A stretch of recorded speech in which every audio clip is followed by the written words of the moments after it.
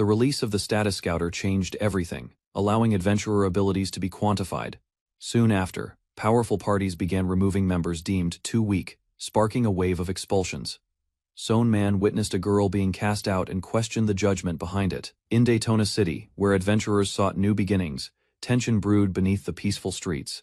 Despite his resolve, Aizen's guild application was rejected without explanation, leaving him confused and determined. Aizen explained that adventurer worth couldn't be defined by stats alone and urged for fairer evaluations. Despite his plea, the guild master dismissed him, refusing to challenge the prevailing standards. Rejection followed rejection. Aizen sat disheartened, holding his 10th denial with weary hands.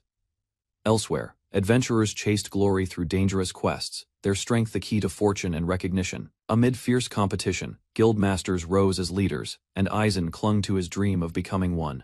Aizen realized his rejections weren't due to low demand, but his refusal to conform to status-based ideals. A year earlier, the Merchant Guild introduced the Status Scouter, revolutionizing how adventurers were judged. The device's accuracy led to instant popularity, turning numerical stats into the new standard for competence. Adventuring society shifted into a meritocracy governed by numbers, but Aizen clung to his personal beliefs. Since childhood, he had seen mysterious letters, learned to control them, and trained to become a guildmaster. At the Guildmaster Training Academy, Aizen faced harsh judgment for his poor academic performance. A fellow student was pressured to leave, apologizing under the weight of expectations. Challenging an instructor, Aizen defended the value of leadership and unity over grades alone. Despite Aizen's words, the student chose to walk away, deciding to pursue his family's path. As the student departed, he asked Aizen to keep striving forward on both their behalves. Aizen vowed to prove his ideals to a society obsessed with numbers and rankings. Salvio, leader of the Silver Wolf Brigade, appeared triumphantly with exciting news for his party. The group celebrated their promotion to S rank, thrilled by their recognition and success. Tears of joy followed as their dream of elite status finally became reality. Behind the celebration, a motive surfaced: they needed to remove someone to make room for stronger talent. Varin was suddenly expelled from her party, dismissed solely for having low stats. As high-ranking groups sought stronger recruits, the expulsion rush swept through adventuring society. Desperately, she begged to stay. Her pleas met with cold indifference, collapsed in tears. She was mocked and branded a failure in front of everyone. Aizen silently observed, condemning the system that overlooked unseen qualities beyond measured strength. Activating his appraisal eye, Aizen scanned the adventurers to uncover their hidden skills. He held firm in his beliefs because he alone could see these unseen attributes. Salvio's hidden skill, sturdy body, boosted his stats common among high-level adventurers. To Aizen's surprise, mysterious letters appeared around Varin, revealing an unknown power within her. Desperate, she pleaded for another chance as her dormant skill began to awaken. Prompted to show her stats, Varin hesitated but complied, hoping for a chance. Her status screen revealed average numbers, drawing attention to her supposed weaknesses. Mockery followed instantly. Her capabilities were belittled, her courage dismissed entirely. Tears streamed down her face as rejection became final, questioning the cruelty of S-rank judgment. Aizen reflected in silence, asking himself whether this harsh stat-driven system was truly just. Fueled by conviction, declared that stats alone should not determine worth. He resolved to build a guild himself and asked to recruit the girl being expelled. Introducing himself boldly, Aizen claimed he recognized her hidden potential and sought her as a member. While her value was mocked, Aizen extended his hand, ignoring the protest. He removed her scouter without hesitation, breaking free from a system he no longer accepted. Aizen offered Varin a chance to break free from a system ruled by numbers and doubt. Salvio mocked the idea, belittling any guild that didn't rely on scouters. Scommly, Aizen reminded him who had kept the party safe from traps, and warned him to be cautious. Enraged, Salvio lashed out, unable to accept being challenged. So openly, walking beside Aizen, Varin learned about hidden skills abilities no scouter could ever reveal. Aizen revealed Varin's hidden skill, Super Sixth Sense, a rare ability to detect traps and monsters. He explained that most people use hidden skills instinctively, often unaware of their true nature. Varin's ability had unknowingly protected her party, guiding them away from deadly threats. She admitted she had stayed silent because her former leader dismissed her voice. Now, as part of Aizen's team, Varin was empowered to speak freely and grow without fear. Varin shyly accepted her new role, grateful yet flustered by the formality. With bright enthusiasm, she pledged to serve Aizen's guild and asked about its purpose. Aizen envisioned a guild that welcomed the outcast, valuing skill over stats. even at personal risk. Together, they took their first step, determined to challenge the unjust expulsion trend and reshape society. Aizen confessed he hadn't formed a guild yet, and she would be his only member for now. Hearing this, the girl froze in disbelief, fearing she had been deceived. To clarify, Aizen explained the guild still needed official approval, requiring a journey to another city. Motivated by her past mistreatment, he vowed to restore her lost confidence. To begin, he suggested getting her proper equipment to replace her worn-out gear. Varin nervously showed off her new outfit, seeking Aizen's opinion with hopeful eyes. Aizen praised the gear's craftsmanship, noting its lightweight and the weapon's impressive strength. One clerk explained the armor's modern appeal, pointing out how adventurers now favor stylish designs. Acknowledging the risk adventurers face, Aizen understood their desire to look good while staying protected. Though unsure about affording it, Varin was clearly moved by the thoughtful gift. Aizen insisted on paying for Varin's gear, calling it a gift to mark her joining the guild. He considered the purchase a worthy investment both for their future work and for her confidence. Flustered and grateful, softly thanked him as they prepared to move on. Their next stop was Avalon's guild hall, where they would accept their first mission. He mentioned he knew someone inside who could support their journey ahead. A pair of hawks suddenly swooped down inside the guild, catching everyone off guard. Viren flinched while a woman called out to stop one of the birds, recognizing Aizen in the process. With a cheerful grin, the receptionist welcomed him back after what seemed like a long time. She commented on the new uniform design, playfully seeking his opinion on her appearance. Flustered yet smiling, she responded bashfully to his compliment about the red accents. Kagarina and her hawk, Harrier, exchanged playful jabs, while the others observed their familiar dynamic. Introductions followed. Kagarina was revealed as the guildmaster's daughter, and Varin offered a respectful greeting. Curious about Aizen's arrival, Kagarina teased him about forming a guild and possibly gaining a partner. Varin learned of Kagarina's unique gift, the ability to communicate with animals. Not just Harrier, that hidden talent, Zuglot, was vital to her guild work, supporting her role as a tamer. Back in their academy days, Kagarina had been the first to trust in Aizen's appraisal eye and the concept of hidden skills. Hearing they were former classmates left Varin visibly flustered.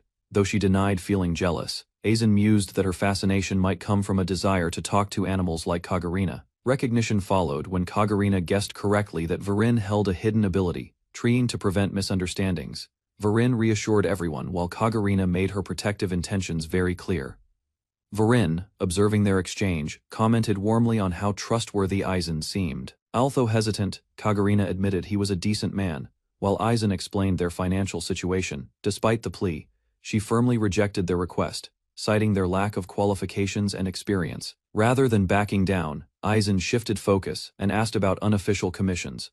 Reluctantly, Kagarina confessed she had a few internal tasks that could be offered discreetly. While explaining guild duties, Aizen described internally processed commissions as those avoided by most adventurers. Varin quickly understood the problem. Difficult quests often left clients helpless and unresolved.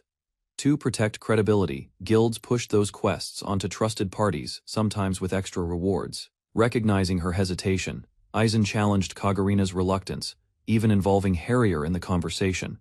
With a dramatic motion, she gave in and handed over a stack of leftover requests. A gentle smile, Aizen reassured Kagarina of their caution and thanked her for her concern. After reviewing the options, he selected a quest and formally requested its approval. Both women were stunned by the contents of the chosen request.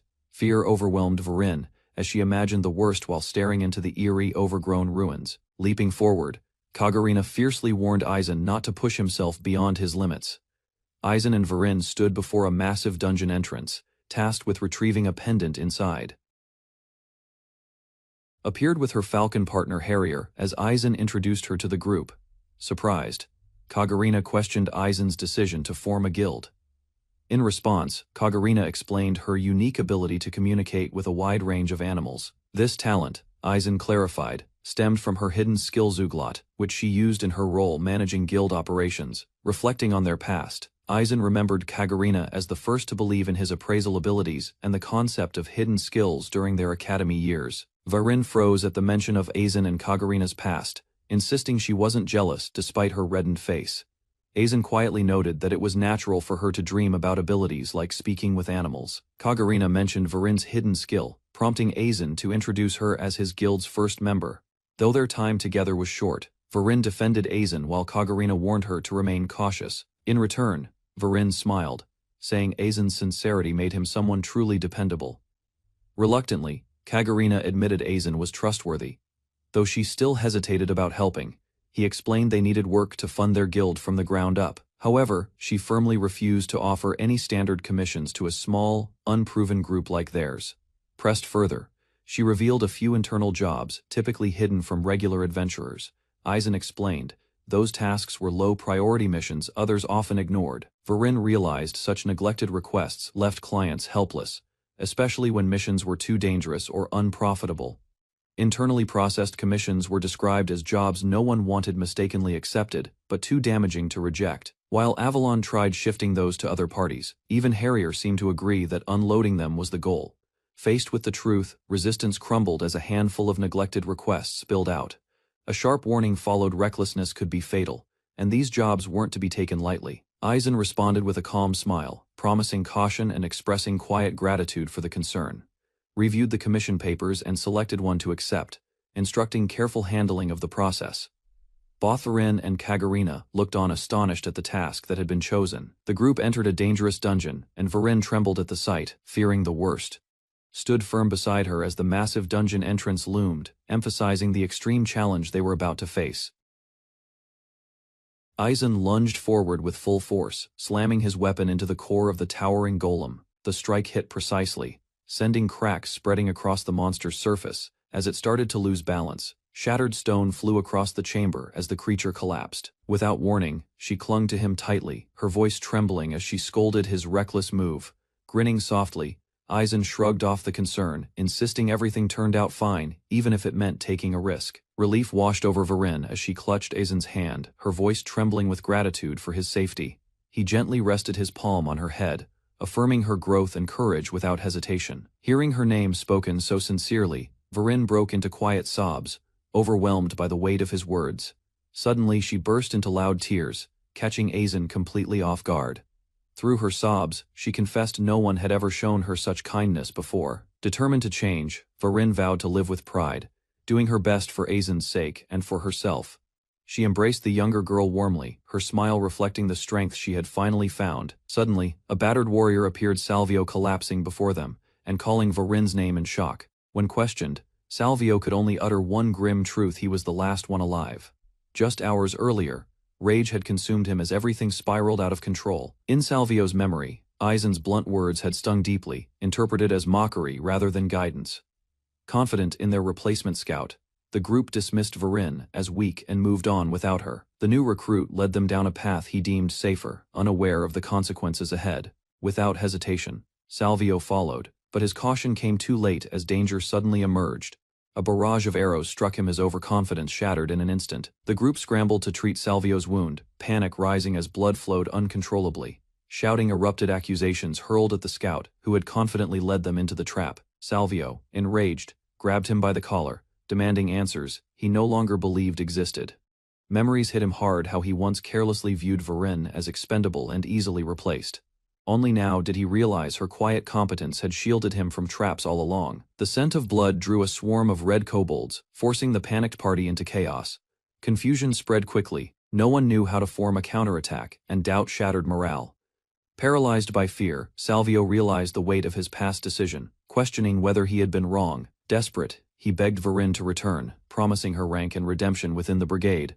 But she spoke calmly, recognizing her own strength, something he never saw until too late. Varin met Salvio's plea with calm rejection, stating she sought neither fame nor reward. She declared her loyalty to Aizen, the only one who treated her as more than just strength. Soon after, reinforcements arrived to assist and evacuate Salvio, wounded and defeated. Though Aizen pitied him, he knew the man had brought his fate upon himself, leaving the past behind. The group pressed deeper into the dungeon's unknown darkness. Varin observed the quiet surroundings, noting the absence of monsters but cautioning they shouldn't linger. Their path led to a grand chamber bathed in light, where an ancient tree stood alone. At Aizen's suggestion, she activated her hidden ability, an intuitive power known as Sixth Sense. The skill responded to more than enemies; it could locate hidden objects too. Following its guidance, Varin pushed through the overgrowth and uncovered a concealed item. Aizen was surprised at how smoothly Varin's skill had worked, visibly impressed by the results. She explained that the item they recovered, a pendant, had been requested by a grieving former adventurer. Inscribed on it were the names of fallen comrades, bonded eternally through hardship and memory. Holding it together, they reflected on the deep meaning of shared adventures and loyal friendships. With renewed resolve, Aizen named their new guild, the Outcasts Guild, a haven for the overlooked. Viren reflected on Aizen's dream, silently deciding to support him no matter how uncertain the path ahead might be. With a radiant smile, she pledged herself as the first member of the Outcasts Guild. Aizen raised his mug in celebration with his guildmates, enjoying a moment of quiet success after a long mission. In the Avalon eating area, others acknowledged their efforts. Aizen, with a calm smile, appreciated the recognition. Later, he showed a magical item to a classmate, proving the mission's success. Her worry was evident. Caught off guard by Aizen's teasing, Kagarina blushed, realizing she had genuinely cared. With a grin, Aizen handed over her share. Despite the jokes, their bond was strong. Viren was shocked by the generous reward, believing it was too much for her efforts in the dungeon. Rather than back down, Aizen declared he would force her to accept even more if she refused. Though hesitant, she was reminded that adventurers should be compensated fairly for their contributions. Trying to redirect the funds, she suggested using it to support Aizen's new guild. With firm resolve, she warned that making a girl pay would disgrace him before the whole town. With a warm smile, she listened. As praise was gently offered for her clever thinking, confidence bloomed, unlocking a skill she had kept hidden, which she then used with incredible precision. Quests were completed swiftly, even those considered troublesome. Some finished in mere hours without delay. Efficiency surpassed expectations, placing her on par with adventurers known to be S-class elites. Doubt crept in, as it seemed she might have conquered the dungeon without any help at all. After saving enough for their guild's foundation, the pair celebrated and set their sights on official registration. Their journey led them to Byam, a bustling adventurer town where the guild headquarters was located. Inside the meeting room, preparations began for their guild's application, though tension lingered. Old faces resurfaced, some familiar, others clearly unwelcome, stirring a heavy atmosphere between representatives. Order was quickly restored as a stern voice cut through, bringing focus back to official matters. A solemn figure took the lead, ready to determine the direction of the guild's future. Yahello Farnese, the Alliance representative, formally initiated the long-awaited meeting. Guidelines were reviewed, explaining how adventurers must belong to registered guilds under the broader alliance. Authority rested with the Four Great Stars, a powerful group holding decisive control. With a serious tone, Yahello introduced two urgent topics, asserting his role as the Supreme Guildmaster.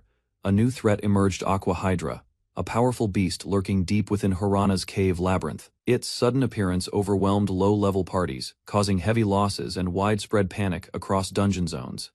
An emergency subjugation order was issued, with a bounty of 1,000 gold coins. Raito Kagura warned that sending inexperienced adventurers would only lead to further casualties and chaos. Unmoved by caution, Volk Leopold insisted the weak deserved their fate in this survival-driven world. Melas Alushka viewed the crisis as an opportunity, hoping to turn it into strategic gain for her guild. Yahello decided to adopt Volk's plan, but added strict conditions to ensure quality and legitimacy. Attention shifted to a rising issue: mass expulsions caused by the spread of a tool called the Status Scouter. Though some praised its efficiency, others warned that dismissing weaker allies created deep divides. With unrest growing, Yahello condemned the reckless behavior, citing moral decline and escalating conflict among adventurers. Concerns rose as experienced adventurers began weakening teams by relying solely on stat-based recruitment. Farnese warned that chasing profit without principle would ultimately lead to collapse. Volk, enraged, mocked the notion of unity, rejecting the value of compassion in leadership. Tensions peaked as he openly challenged authority, demanding full control over the guild system. With a manic grin, he vowed to purge the weak and forge an unstoppable guild. Yahello's commanding tone cut through the tension, warning the younger guildmaster not to overstep. Volk dismissed the warning, determined to pursue his vision without interference as long as ambition endured. Observing the childish display, Melas masked her reaction behind a sly grin and a quiet scoff. Though playful in tone, she reminded Yahello of the risks, including those affecting her own Prot-Fey face. Before leaving, she teased a favor in return, vanishing with a flourish and a final parting smile. The council chamber fell quiet as reflections on the Lion King and Immortal Witch hinted at their unchanged nature. Concerns surfaced over provoking Volk, with warnings about possible internal strife looming in the background. Rather than address it directly, Jalaic laughed heartily, declaring the next generation should handle such messes.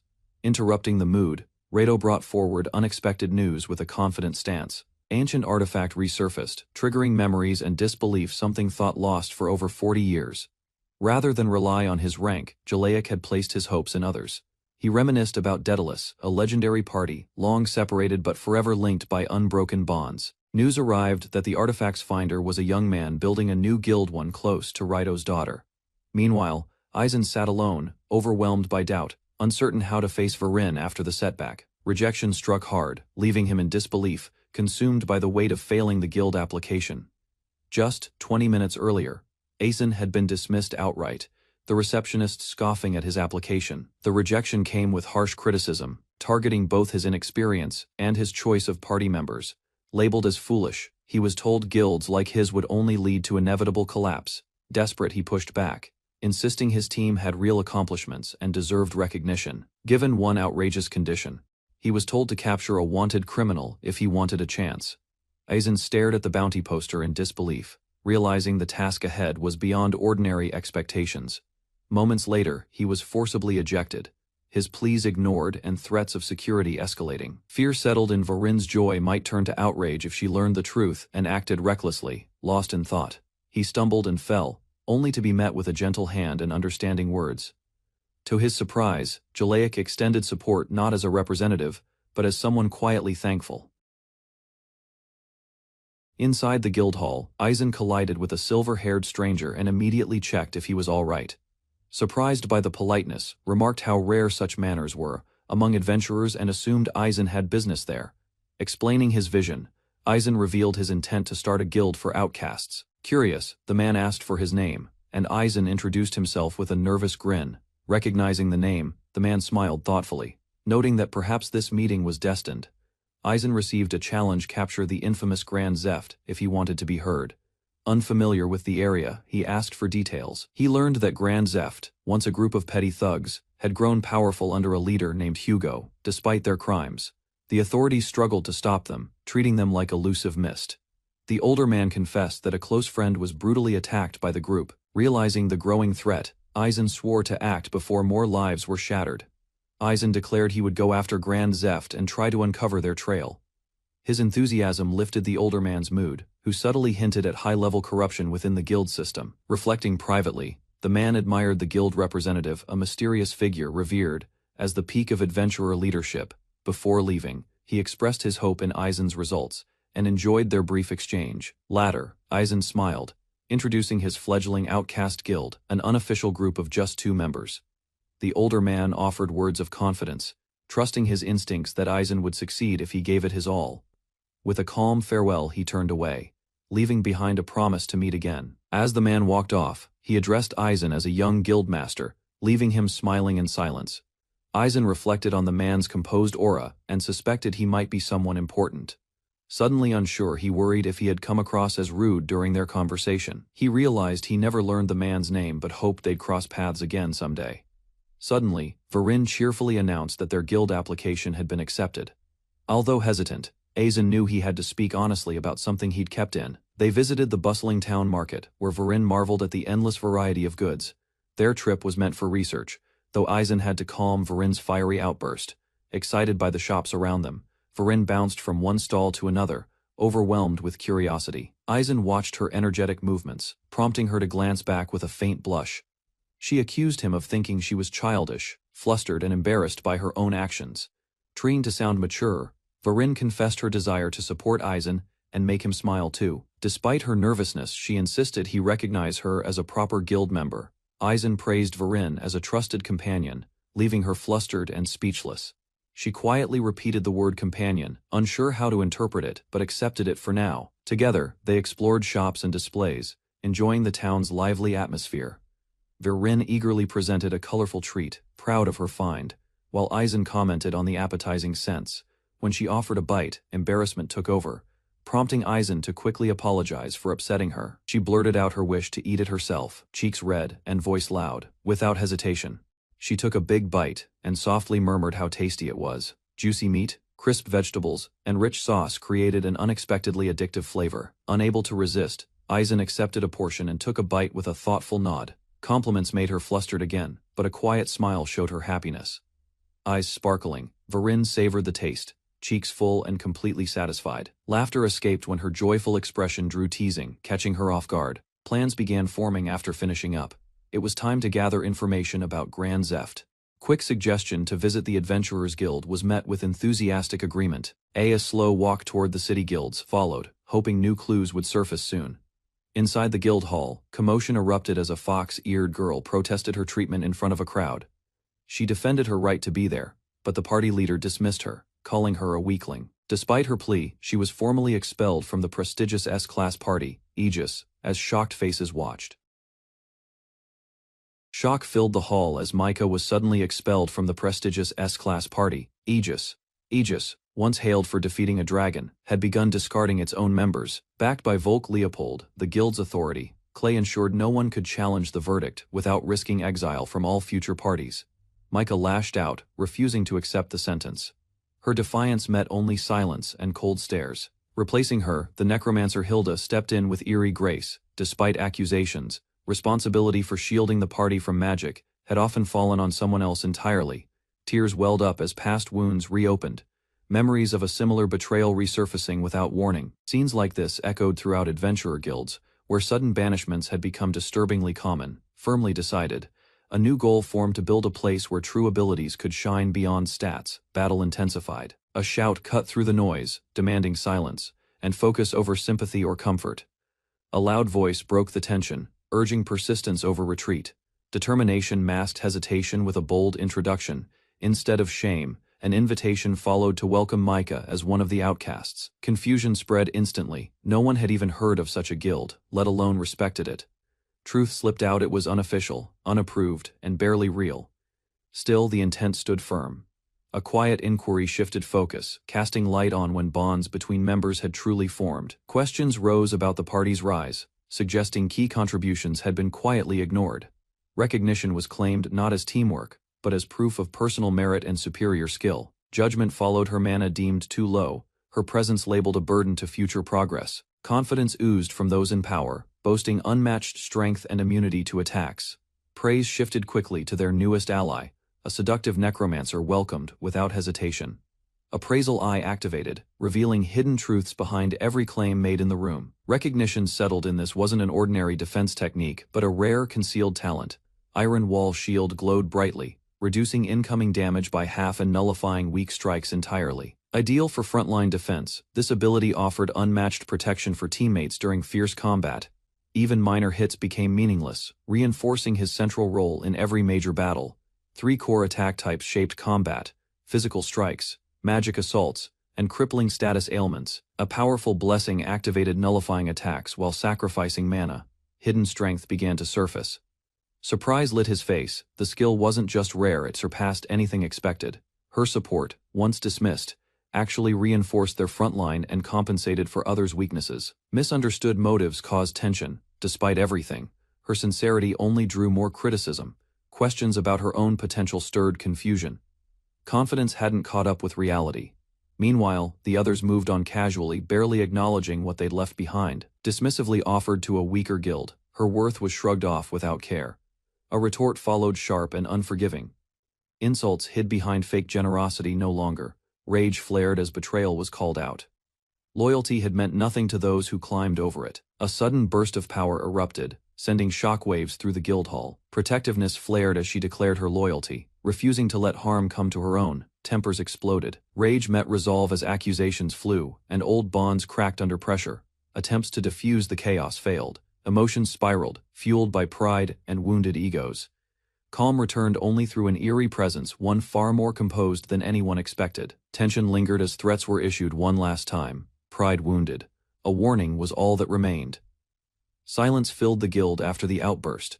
All eyes watched the strange group left behind. Concern replaced chaos. Supporters voiced worry not for themselves, but for the one who stood up. Regret turned into honesty. Admiration grew as unlikely bonds started to form among misfits. Laughter nearly broke out when praise became exaggerated. Yet behind the humor, heartfelt respect shone through. Excitement swelled as the Outcast Guild was described a place where rejected adventurers could finally shine. Eager loyalty followed, though her overwhelming passion left the other completely stiff from pressure. A moment of realization struck, someone had spoken too soon, and the truth was about to unravel. Panic spread when she learned the guild wasn't official. Her outrage sparked instant regret from the recruiter. Chaos erupted. Accusations flew, flailing limbs followed, and all hopes of composure vanished in an instant. A sudden report hinted at unrest brewing in the city's streets. While reviewing guild matters, a commander noted the Outcasts Guild's rejection, yet saw potential in capturing the Grand Zeft thieves. Seeing an opportunity, Eisen emphasized the need for allies familiar with the local terrain. Though hesitant, the officer acknowledged Eisen's earlier help and agreed to offer limited support. Curiosity sparked. Eisen questioned Micah about her expulsion from Aegis and the truth behind it.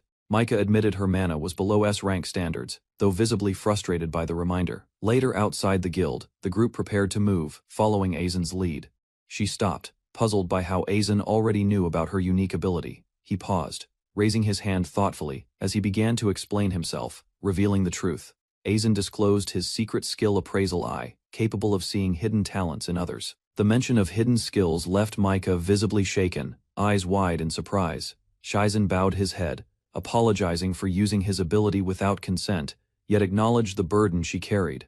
From the side, a companion teased lightheartedly, suggesting every girl harbored at least one secret. Micah smirked slightly, accepting that Eisen wasn't manipulating her with secrets, though suspicion lingered.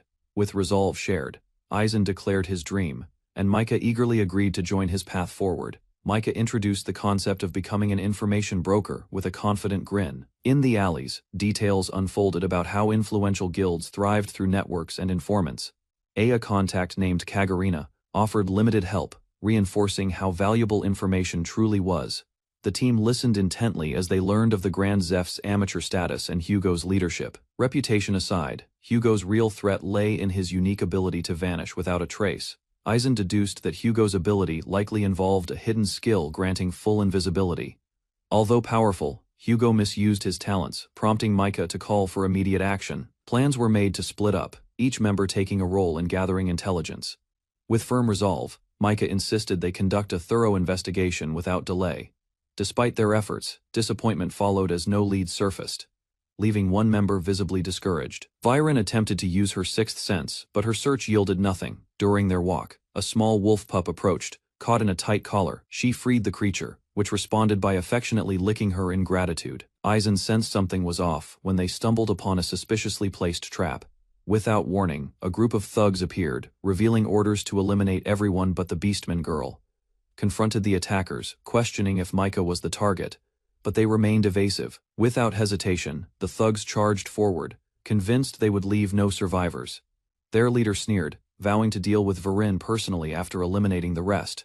Before he could act, Viren calmly stepped forward, stating she wouldn't need to draw her weapon. In a sudden burst of speed and strength, she landed a powerful blow, launching the man across the ground in a single strike, declared that using a child as bait and raising blades at Eisen warranted no mercy. Without hesitation, she subdued multiple attackers, leaving one trembling before her, blade at his neck. Meanwhile, Eisen calmly assessed the situation, recognizing that Viren's true power once ranked a class. When a thug charged him, Eisen countered with speed and precision, recalling past street fights. Though he disliked violence, his bruised knuckles showed otherwise he'd fight if necessary, even if it hurt. As tension eased, one thug surrendered quickly, offering to share everything if spared. Despite his plea, hesitation clouded his answer about Hugo's whereabouts, leading to a swift, punishing strike.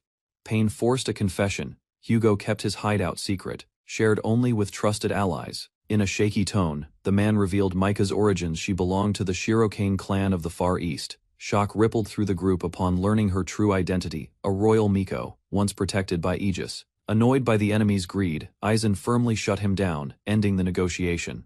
Realization hit the group had left Micah alone, prompting urgency to regroup.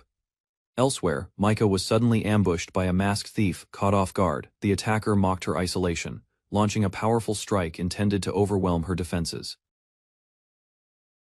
A staff is thrown desperately across the street, calling attention to a dire situation.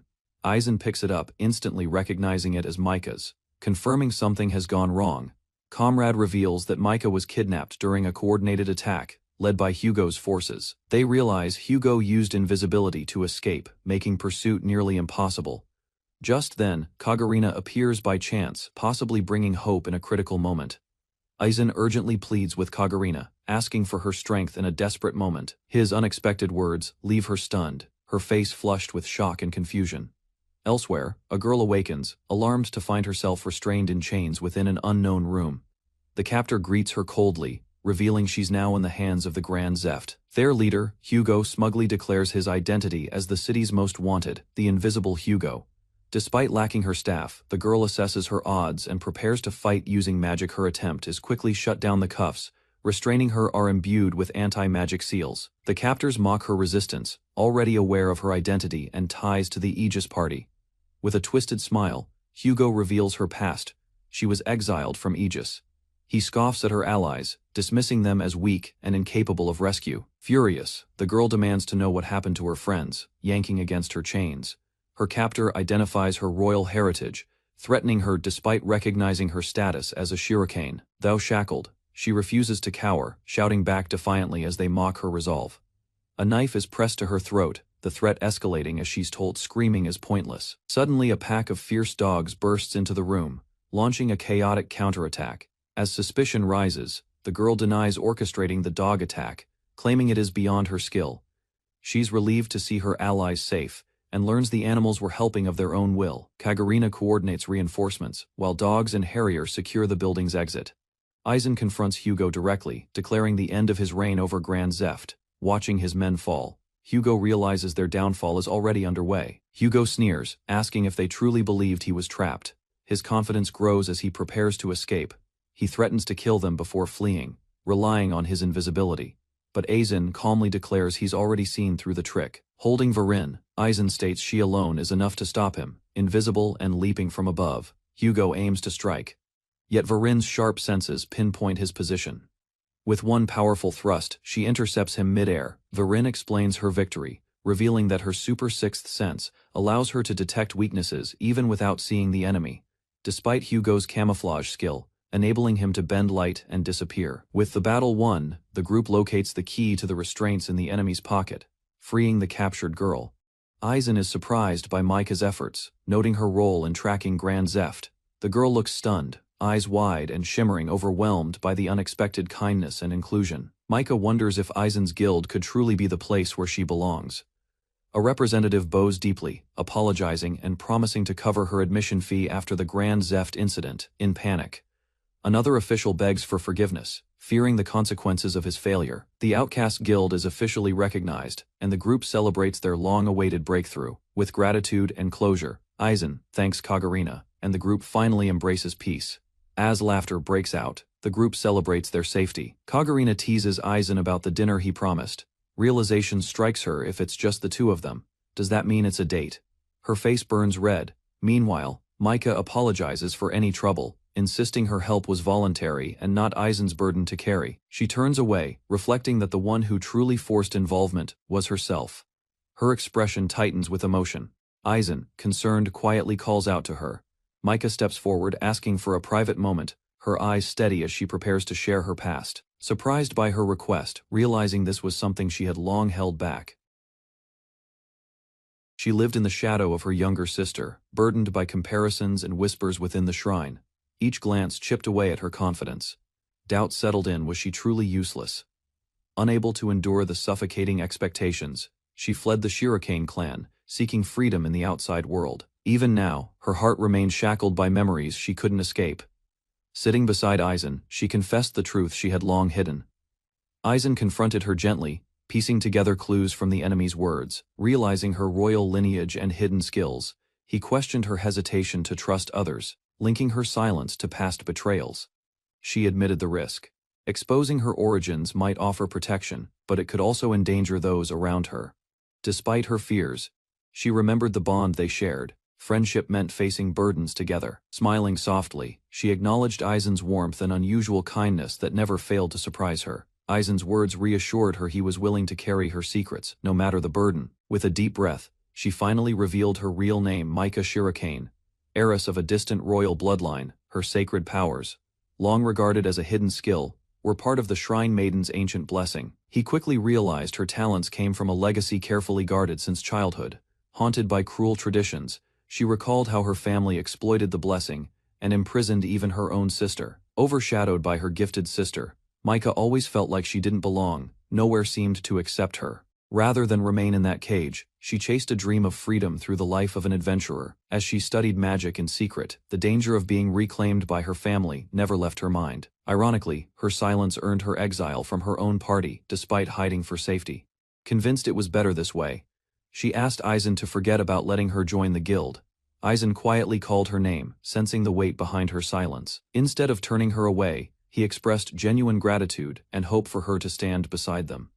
With a warm smile, he reminded her that what mattered was not just power but heart, trust, and belonging. Hearing those words, Micah paused, her expression softening at the thought of acceptance. Though she hid her feelings, her concern for others had always spoken louder than her doubts. Eisen remembered a promise from the past he had vowed, never to stop reaching out to those in pain. As he prepared to leave, he told Micah where to find help if she ever changed her mind. With a hopeful smile, he bid her farewell, assuring her they'd meet again. His message was clear, her next step was hers alone to choose.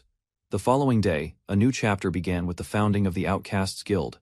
Laughter and cheers filled the air as mugs clashed in celebration of the newly founded guild. While others enjoyed the moment, Kagurina voiced her confusion over her father's sudden involvement. A toast was raised in her honor, revealing that her classmates had arranged everything to mark the occasion. Eisen hesitated, but was reminded that more people believed in him than he realized. With growing confidence, those around him placed their hopes in his leadership for the outcasts' future. Tears welled up in her eyes as she toasted the dream a guild where outcasts could shine without shame. Playful banter followed, teasing Eisen for somehow surrounding himself with kind-hearted allies despite his loner past. Keeping his promise, he treated them to a lavish feast, drawing laughter and delight from everyone at the table. Under the moonlight, Kagurina reflected on how little Eisen had changed since their youth. Smiling fondly, she called him an idiot one who somehow became a true guild master. Over drinks, they laughed about old times, how Eisen's bluntness earned him trouble with teachers and rivals alike. Kagurina leaned closer, sparking a memory by asking if he remembered their first meeting. Back then, her smile was bright as she talked with classmates under the sunlit trees. Despite her cheerful front, she had always felt distant, unable to hear what others claimed to sense. Doubts lingered in her heart. She convinced herself to believe what everyone else did just to fit in. Wondering why she ignored the birds she claimed to understand his words had struck her. Now, with a smile, she admitted that perhaps she had been saved by him too, reminding her that she had been the only one to believe in him back then. Their bond, built on trust, was acknowledged as he sincerely thanked her for being a true friend. Embarrassed, she scoffed at the compliment, yet her expression betrayed how deeply his words touched her. Kagurina blushed furiously, insisting Eisen hadn't influenced her at all, despite her flustered expression saying otherwise, laughed softly and claimed Kagurina didn't understand her feelings. Chaos erupted when everyone realized the juice was actually wine, thanks to a sneaky switch, courtesy of the tavern. With the guild now launched, attention turned to the future. Spreading its name was the next challenge. Eisen nodded calmly, knowing there was no easy path, just a commitment to reach each outcast personally. With a confident grin, Raito proposed their first real mission, hunting down an Aqua Hydra as the new Outcasts Guild. Everyone recoiled in shock. The Hydra was a threat, even veteran S-rank teams feared. The Guild Alliance had issued a high-reward emergency request. Chaos from weak parties failing only escalated the situation. Raito assured them the mission was requested based on Eisen's past achievements. Kagurina panicked. Was this challenge an opportunity, or a death sentence for Eisen? Varin was completely out of commission, drunk and incoherent, unable to help. Admitted he couldn't fight alone, not against something like the Aqua Hydra. Just then, a voice interrupted him, proposing a solution. What if there were two of him? Micah stepped forward, radiating confidence. She offered to show the strength she once wielded in an S-rank party. With resolve in her eyes, she chose to entrust her future to Eisen's judgment. She declared the Outcasts Guild her true home. Eisen glanced around, puzzled by someone's absence. A friendly smile accompanied her offer to work together on the upcoming subjugation. Varin stood dazed, still recovering. Shock hit her. Being called sister was something she never expected. Confusion followed joy. Deep within a cavern of jagged rock, something stirred. Team Aegis advanced swiftly, determined to fulfill Volk's high-stakes request. Within a dim space, the young shrine maiden contemplates the harsh contrast between herself and her sister. Though bound by blood, admiration favors only one. During rituals, Standing beside her sister only deepens her sense of inferiority. The murmurs of attendants pierce her pride, laced with pity and disdain. A quiet confrontation delivers the final blow. A peer questions her very usefulness, leaving her shaken and speechless. She slips away under the stars, abandoning her clan and the suffocating expectations they imposed. Even in freedom, her heart clings to the weight of her lineage. Determined, she walks forward, staff in hand, carrying silent defiance. Inside the guild courtyard, she quietly confesses a secret to the cloaked man beside her. The night sky offers no comfort for her uneasy thoughts. Regret sharpens her voice as she admits blame. His calm reply suggests he already knows about her background. He explains how her decision to hide her abilities led to mistrust. Her silent nod confirms the truth of his words. Worried she may endanger others again, she contemplates withdrawing further. He challenges her reasoning with firm questions and genuine concern. His final words reach her directly. Hearing the word friend leaves her stunned, yet deeply moved. She listens to his words and begins to understand his intentions. A desire to share burdens replaces her earlier hesitation. A gentle laugh escapes her as she teases him. His kindness, though odd, feels strangely comforting. He reassures her that secrets are not a weakness. As guild master, he's prepared to carry what others cannot. Her voice softens as she reveals her full name, Micah Shirokane. A truth, long hidden, finally surfaces. The legacy of her clan unfolds. For generations, priestesses blessed warriors, and that very gift, her hidden skill, was never meant to be exposed. He listens carefully as she explains her family's strict tradition of concealing special abilities. Such teachings shaped her from a young age. The Shirokane clan monopolized their power, imprisoning shrine maidens to keep their blessings from outsiders. For her, those days were suffocating. Unlike her, the younger sister wielded stronger blessings and earned admiration. Constant comparison made her question her worth. One painful moment lingers, her sister's blunt remark suggesting she was useless. That memory never faded. Seeking freedom, she left her clan behind. Becoming an adventurer meant living on her own terms anywhere she chose. He warns her that if her origins or powers become widely known, danger may return either from enemies or her own clan reclaiming her. She reassures him that their distant location is safe. No one from Shirokane would reach them here, but hiding her gift cost her a party once. Grateful for his understanding, she insists he not recruit her. Protecting the banished guild means keeping her distance. Her name leaves his lips with quiet resolve. His gaze reflects a decision not easily shaken. Rather than accept rejection, he boldly asks her to join triumph. Her stunned expression says everything. With a confident smile, he extends his hand and offers her a place, not just for her power, but for who she truly is. The word home echoes in her mind. There's warmth in it, something she's longed for but never claimed. She senses his sincerity, yet wonders if he sees through the wall she hides behind. Clenching his fist with conviction, he recalls a promise made to never stop reaching out, no matter what. As he prepares to leave, he gently leaves the door open. If she chooses, she knows where to go. He offers one last smile and bids her farewell, promising they'll meet again. His tone holds hope, not pressure. As he walks away, she remains on the bench, deep in thought. The decision now rests with her alone. The next day, under a starlit sky, the guild celebrates its founding. Spirits are high and laughter fills the hall. Mugs clash with cheers. Joy erupts among the gathered adventurers as they toast the banished guild's beginning. Amid the lively crowd, casual complaints fly. Even family joins the celebration, making the moment both awkward and heartfelt. Around a table, friends raise drinks and laughter follows. The guild's safe founding and a captured threat gives everyone reason to celebrate. Light teasing breaks out. The guildmaster's father, casual as ever, draws playful insults yet keeps the mood high. Their trust in Eisen becomes clear. Even the reserved guild cleric expresses faith in his leadership. Holding her mug, she smiles warmly. To her, the banished guild is more than a place. It's an ideal where outcasts can thrive. As jokes fly, past loneliness fades. They laugh not just at the moment, but for everything they've overcome together. On his designated cooking day, Eisen proudly presents a lavish feast. The guild members gather around, ready to enjoy both food and company. With a sigh and a smile, one guildmate remarks on Eisen's unchanging nature. Always bold, always over-the-top laughter follows. Despite everything, he's truly become a guild master, someone they can rely on. The realization brings warmth. Everyone shares drinks and stories. They recall school days, stern teachers, and how Eisen's earnestness left lasting impressions. As the mood softens, she turns to him with a smile, asking if he remembers the very first time they met. In a moment of youthful laughter, she recalls her carefree days with a friend beneath a tree, unaware of what would come. Back then, she believed what others told her, that hearing animals was impossible, and she convinced herself to ignore it. Trying to appear normal, she silenced her gift. Even when birds sang clearly beside her, she pretended not to notice.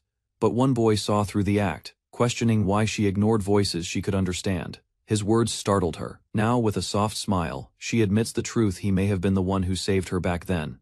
He smiles, remembering how no one believed in him except her. That belief back then helped shape who he is now.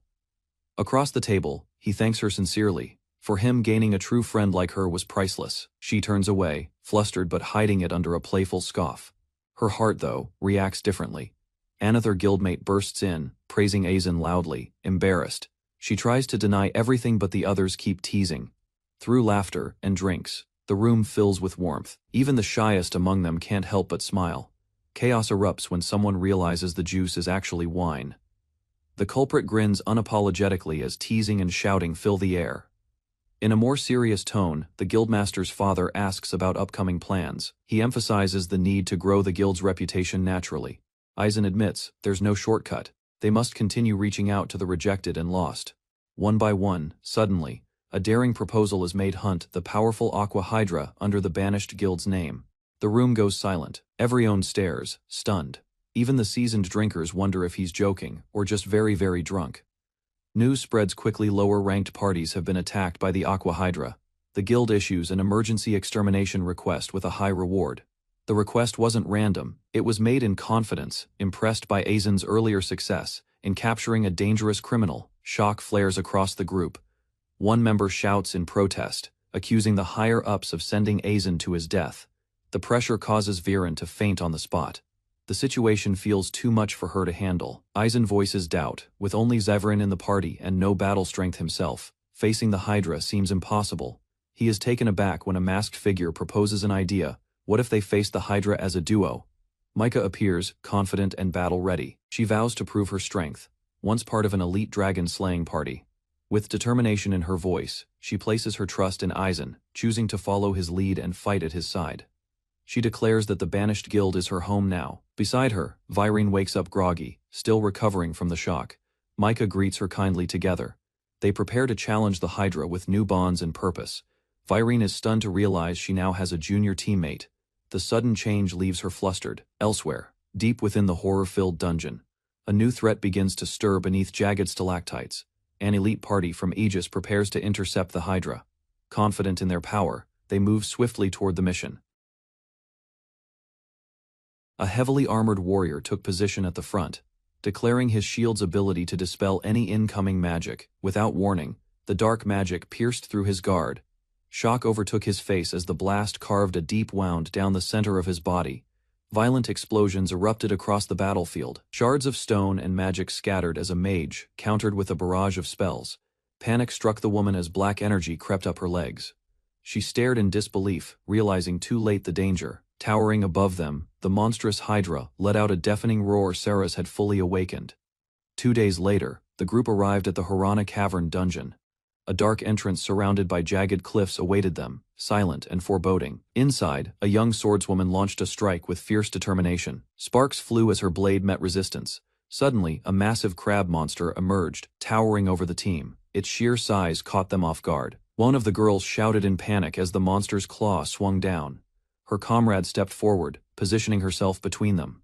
With perfect timing, she struck the claw mid-air, deflecting the blow. Her fierce gaze signaled unwavering resolve. Using her staff, Micah cast a sleep spell. The giant crab collapsed with a heavy thud, subdued before it could strike again.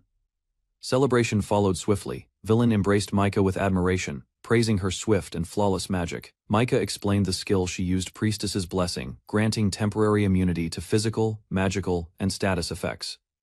A simple diagram illustrated its mechanics. Though powerful, the spell drained her mana significantly. Still, she reassured the others that short rest would restore it quickly. Grateful for her trust, Villain thanked Micah for sharing her hidden skill. Micah smiled, vowing never to repeat her failure in Aegis again. News arrived that the S-rank party Aegis, once led by Volk, had failed in their mission to subdue Aqua Hydra. Their defeat had consequences. Aizen listened closely. Micah, once a member of Aegis, remained silent as the name Cyrus surfaced: the threat that brought down her former team. Clenching her fist, Micah braced herself. Even Aegis's armored warrior had fallen. The enemy was far from ordinary. As guildmaster, the man acknowledged the danger, entrusting Aizen to judge the battlefield with precision and confidence. With a firm declaration, he sent them off.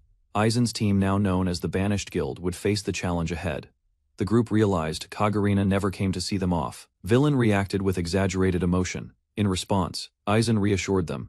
Micah vowed to protect Villain, while Villain promised to support Micah in return. Trio advanced deeper into the cavern. Stalactites loomed overhead while distant echoes hinted at danger approaching. Suddenly, vibrations shook the cave floor. Villain's expression turned serious as she sensed a powerful presence drawing near. From the shadows, a massive beast lunged forward. A monstrous hydra burst from the underground river, its 7 heads thrashing and roaring. Aizen staggered at the sight. This was the feared Aqua Hydra. Micah urgently called out to Villain, asking if she was ready. Aizen remained close behind them, focused and calm. Without hesitation, Villain dashed forward, twin blades drawn. Her movements showed no fear, only resolve.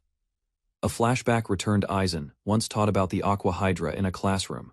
Its multiple heads enabled devastating simultaneous attacks. He had warned that its waterpress magic bypassed weak defenses. To survive, they needed precise coordination and unshakable resolve. One of the Hydra's heads unleashed its waterpress spell, spiraling violently toward Villain. She held her stance, unharmed, shielded by magical protection. Micah shouted a reminder. Villain still bore the priestess's blessing. Her voice was firm, filled with assurance. Encouraged, Villain countered with a powerful strike. Her attack clashed with the Hydra's force, sending shockwaves through the cavern. Aizen assessed the situation quickly. Thanks to the blessing, water press was nullified. He ordered Micah to press forward and support. Without delay, Micah invoked Wind Magic Stormblade. Blades of wind surged outward, cutting through the mist toward their monstrous foe. The Hydra thrashed wildly, sending waves of destruction in every direction. Villain narrowed her eyes, bracing for impact.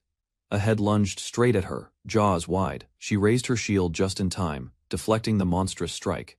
From a distance, Micah observed the clash. Despite the magical shield holding firm, she noted that weaker spells wouldn't be enough to finish the fight. Aizen and Micah launched a joint counterattack. He unleashed Frost Nova, a spiral of freezing wind that engulfed the beast's heads. Zone of the Hydra's heads shattered from the forceful blow. Their combined assault had finally broken through. Despite losing a head, the Hydra's body began to twitch unnaturally. Aizen realized the battle wasn't over. In moments, the severed neck erupted. The beast possessed regeneration. To defeat it, they would need more than brute force. Micah's blessing allowed Villain to weave between attacks. Her heightened senses searched for a weak spot amidst the chaos. Meanwhile, Aizen analyzed the creature's reaction. Frozen heads stayed down longer if they could freeze more. Villain might strike cleanly. He clenched his fist with renewed resolve. If they could win here, it would prove the true strength of the Banished Guild. Micah confidently declared that as long as the priestess's blessing remained, Villain would be immune to magical attacks. The Hydra's spell was repelled once more. Suddenly, the cave ceiling began to collapse. Aizen turned in shock, realizing the creature had targeted the terrain itself. Rocks rained down. Aizen shielded Micah with his body, crashing into the ground. Debris filled the chamber as panic surged. Elsewhere, Villain stood firm. She took another hit from a Hydra head but activated the second layer of physical nullification just in time. From the rubble, Micah stared in horror. Only one use of the protection remained, and the next blow could be fatal. Aizen considered retreat as the collapsing ceiling left only one use of their protection spell. The risk of staying grew too great. Moments later, rock sealed the tunnel. Dust and debris clouded their surroundings, cutting off their escape. Trapped inside, the party realized their retreat was blocked. The situation had turned dangerously critical. As the Aqua Hydra's assault seals their exit, Aizen and his companions are forced into a corner, danger closing in with no safe retreat. Overwhelmed by the monster's relentless barrage, any attempt to dodge its 7-headed strikes now borders on suicide. Guilt tightens in his chest. Aizen acknowledges his miscalculation, knowing it placed his team in harm's way. Despite the grim outlook, one of the girls speaks up, convinced that all is not yet lost. Her voice steady. She reminds Aizen of his gift, the rare ability to recognize hidden strength in others. Aizen recalls his mentor's words, reminding him that true value lies not in raw talent, but in those who nurture it. This memory stirs reflection. His goal was never fame, but to give the rejected a place to belong. He had only wanted to show each of them that their individual strengths had meaning and purpose. Turning toward Violin, he finally calls her name with renewed conviction. Without hesitation, Aizen pulls her into a heartfelt embrace. whispering his gratitude for helping him remember what truly mattered. With calm resolve, Aizen praises his companions and leads them to shelter, knowing time is short. Concealed behind a boulder, he begins forming a new plan to stop the Aqua Hydra's rampage. Micah confirms the limitations of their blessing magic, noting that their one remaining use of physical nullification won't reset. Pondering the rules of impact classification, Aizen questions whether a strike could still count as a physical attack. He prepares to act, instructing Violin to focus solely on evasion and positioning, while he finalizes the strategy. Concern fills Micah's voice as she questions the plan. Worried about leaving Violin exposed, with steady determination, she affirms her readiness. A spark in her eye shows she's not just willing, she's eager to prove herself, especially in this moment. Standing tall against the monstrous Aqua Hydra, Violin declares her intent to dodge every strike. As Aizen watches, he recalls the day their journey started. Violin had grown no longer hesitant, now someone he could truly rely on. Micah smiles beside him, expressing her unwavering trust in Aizen's judgment. His ability to see potential in others had once been doubted, but now it shines clearly in every decision. With a determined nod, Aizen and Violin lock fists, silently affirming their trust before the fight resumes. He warns her not to take risks, but Violin charges ahead, her voice ringing out with confidence, as she insists they leave it to her. She darts forward, skillfully evading the incoming attack, her form sharp and focused against the dusty battlefield. The Aqua Hydra retaliates instantly, launching a barrage of deadly blasts in her direction, each one tearing through the air with immense force. Back in the shadows, Aizen commands Micah to remove Violin's protective blessing. Timing is now critical for the plan to succeed. Violin swiftly draws the Aqua Hydra's attention, weaving through its strikes while keeping its focus locked on her. From behind the ridge, Aizen shouts to Micah, tossing a prepared canister mid-air while calling for her to bless it. The enchanted container hits the water, designed to detonate upon impact. With the shrine blessing neutralizing shock, the setup is finally in place. Aizen places his trust in Micah to finish the plan. Without hesitation, Micah begins her spell, her voice calling the element of ice as power surges around her. Raising her staff, she unleashes a massive icicle spear, her spell aimed to strike true at the heart of the strategy. As the blessing is lifted from the floating container, magical energy ripples through the water with ominous force. At that moment, a coordinated spell barrage is unleashed toward the lake, precise, timed, and focused on the now exposed explosive. Each member stares down the Hydra, their eyes burning with purpose. Their teamwork converges on a single high-stakes gamble. Aizen's command triggers the strike, spells crash down like a storm, overwhelming the battlefield in an instant. The Aqua Hydra reels violently. The force of the impact engulfs its massive form. This is their final shot to turn the tide. Aizen stood proudly before a group of newcomers, introducing them to their new home, a grand building meant for those exiled from their parties. Though distant from the city, its strength lay in its community. As petals danced in the air, he warmly welcomed a smiling blonde girl, her pet snug in her arms. A new chapter was beginning for them. At the guild's entrance, a fox-eared girl greeted all with confidence. The Exiles Guild was open to those once cast aside. A girl with fiery energy grabbed Aizen's hands, eyes brimming with gratitude and resolve. Introducing herself as Colette Huskburna, she declared her grit and spirit, eager to start anew with her fellow misfits. Aizen received a celebratory gift from a cheerful local who assured him that other guild members would visit soon. Meanwhile, tension grew between two members as past emotional moments were recalled. One girl grew flustered, while the fox-eared companion playfully teased her. Their lively interaction quickly became a group commotion. Laughter filled the air as a newcomer observed the guild's chaotic but heartwarming camaraderie. Later, Colette quietly reflected on her decision. She smiled, thankful for the new friends, and hopeful for what lay ahead. With renewed determination, Aizen activated his appraisal skill, intent on uncovering her true potential to help her thrive within the guild. A powerful aura surged from Colette as a hidden skill awakened within her, proving that even the exiled carried unique strengths yet to be seen. Aizen's eyes widened in awe, struck by the overwhelming potential radiating from someone once deemed unworthy. Days later, calm returned. A quiet morning began with steam rising from a warm cup, marking a peaceful moment after chaos. News spread swiftly. Aizen's Guild of Rejects had defeated the Aqua Hydra. Headlines praised their feat, making waves across the adventurer world. Their victory shocked many. Once branded weak, the expelled adventurers now stood united, hailed as the ones who accomplished what elite parties could not. Despite their recent triumph, public doubt still lingered. Many remained unconvinced that exiled adventurers could truly surpass expectations. Within a newly acquired building, Aizen sat quietly. Though it was spacious and calm, the weight of his responsibility pressed on him. Soon after, he and his team received advice from trusted allies. With renewed direction, they began shaping their future goals more clearly. Thanks to the bounty from the Aqua Hydra, they secured enough funds to purchase a proper base. Coins and conviction backed their plans. Now that very home stood as the official headquarters of the exiles, built a new foundation for their battles and bonds ahead. Colette greeted the morning with energy, arms full of firewood, ready to contribute from the start of the day. Aizen thanked her, surprised she'd already begun chores. She cheerfully reminded him that, as the newest member, she was eager to prove herself. Elsewhere, the other girls still slept soundly. After working late in the labyrinth the previous day, they were given time to rest. Humming to herself, Colette turned to preparing breakfast. Her lively attitude and work ethic helped her blend easily with the team. Yet, beneath her cheer, she represented a deeper issue, a reflection of the lingering instability the Exiles Guild still had to face. Aizen called for a proper trial of Colette's combat abilities. Eager to prove herself, she responded with confidence, weapon in hand. He assigned Villain and Micah to support roles, instructing Colette to approach the monsters as she normally would in battle.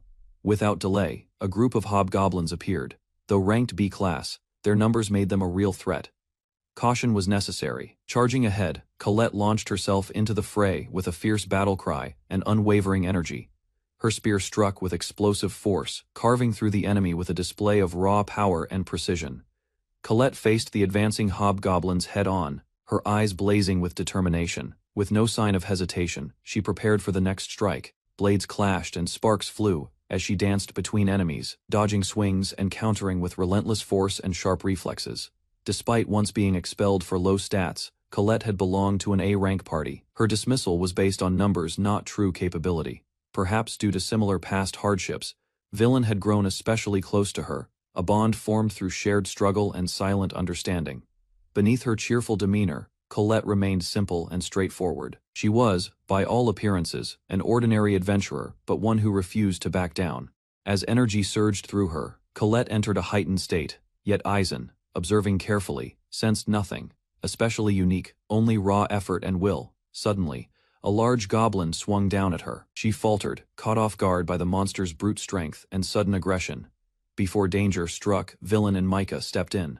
Flames and force interrupted the attack, protecting Colette at the crucial moment. The creature was engulfed in a powerful explosion of fire magic, turning the tide of the encounter with a dazzling finish. Later, Colette sat with the others, apologizing for her recklessness. They reminded her that pushing beyond her limits wasn't worth getting hurt. While the others shared cheerful banter, Micah observed the group quietly, her sharp gaze analyzing every movement with subtle caution.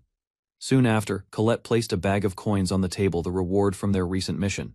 Routine or not, the pay was fair. A light conversation filled the room. Micah approached Aizen with a sly look, curious about what he was truly thinking behind his calm demeanor. When asked about Colette's hidden skill, Aizen responded that it was quite unique, an ability worth exploring further despite its subtleties. Moments later, another team member teased Aizen for his vague answers, catching him off guard with a playful jab and knowing grin. Kagarina pointed out Aizen's hesitation, and the group quietly acknowledged his uncertain expression, leaving him flustered. Unsure of his own thoughts, Aizen admitted he might be troubled, though he hadn't realized it himself until now. He reflected on Colette, believing she might hold an answer to a long-standing question he carried deep inside. Using appraisal, they examined her status, yet the result was unexpected. Colette had no hidden skill at all. Aizen looked up with wide eyes, curious about the man who had arrived in his village. He wondered if the stranger was a great adventurer. Walking beside the armored man, Aizen listened intently. The man claimed to be ordinary, yet held a mysterious strength, one that protected the village from lurking monsters. With a firm hand on Aizen's head, the man gave advice meant to last a lifetime. Aizen was told to remember it well. Years later, Aizen awoke from sleep, staring at the ceiling, the past still vivid. Pouring a drink by the window, he reflected silently. The dream was a distant memory of childhood, one he still carried. Aizen recalled the words from his childhood during the battle with the Aqua Hydra. The memory resurfaced as he observed a new guild member joining their ranks. Colette's strength, hidden beneath her cheerful exterior, revealed itself as she effortlessly split the wood with a single strike. Her dormant skill had awakened. Watching from the window, Aizen hesitated. He hadn't told her the truth about her hidden potential yet, and questioned whether she could handle it. Despite being labeled skill-less, Colette's natural power suggested otherwise. Something didn't add up. Eisen sipped quietly, admitting even his appraisal couldn't fully grasp the unknown depths of hidden skills. Two girls greeted Eisen sleepily, one rubbing her eyes beneath a comical cat-eared mask, while the other stifled a yawn in her nightgown. He welcomed them warmly as they entered the room, offering to prepare drinks for both, which they happily accepted. Seated together, they received their cups while Eisen mentioned a nostalgic dream, hinting at a memory that lingered in his thoughts. As the masked girl took a sip, Eisen reflected on his childhood and the adventurer who inspired him to pursue the path of a guild master. Their conversation lightened as another guild member entered with a cheerful greeting, lifting the morning mood with energy. Colette's high energy brightened the room as she cheerfully greeted everyone. Her enthusiasm encouraged the others to follow her lead. Suddenly, Eisen pointed out something amiss Velen's bedhead. Embarrassed, she panicked and rushed away to fix her hair, cheeks burning red. While Colette made a cheeky remark, the younger girl noted, "It might be wiser not to say such things around Violen." A sharp rustle of wings echoed through the room as a majestic bird wearing a tie landed nearby, drawing their attention. Landing on Eisen's arm, the bird delivered a message. A letter from Kagari had arrived, its contents unclear, but surely important. A letter from Kagari urged Eisen to visit quickly, hinting that a surprising guest had arrived. However, no name was mentioned. Puzzled, Eisen tried to guess who it could be. If Kagari was making such a fuss, the visitor must be someone significant. Their destination was clear, Daytona Boulevard. The group prepared to head toward the meeting point. Eisen walked through the lively marketplace. Familiar vendors and townspeople called out to him with cheerful greetings. He smiled warmly, realizing his name was becoming well known. One day, he'd live up to the title of a respected guildmaster. In a playful mood, Eisen tried on a fake mustache, striking a dramatic pose. The rest of the group stared, speechless and bewildered. Colette laughed it off, assuring him that appearances didn't matter. Violen nervously agreed, and the others followed with forced smiles. At the bustling market, Eisen observed that many adventurers now wore status scanners, a trend he hadn't noticed before. He gently reminded Colette that an adventurer's worth couldn't be measured in numbers.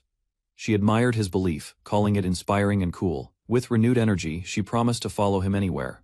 Eisen thanked her with a smile, unaware of Violen's quiet resolve echoing the same. Despite uncertainty surrounding Colette's hidden skill, Eisen never doubted her worth. Her presence alone inspired morale and lifted the team's spirits. Arriving at the guild hall, Eisen and his party were greeted warmly by Kagari, who had been expecting them with anticipation. When Eisen asked about the guest, Kagari teased the surprise, claiming it was a VIP that would astonish them. Inside, Colette recognized a familiar face. She hadn't expected to see them here, not in Daytona.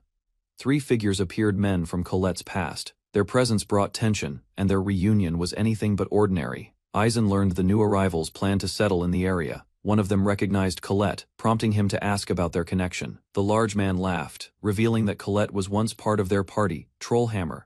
Though they had discarded her without regret, they explained her dismissal with cruel logic, citing her low numerical stats as proof of her weakness. Velen reacted with disbelief and anger. Despite the stinging truth, Colette forced a smile, acknowledging her lack of strength, but clearly shaken. Mockery continued. Zevin's defense faltered, stung by the insult toward their guild being called a weakling's refuge. Veline's eyes burned with frustration as she glared at the former party, unable to accept their insults toward Colette. The opposing adventurers spoke with arrogant certainty, declaring a hierarchy where the strong, like themselves, stood above the weak. Eisen intervened, stopping Kagari from being drawn into their elitist mindset. This was not the spirit Avalon represented.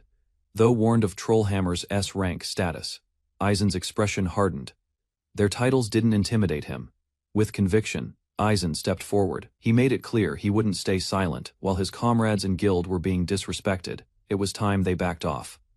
Colette looked to Eisen with trust, while narration revealed how Avalon avoided discrimination but the world still branded the exiled as incompetent. Determined, Eisen affirmed that he founded the guild to challenge such prejudice, giving strength to those others cast aside.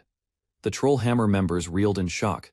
They hadn't realized this was the very guild that had defeated the Aqua Hydra. One tried to dismiss them as mere children, but Eisen's glare silenced him. The atmosphere shifted. Stepping forward, Eisen issued a challenge. If Trollhammer sought conflict, he would face them outside, as equals. The members of Trollhammer stood dumbfounded as the crowd began to cheer for Eisen, their momentum visibly crumbling.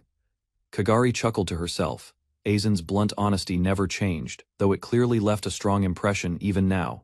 Suddenly, a booming voice echoed through the hall. A tall, charismatic man entered, asking if this was truly the famed Exiles Guild. Descending the stairs confidently, the stranger beamed, claiming he'd been looking forward to the meeting with Aizen. He introduced himself with flair, an envoy bearing respect and recognition for Aizen, calling him Guildmaster Aizen Tesla. The room fell silent. The man revealed his identity as the alchemist Faust Multipla, the original inventor behind the status scouter device. A mysterious man named Faust introduces himself with pride as the inventor of the status scanner, a tool that revolutionized adventurer evaluation. The group is surprised by his presence, recognizing Faust as a legendary figure who brought status analysis into practical use. Aizen stands stunned as Faust speaks to him directly, calmly acknowledging the honor of their meeting. Faust reveals the true origin of the expulsion boom that swept through adventurer ranks, rooted in misuse of the scanner. As the members of the Exiles Guild stand united, Faust questions how the so-called weak possess such overwhelming strength. Aizen remained unimpressed, demanding a clear purpose behind Faust's visit, surrounded by the guild members. He questioned why a renowned inventor would come to them personally. With a sly smile, Faust revealed his true interest data related to Aizen himself. The guild speculated that if the mystery behind Aizen's hidden power could be unraveled, more undervalued adventurers might flourish. Extending his hand, Faust proposed a partnership, believing that their cooperation could reshape the world of adventurers and elevate the capabilities of those cast aside. Onlookers watched in awe as Faust personally extended his hand to Aizen, calling it a guaranteed path to success. With the offer before him, Aizen remained silent, reflecting deeply on what such a partnership would mean. He acknowledged the invention's impact on the adventuring world but also recognized its unintended role in spreading discrimination. Faust insisted that with Aizen's cooperation, the damage caused by the expulsion boom could be reversed. Turning to the others, Faust suggested that many among them were no longer weak, they now stood firmly on the side of power. Aizen pointed out that Faust's vision would ultimately create a new form of discrimination. He firmly rejected the offer, stating he couldn't cooperate under current circumstances. Instead, he pleaded with Faust to use his influence as the device's creator to help end the cycle of expulsion and bias in the adventurer world. Faust listened silently, nodding as if he understood Aizen's intent. But then, his expression shifted sharply with cold eyes.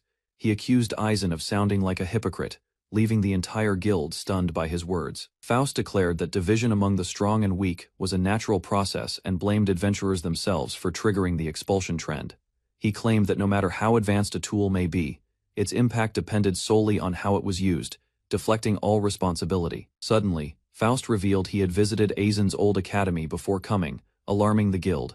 Leaning in, he recited what he learned, that Aizen possessed the rare ability to perceive hidden potential in others.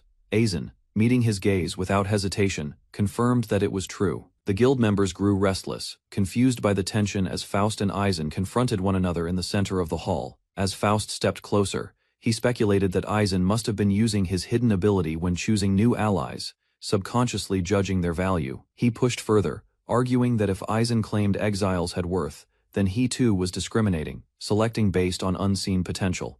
With a sly grin, Faust claimed there was no difference between them, even insisting his intentions were more benevolent. One of the guild members couldn't stay silent, raising her voice in protest, denying Faust's twisted comparison and defending Aizen's true nature.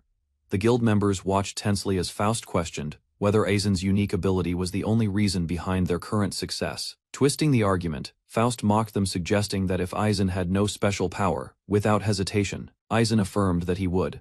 He had done so already, not because of their stats, but because of their suffering and will to stand again. His words were echoed by his companions, who remembered how he had welcomed them, despite their scars and struggles. Standing tall, Aizen acknowledged his ability to see hidden talents, but emphasized that it was compassion, not evaluation, that guided his decisions. Aizen admitted that he had used his ability to support the guild, and while that was true, he couldn't deny its usefulness. However, he firmly declared that the strength of the Exiles Guild wasn't just rooted in individual power, it came from the bonds between its members. He reminded Faust that while the status scanner was a powerful tool, parties made solely of high numbers had failed to achieve results. Clenching his fist, Aizen reiterated the point: no matter how useful, a tool's impact depends entirely on who wields it. With unwavering eyes, he drove the message home. We're not numbers. Aizen proclaimed that he would welcome anyone into the guild and help them find a place where their individuality could shine brightest. He then emphasized a key difference between him and Faust. Possessing power came with responsibility, and what they chose to do with that power defined them. His companions listened in awe, some touched, others smiling with pride as Aizen voiced what they had all felt. Memories of Aizen's past resolve surfaced, highlighting how his unwavering honesty had always inspired others around him. But Faust's pride shattered. Overwhelmed with rage, he lashed out, refusing to be belittled by someone he deemed ordinary. Furious and humiliated, Faust pointed at Aizen and shouted his challenge. He demanded a formal duel against the Exiles Guild in the name of adventurer honor. His rage burned in silence while some nearby adventurers nervously whispered, unsure whether to flee before things escalated further. Faust then called out to a nearby S-rank party, putting them on the spot and suggesting they should be powerful enough to fight on his behalf. He offered them an outrageous sum, 2,000 gold coins, pleading with them to take his place in the upcoming duel. Confused by the challenge, Aizen's allies asked about the difference between a duel and a simple fight. The rules of the duel were clarified. Both parties would enter a dungeon and compete to complete a set objective, like defeating a monster or retrieving a rare item, which wasn't surprising since adventurers were more prone to immediate action than formalities. Micah reflected on how the expulsion boom had reduced in party conflicts but increased messy internal disputes, stirring up unpleasant memories. Others praised Micah's knowledge of the duel system, though she humbly attributed it to tough experiences in her previous party. Meanwhile, the opposing hired party, lured by the promise of 2,000 gold coins, agreed to fight for Faust, confident in the reward and ready to clash. Micah encouraged Aizen to take this as a perfect opportunity, hinting it was a good time to settle more than just the challenge at hand. The opposing mercenary team, confident and smirking, stood ready. Aizen, though calm, reminded himself that even formal duels were born from mutual acknowledgement, and he hated Faust's very ideals. With steady resolve, Aizen formally accepted the challenge. Facing Faust, he declared his readiness to respond to the duel with everything he had. Faust's face twisted into a victorious grin. He was confident that his status scanner chosen warriors would prove superior. The two men stood face to face, each embodying their core beliefs, one trusting numbers, the other trusting people.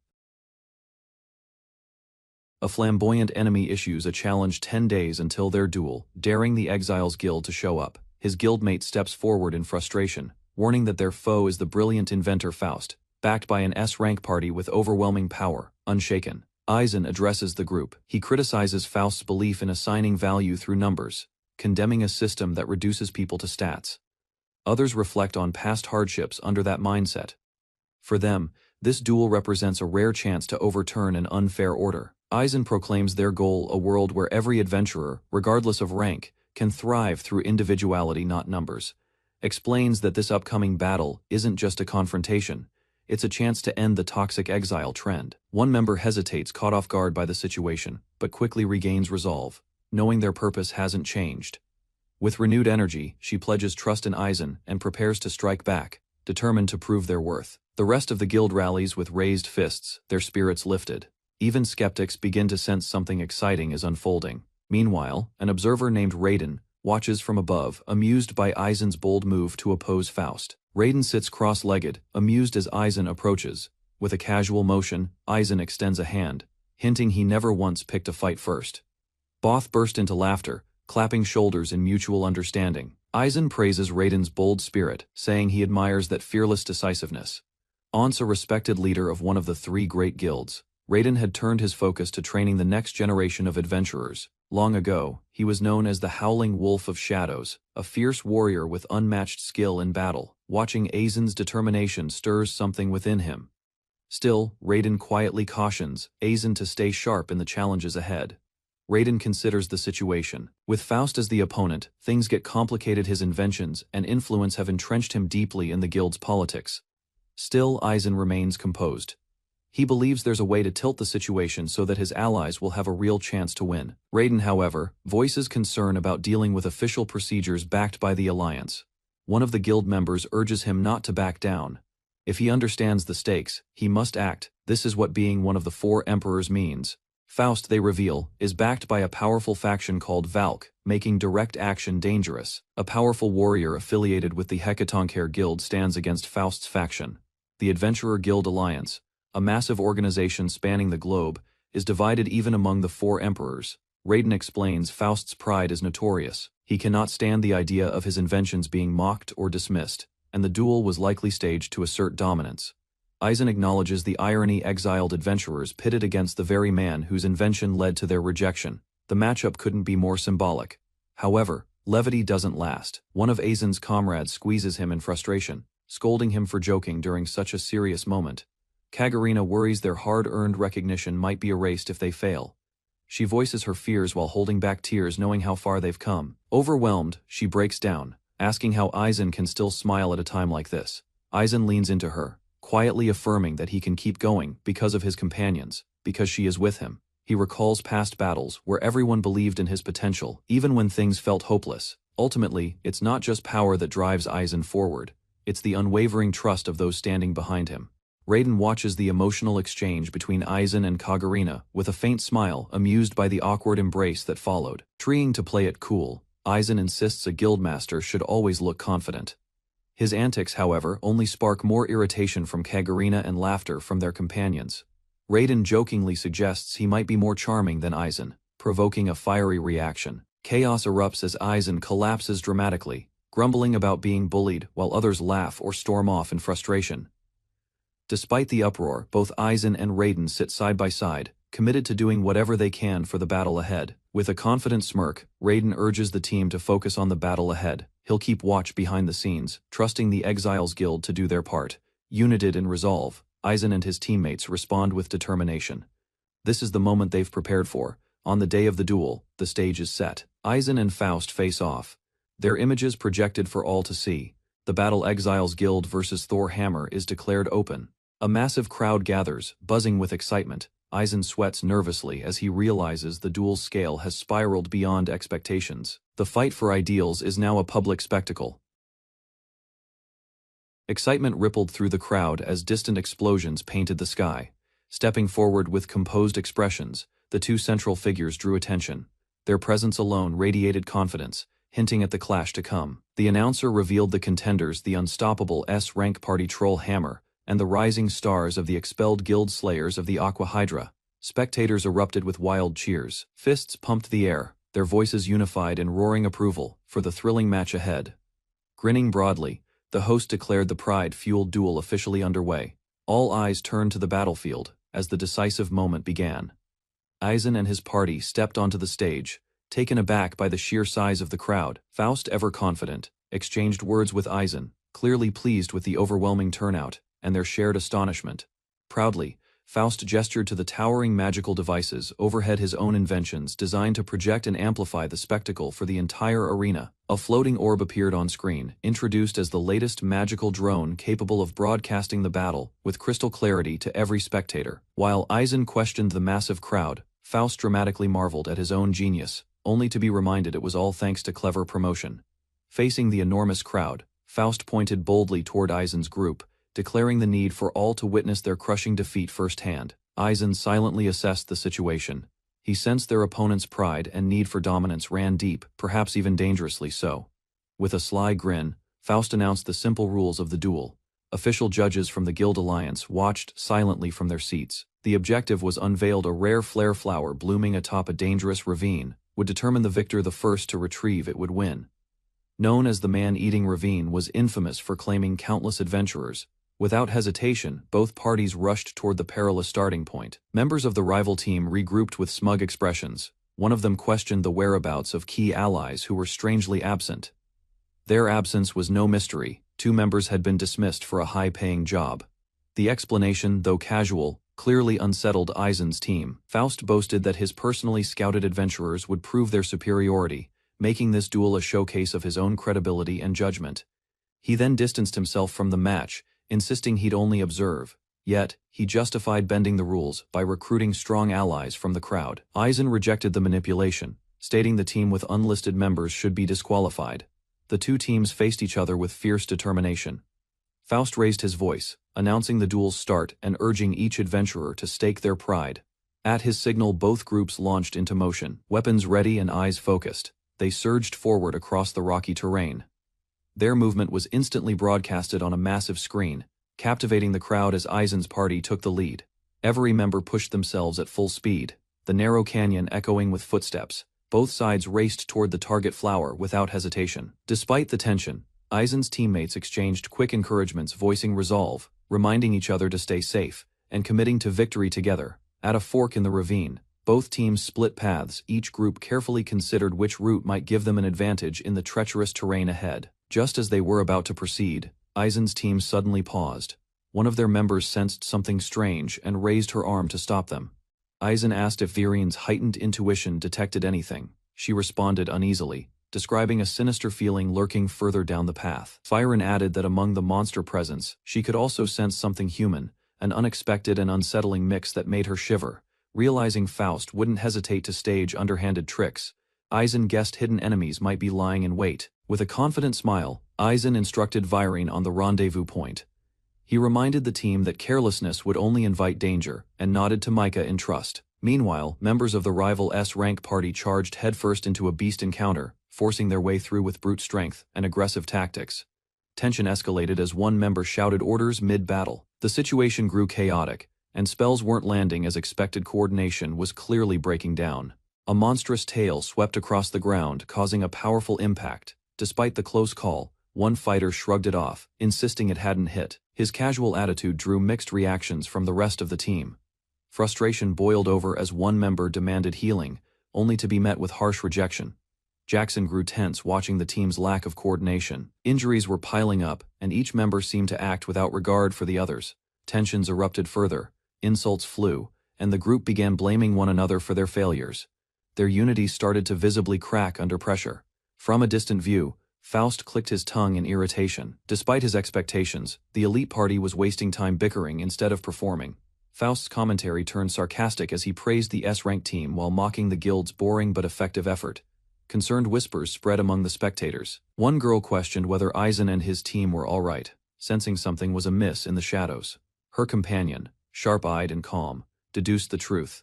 Aizen's group had likely been ambushed by adventurers, secretly hired by Faust. Realization struck her only a tamer could pull this off discreetly. It wasn't ordinary cheating, this was planned sabotage using controlled monsters. He confirmed her suspicions. Trained beasts were far more lethal than wild ones, and their attacks could be timed to sap the enemy's strength efficiently. Meanwhile, he noted the enemies faced by Trollhammer were too weak for the area. Realizing the situation, one observer noted the judges must have been bribed to overlook the foul play. Faust's influence ran deep.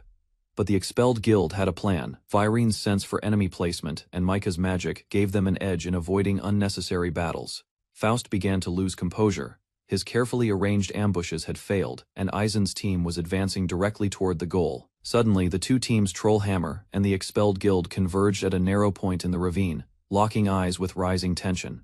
Without hesitation, both sides bolted forward at full speed, the final stretch of the race now fully underway. Only one path remained to the mountaintop where the flare flower bloomed. The two parties surged ahead, neck and neck. Though battles couldn't be completely avoided, Aizen's party had reached this point with minimal delay thanks to Severine's detection and Micah's support. However, the continuous use of magic and heightened senses had exhausted both girls. Their stamina was nearly at its limit. Without hesitation, Colette charged forward with all her remaining strength, determined to break through and seize the lead. Aizen called out to her, knowing the battle ahead would require coordinated movements and full strength from every single teammate. Despite her exhaustion, Colette pushed forward. She was determined to be useful to the team, even if she lacked special skills. Tears welled up, but her resolve didn't falter.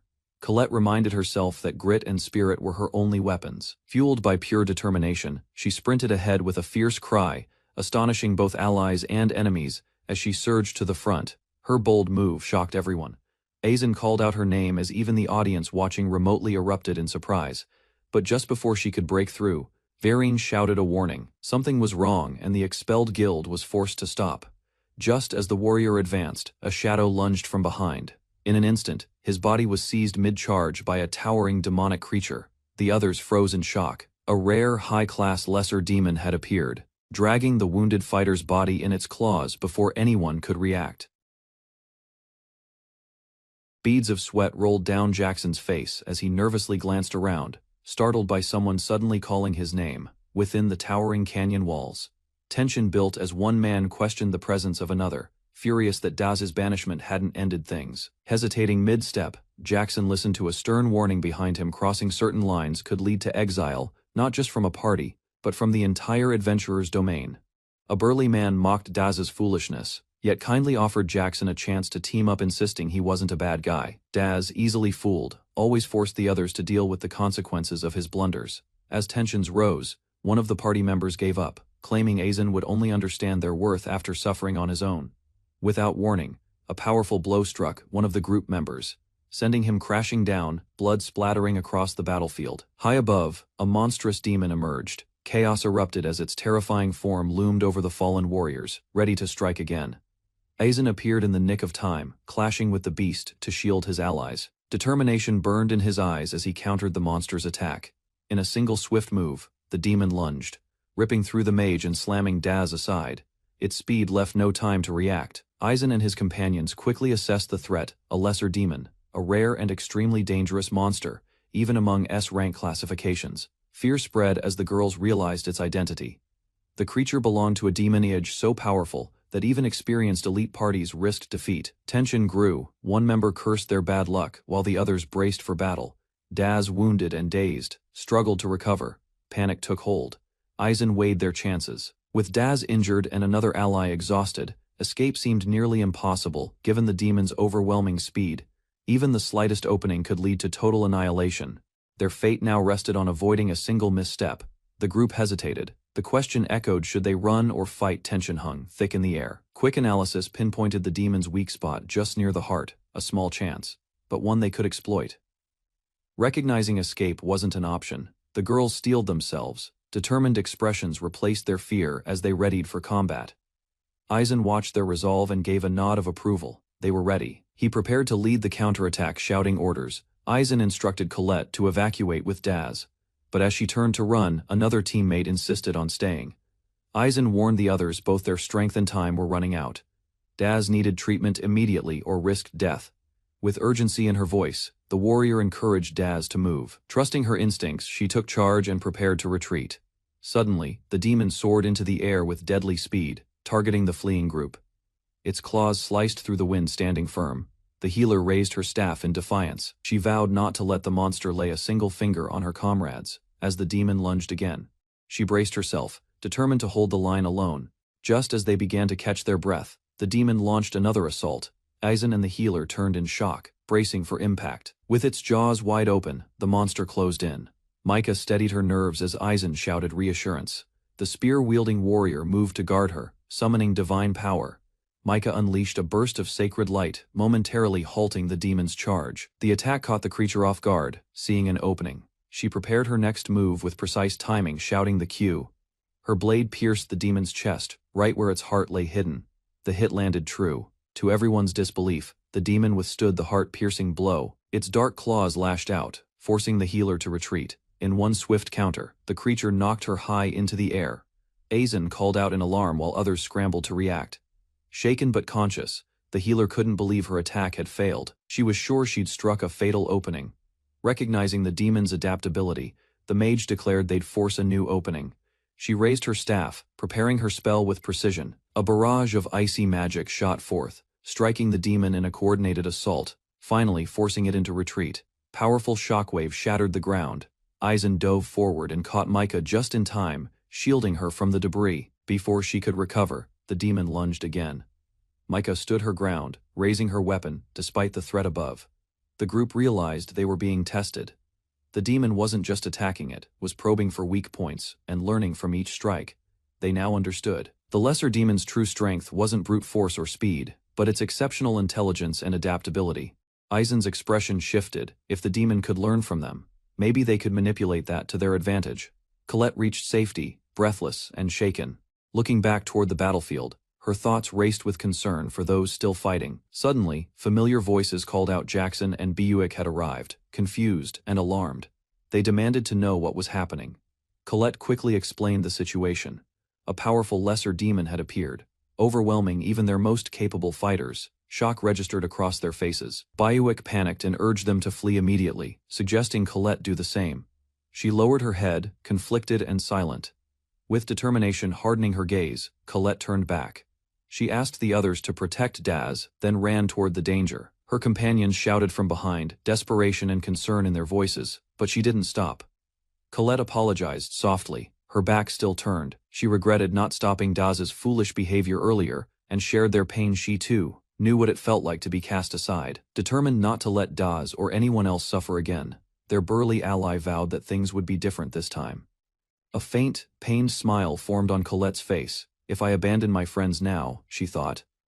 As she turned and sprinted forward, the others could only watch in silence. Her resolve was clear: she would return to the battlefield, no matter the cost. Colette sprinted forward with unwavering resolve, determined to reunite with her comrades and face the enemy at their side. With blessings flowing from Micah and Virine poised to strike, the team moved with precision. A monstrous demon emerged, its roar shaking the canyon. Aizen calmly issued commands, trusting Virine and Micah to execute the strategy without hesitation. Seven launched into the air, blade drawn, as magical shards rained down from above. Micah followed closely, providing support mid-flight. The demon lashed out, claws tearing through the wind. Virine countered with force, while Micah kept the creature's focus divided. Studying the flow of battle, Aizen held back the final command. Timing was critical. He urged patience, knowing a true opening would soon reveal itself. The demon's eyes widened in confusion, sensing something unnatural in the attack's rhythm. Its instincts flared in panic. With precision, Virine struck toward the creature's face, her blade piercing near its eye. The sudden blow forced it back in pain. Watching from below, Aizen gave a faint smile. Everything was unfolding exactly as he predicted. He had calculated the demon's reaction, knowing it would fixate on Virine's feint. That moment of hesitation opened a fatal gap. Micah seized the chance, unleashing a beam of searing light. Her magic struck true, ending the battle in a flash of brilliance. A massive beam of light pierced the sky, striking the demon's chest with overwhelming force. Its body jerked violently from the impact. The creature staggered in the air, blood bursting from its core as it struggled to remain upright. Meanwhile, Micah gripped her staff firmly. The strategy Aizen had suggested, switching their roles mid-battle, was now in motion.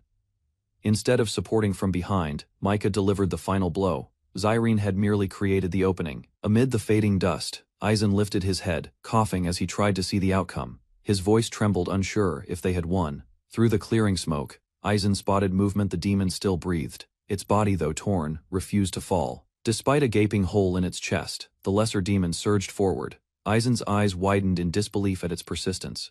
Before the creature could strike, a new figure intervened. Colette, wielding his spear, landed a critical blow across the demon's face. Even so, the beast turned its fury toward him. Aizen realized Colette was now the target of the enraged monster. Severin rushed in to intercept, sword drawn. The battle wasn't over, and every second counted to protect their wounded comrade. Eyes locked with fierce determination, she had no intention of letting the monster harm her allies again. In one swift motion, she drove her blade into the demon's chest, sending its massive body recoiling from the force. Aizen stared in stunned silence, his breathing heavy. Relief washed over him as the monster finally collapsed. Suddenly, Colette rushed forward, calling out. Her voice broke the tension as she approached Aizen. Without warning, she dropped to her knees and apologized tearfully. Colette had disobeyed but had returned, carrying guilt instead of fear. Colette lowered her head, ready to accept any punishment. Her expression mixed regret with resolve, instead of scolding her. Aizen offered his hand. He acknowledged her effort and thanked her sincerely for returning in time. Virine stepped forward, gratitude in her voice. She thanked Colette for saving Aizen's life when it mattered most. Nearby, Micah admitted her mistake, blaming herself for endangering their leader. She praised Virine's instincts with newfound respect. Together again, the group stood relieved. Aizen commended them all, proud they overcame the battle safely, each playing a crucial role. Aizen shifted his focus. The battle was over, but he knew they had to report everything to the guild immediately. As the team prepared to leave, a crucial detail slipped his mind, one that would soon prove important. Unnoticed above, a magic surveillance drone hovered. It had recorded everything from start to finish. Elsewhere, panic struck a gathering. Leaders watched the broadcast, stunned that a lesser demon had been defeated by the so-called banished. In the crowd, adventurers erupted in shock and awe. The Exiles Guild was no longer a joke, it was now a force to be reckoned with. Within the guild's hall, panic spread. The adventurers were starting to accept the Exiles' true strength, causing unrest among the elite. Faust, desperate to protect his reputation, staggered outside in frustration. The threat to his genius status was too great to ignore. Clutching his glasses, he whispered a plan: fabricated investigations, and forged evidence would surely discredit the upstarts. Before he could act, a sudden ambush struck.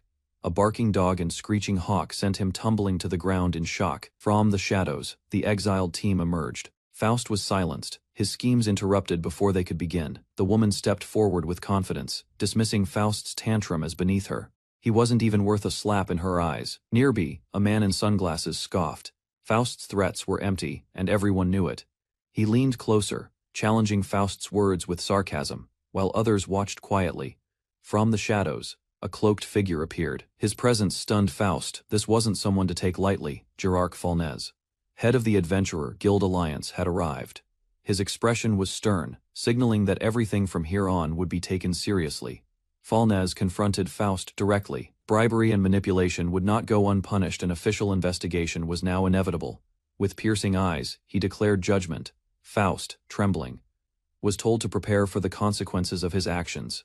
News of the scandal spread fast. Faust's name was listed among several corrupt officials facing heavy sanctions. Meanwhile, the Exiles Guild's reputation soared. Their achievements outshined even their past battles, earning respect from across the adventurer world. Entrusting him to spread word of the guild's recognition, a new era had clearly begun. Eisen smiled calmly. After the recent events, he was summoned to speak with a key figure about future negotiations.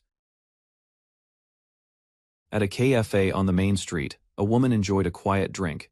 She reflected on Eisen's rise, noting how rare it was for a guild leader of his rank to meet directly with someone new. Two other women joined the discussion, praising Eisen's achievements. They recounted his recent battles and recognized how far he had come through his consistent effort. One girl eagerly shared her pancakes with the others, offering them bites as she smiled and relaxed. They exchanged reactions to the food, laughing together. The red-haired woman calmly observed their energy, noting the likely arrival time of their next destination. At the guild headquarters, Eisen stood before a towering building. Upon entering the building, a staff member greeted Eisen and offered to escort him to the office of the Guild Federation leader. A week had passed since Eisen's duel with Faust. Despite interference from a demon, the truth of that conflict had begun to surface through widespread reports.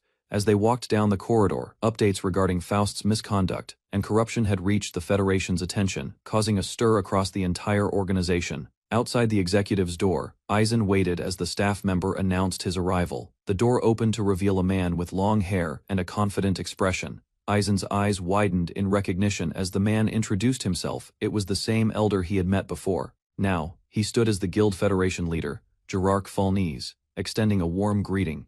Gerarch shook Eisen's hand firmly, welcoming him with visible respect for his role as leader of the Outcasts Guild. Though nervous, Eisen responded politely, trying to remain composed under the formal atmosphere. Gerarch's smile remained unchanged as he encouraged Eisen to speak freely, as he had in their previous encounter. Praising Eisen's past accomplishments, including major captures and victories, Gerarch acknowledged his contributions as extraordinary and deserving of recognition. The Federation formally acknowledged Eisen's efforts. His actions during the Faust incident helped expose widespread corruption within the organization.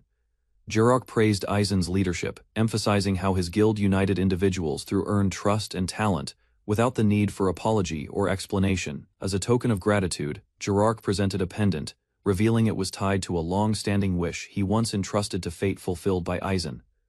Eisen recalled finding the pendant during a past dungeon expedition. At the time, it had been a simple retrieval quest from an unknown requester. No realizing its origin, Eisen was stunned. Gerarch confirmed the pendant was his, even mentioning his name was engraved inside something Eisen had overlooked. Though the memory was vague, he never imagined that man would turn out to be the Federation's leader. He jokingly remarked that the stress of the visit might shorten his life, to which Gerarch responded with a calm insistence that Eisen had a duty to live long as a symbol of hope. Gerarch explained that Eisen possessed a rare gift, the ability to perceive hidden potential in others, a skill known only to a few within the inner circle. Acknowledging this, Eisen described the power he calls appraisal eye, which allows him to see concealed skills and personal traits that most overlook. With a thoughtful gaze, Gerarch reflected on past guild leaders. Gerarch proposed offering Eisen guidance. Moved by the sincerity of his words, Eisen responded with gratitude, finally understanding why this man stood as the Federation's leader. Both men laughed, the mood lightening. Gerarch remarked that nothing could be hidden from an old man, especially one who had seen so much. Eisen began recounting his childhood. At 6 years old, his village faced a monster threat that local efforts failed to resolve, causing casualties among the villagers. During that crisis, a returning group of adventurers arrived unexpectedly. The adventurer taught him a lasting lesson that talent alone isn't enough. Aizen reflected on past teachings, now fully understanding their meaning. He vowed to protect his comrades and support them wholeheartedly as a guild leader. Curious, Jirark asked the adventurer's name. Aizen admitted he never learned it, having missed the chance to ask in his youth. The group who defeated the monster had not survived. None returned, leaving only their legacy behind. Their sacrifice left scars and memories. Since that day, Aizen held nameless heroes in the highest regard. Known as guild leader, Aizen carried on their will. Jirark acknowledged his path with understanding and respect. Referenced the incident with Faust, noting that Aizen never denied the value of stats, but emphasized how one used their abilities mattered more. He reflected on Faust's downfall, acknowledging that if Faust had truly sought to help the outcasted, Jirark would have supported him without hesitation. Aizen thought of his comrades, recognizing that some goals couldn't be achieved alone. Only with shared ideals could real change be accomplished. Jirark sensed hesitation in Aizen's eyes and encouraged him to speak openly, guessing he carried internal conflict. With a nervous smile, Aizen admitted his concerns, finally opening up to someone who truly listened. Although the matter troubled him deeply, Aizen decided to confide in Jirark about Colette, unsure how to proceed in guiding her. He explained that someone without any hidden skill had appeared, leaving him uncertain about how to lead such a person effectively. Aizen expressed his disbelief. He had always assumed everyone possessed hidden skills. Yet Colette was an exception, though determined. Aizen admitted he lacked the answers.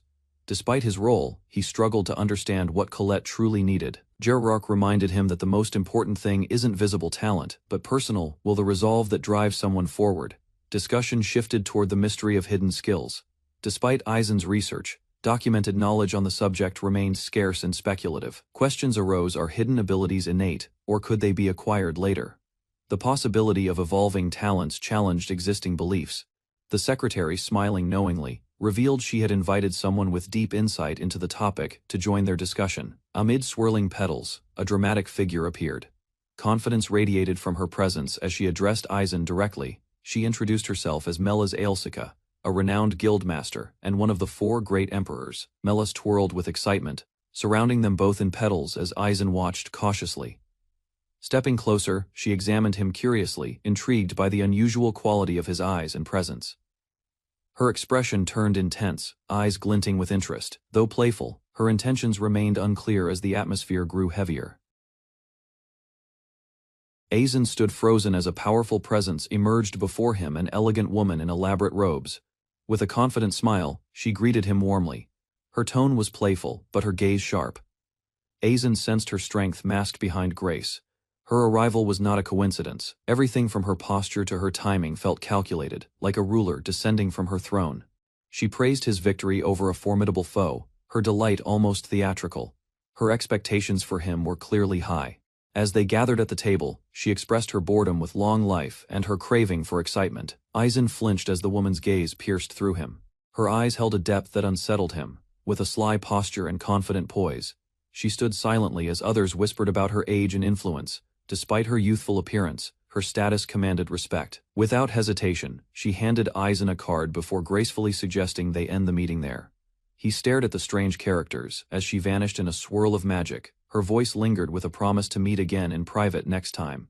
Stunned, Aizen remained frozen. The others struggled to hide their awe at her overwhelming presence.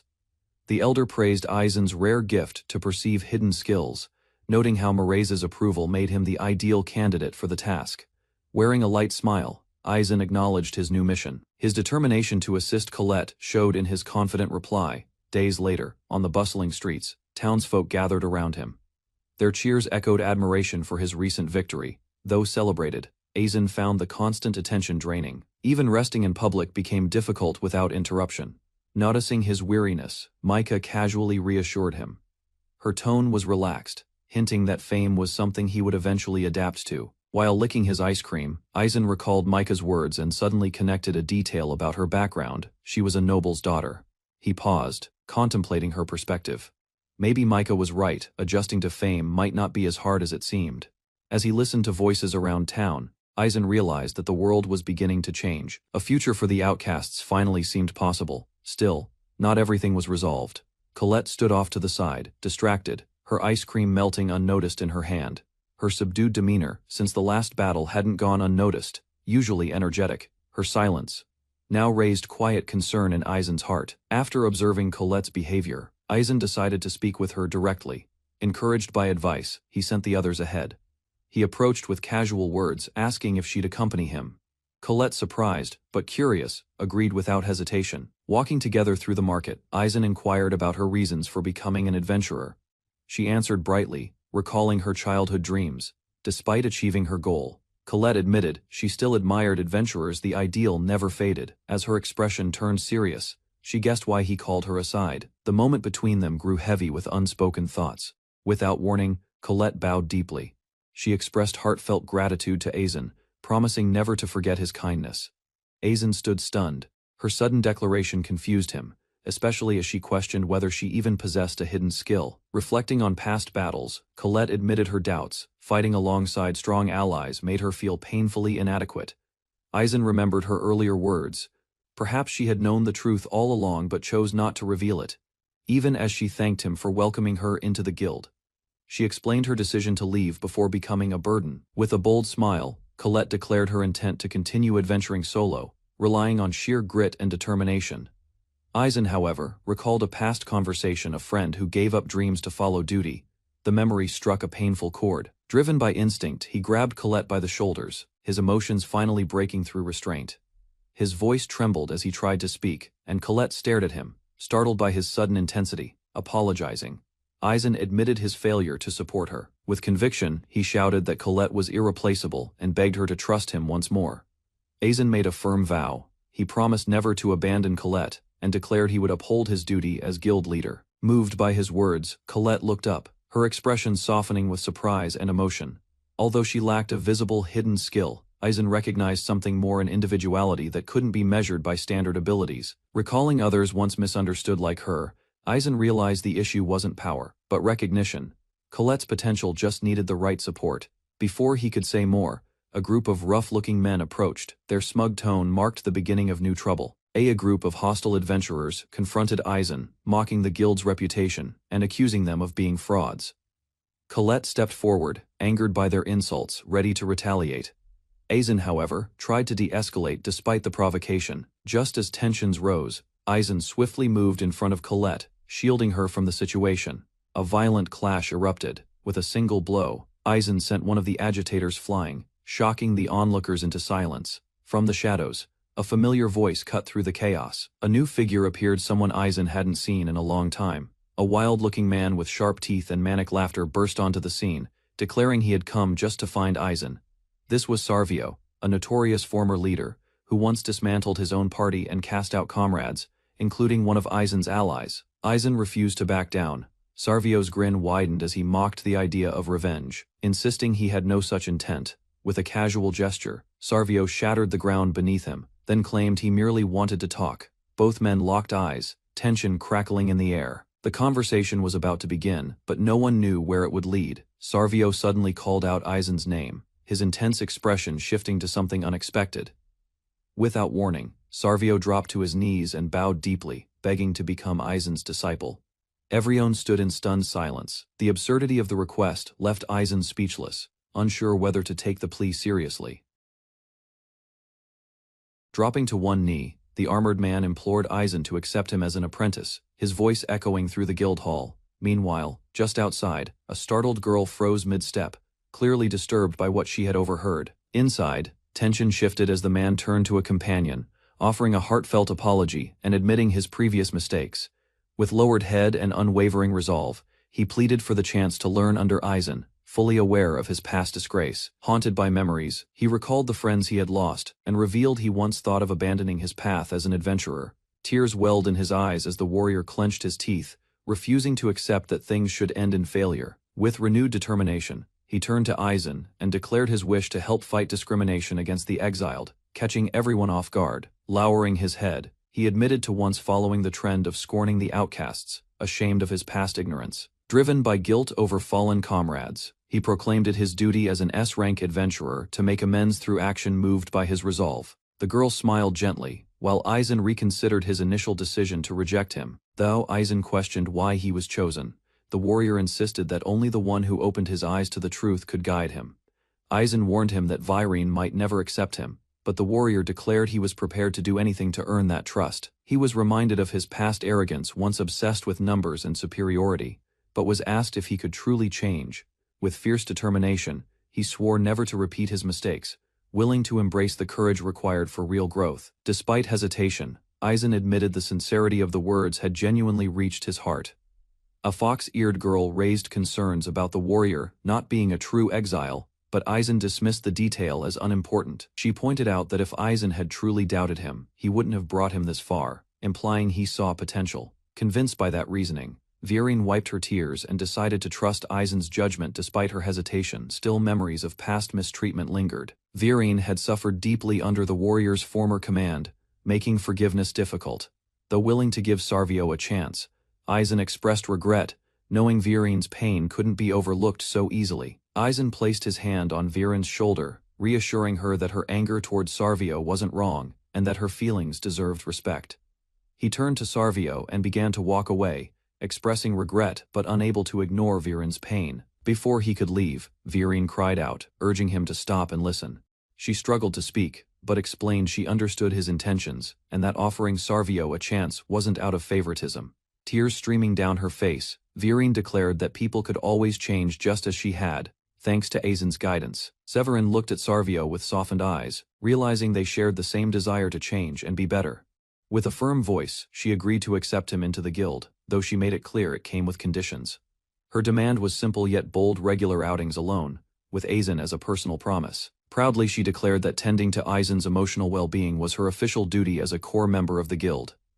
Blushing and insistent, she forced a flustered agreement, surprising everyone with her determination to make the promise official. One of the guild members questioned why Viren insisted on spending time alone with Aizen, hinting at past girl-only gatherings. Meanwhile, Sarvio was told to appreciate Viren's mercy, as others began to slowly accept him. Still, the fox-eared girl warned him sternly, if he ever betrayed that kindness, she would show no hesitation in destroying him. Sarvio, shaken but sincere, shouted that he would never repeat his past mistakes, vowing to earn their trust. Ladder 7 turned to Colette with a mysterious smile, hinting that what she was about to say would be quite the surprise. Aizen approached Sarvio with a serious look, and entrusted him with the training of a new member, Colette.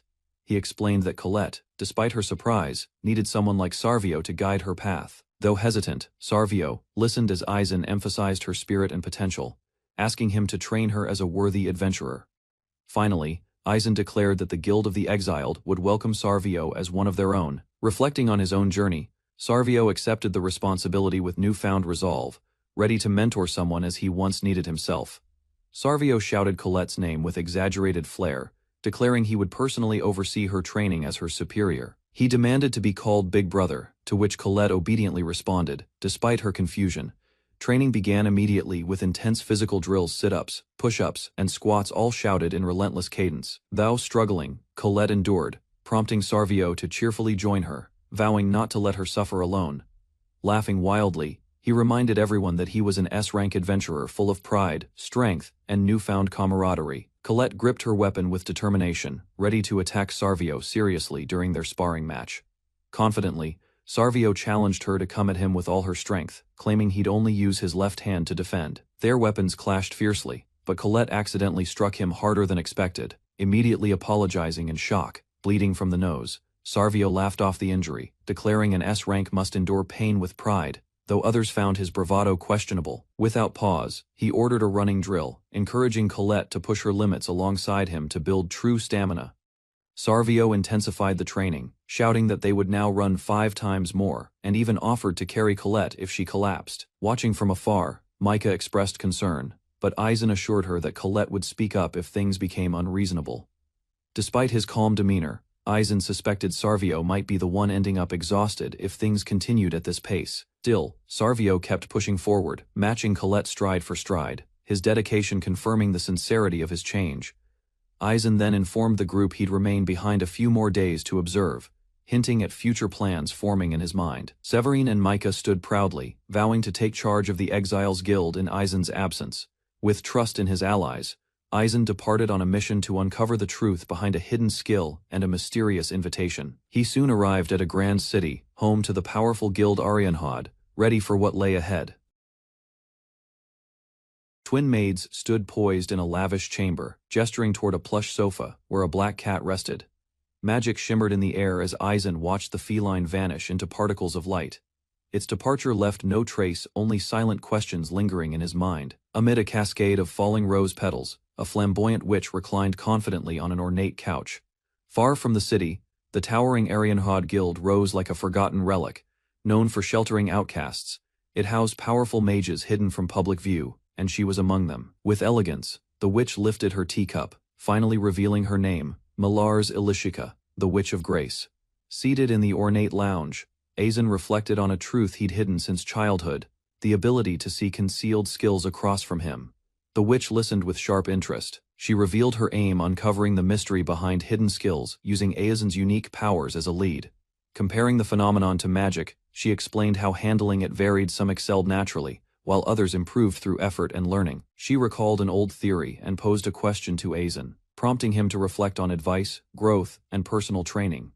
At last, she revealed a groundbreaking idea: these improvements weren't random. They were tracked, measured, and known by another name: experience points. Within the adventurer world, gaining strength was often simplified as leveling up. A conceptual diagram revealed the transformation of experience into numerical stats, emphasizing that raw potential influenced how efficiently one could grow. Aizen began to grasp the implications. Those with high stats had simply learned to convert experience into power more effectively, unlike many who failed to do so. Mellors proposed a new angle: perhaps Aizen and his allies channeled experience directly into hidden skills, surpassing even S-rank limits. She questioned whether hidden skills were predetermined or shaped over time. Aizen's eyes widened as he realized the theory may already exist within himself. Mellors spoke of individuals who defy their birth talents, choosing unique paths and blooming through their own resolve. By channeling more experience into his hidden skill, it could potentially transform, or even evolve into something stronger and more fitting to him. Her words struck a chord. She smiled, calling this ability to change the essence of being human. The idea took shape: the more experience a skill required, the more powerful its potential. Aizen's mind raced, realizing this theory could change everything. As Milars explained, even talents that seem dormant may awaken unexpectedly. The boy once dismissed as weak might simply be still asleep. Aizen reflected calmly, acknowledging that status values represented both ability and individual character. His confidence had grown. Mellors and another girl explained further: numerical stats were inseparable from one's nature. Clenching his fist, Aizen stood with newfound resolve. He prepared to share this knowledge with Colette, but a sudden voice stopped him. Without warning, Milars launched herself onto Aizen, causing a chaotic tumble. Her sudden movement left him stunned and speechless. Pinned down, Aizen listened as Milars reminded him of his true role, not just as a guild master, but as someone entrusted with insight and precision. Excitement surged in Milars as she considered a possibility: Aizen's appraisal ability might soon evolve. Outside the guild, training had concluded for the day. Exhausted voices echoed through the yard as members caught their breath, worn but satisfied. A girl named Virine approached with calm poise. She acknowledged the fatigue of her companions, her expression soft yet composed. Despite being an instructor, she silently wondered how things had reached such chaos. Training had clearly gone overboard once again. As Virine observed the boisterous warrior, she reminded him not to harass Colette. He retorted boldly, claiming he admired Colette's resilience too much to ignore it. Sarvio blurted out his peculiar romantic preference, an admiration for beautiful witches over 50, delivered with wild enthusiasm and zero shame. He elaborated further, describing an ideal woman as mature, strong-willed, and mysteriously charming. The others looked on, caught between disbelief and discomfort. Virine, flustered yet curious, found herself unexpectedly affected by his words. A hesitant smile betrayed her conflicted thoughts. She eventually confronted Sarvio directly, recalling his transformation since the days of the Silver Wolf Guild. Her voice carried both hope and uncertainty. Tears streamed down her face as she confessed. It wasn't Sarvio she couldn't forgive. It was her own feelings toward him. Sarvio turned his back, speaking quietly. He claimed full responsibility for the destruction he once caused, carrying the weight without hesitation. Severine listened in shock as Sarvio confessed to ruthlessly abusing a comrade and leading an entire party to ruin. He spoke of his old self with disgust. Each night, the faces of the fallen returned in dreams. They condemned him, whispering blame with hollow voices. Their haunting words repeated endlessly accusations and regrets tearing at his sanity. Even in sleep, Sarvio could not escape judgment. He feared that one day, those voices would drag him to hell, and he believed he fully deserved it. Sarvio recalled the moment he saw Colette being expelled and mocked in public. The memory struck a nerve he didn't expect. Realizing that the bullies reminded him of his former self, he lashed out without thinking. It was pure instinct. Despite spiraling into disgrace and drowning in self-pity, he resisted the idea that he was doomed forever. He clenched his fists with renewed purpose. If he still held the rank of an S-class adventurer, then he had responsibilities to uphold. Even now, Sarvio admired adventurers, but someone like him, he believed, didn't deserve redemption not compared to someone like Colette. Sarvio resolved to train Colette and support Aizen in ending the cycle of expulsions. Once that was done, he would accept his fall into damnation as his final duty. He turned to Viren with solemn words, apologizing for his past actions. However, he asked not for forgiveness, but for her to remember his sins. Her silence was met with his explanation that her refusal to forgive would fuel his resolve. Tears shimmered in her eyes, but she nodded. Quietly, she accepted his path without resistance. Days later, in the snowy peaks of a distant mountain, another man stood before ruins, pondering the possibility of restoring lost honor. Aegis followed the witch and the knight into the unknown. Their destination was hidden, their purpose tied to forgotten ruins. Within a cavern of radiant crystals, Clay listens as his companion questions his experience with dragons. The sorceress, standing beside a towering knight, reflects on dragons as beings once hailed as sky sovereigns and monster kings. A colossal dragon unleashes its breath. Ancient texts describe them as divine disasters, immortal scourges sent by gods. Flashes of a past conflict resurface, where the chaotic battle led to the fall of a lesser demon. Despite the moment's intensity, a crucial opportunity to strike down Akudra slipped through their grasp. The group arrives at a long-hidden chamber bathed in light. Turning back, the sorceress offers reassurance to Clay. A dazzling crystal shrine towers in the heart of the sacred chamber. The party approaches in silence, drawn by the weight of purpose. Clay stares in awe, puzzled that such a temple could exist in secret. Beside him, the witch calmly points to the largest crystal. Though hesitant, he meets her gaze. With a faint nod, she asks for his trust. A single powerful slash cleaves through the crystal. Energy erupts in a blinding burst as the structure cracks violently. Watching the destruction unfold, the witch smiles with satisfaction. In her eyes, Clay's act has proven he possesses the resolve needed, one fit, even for slaying dragons. Sudden tremors ripple through the ground, throwing the group into alert. Clay quickly calls for a defensive stance as the cavern begins to quake violently around them. The witch calmly recounts a grim legend. Those who once failed to slay the immortal ancient dragon instead sealed it away beneath the earth, achieving victory through containment. Buried deep below, the dragon's flesh remained alive, festering with hatred. With explosive force, a monstrous shape bursts from beneath the crystal ruins. A grotesque dragon corpse rises, skeletal and immense, its body animated by lingering malice. Its power distorts the atmosphere, forcing the group to brace against the wave of force. Hovering above, the skeletal beast glares down. Without hesitation, it dives, aiming straight toward the party.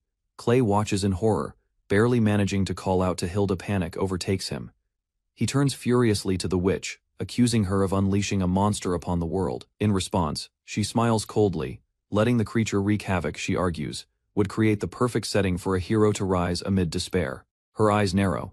She claims Clay could become that hero if only he accepted the role she designed. Temptation fills the air as the witch questions Clay's desire for glory. A sly smile curves on her lips. To her, the means are meaningless as long as the end grants victory. Any path is justified. Clay hesitates, gripped by fear. Slaying an immortal abomination feels impossible. Doubt weighs heavy on him. With soothing words and a gentle embrace, she calms him. Her confidence leaves no room for hesitation. Meanwhile, a dark-haired man named Aizen rises with resolve. As talk of the expelled guild spreads, he prepares to assist and prove their strength anew. A powerful explosion rocks the guild's vicinity as chaos erupts outside. The witch's voice echoes with satisfaction. She claims to excel at stirring conflict. In the pouring rain, a fierce knight taunts his opponent, confident and grinning. He boasts that no one can best him in direct combat. Their battle intensifies. The younger fighter strikes with all her strength, but her opponent only demands more effort, urging her to show true grit. A moment later, she slips and crashes into the muddy ground. Her momentum falters, soaked and breathless. Tears stream down her face. Confusion and frustration overwhelm her. She asks why she can't win, while the knight looks on in stunned silence. Colette kneels in the rain, overwhelmed by frustration. Despite her brother's constant support and training, she still feels unbearably weak. She compares herself to other adventurers, and believes they would have grown faster. The idea that she's still unworthy gnaws at her heart, doubt consumes her. Lacking talent, she wonders if effort and willpower alone will never be enough. Kneeling beside her, he commands her to abandon that delusion. Talent isn't everything he once believed it was, but it led only to ruin. He reveals his failure, admitting his arrogance caused the deaths of his comrades. Stern yet honest, he urges Colette to understand what truly matters. The knight speaks with conviction, declaring that stats and rank mean little compared to the will to keep moving, even when broken. Tears stream down her face. Her desire to be an adventurer burns stronger than ever, fierce enough to overcome any weakness. Moved by his words, she sobs his name. He reminds her, she's improved. She even forced him to fight with both hands. With a smirk, he scolds her gently for comparing herself to others. Fatigue and frustration had clouded her vision. Rejuvenated, Colette shouts her request, eyes full of determination. She begs to continue the training, unwilling to stop now.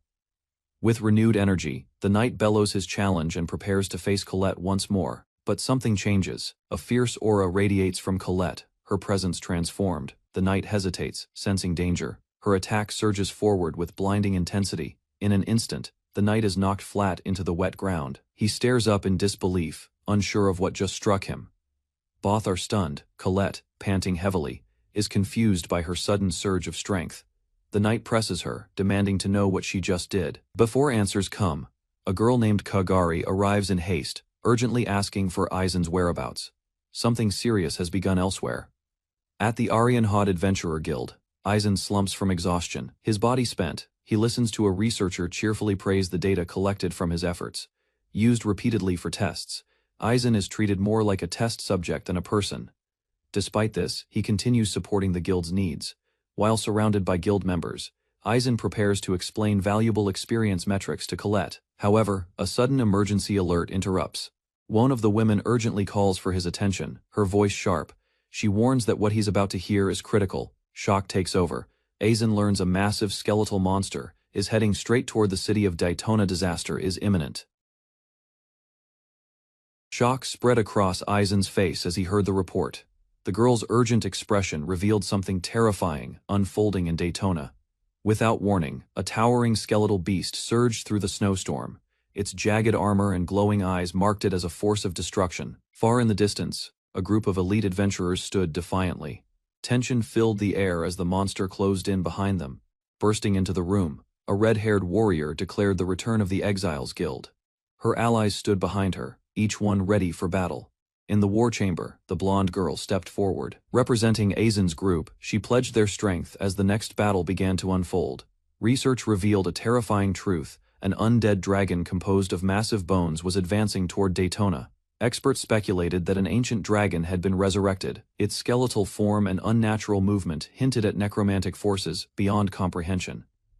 In the command center, panic spread as the scale of the threat became clear. Despite an early response, the worst-case scenario could not be ruled out.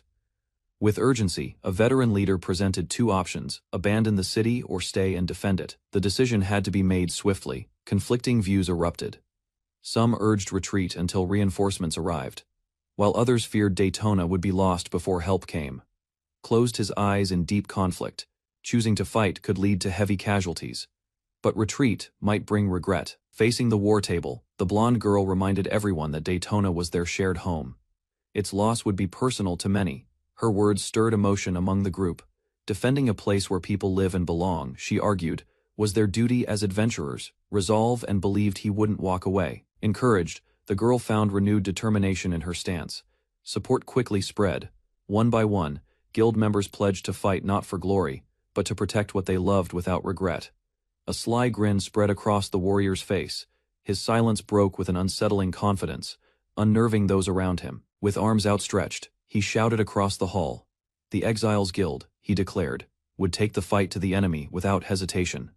Boasting loudly, he dismissed any who lacked resolve. He promised rewards for those who stood firm and scorn for any who fled. Another guild member stepped forward, proudly affirming their loyalty to Daytona. For them, the city had become a new home worth protecting. Motivated by their unity, the Thor Hammer Guild joined the cause. Spirits lifted, and the once divided warriors now stood ready as one. Laughter filled the guild hall as the confident warrior taunted his peers. Cheers erupted. Swords were raised and spirits ignited. The guilds prepared to charge, eager to prove their strength and earn victory through action.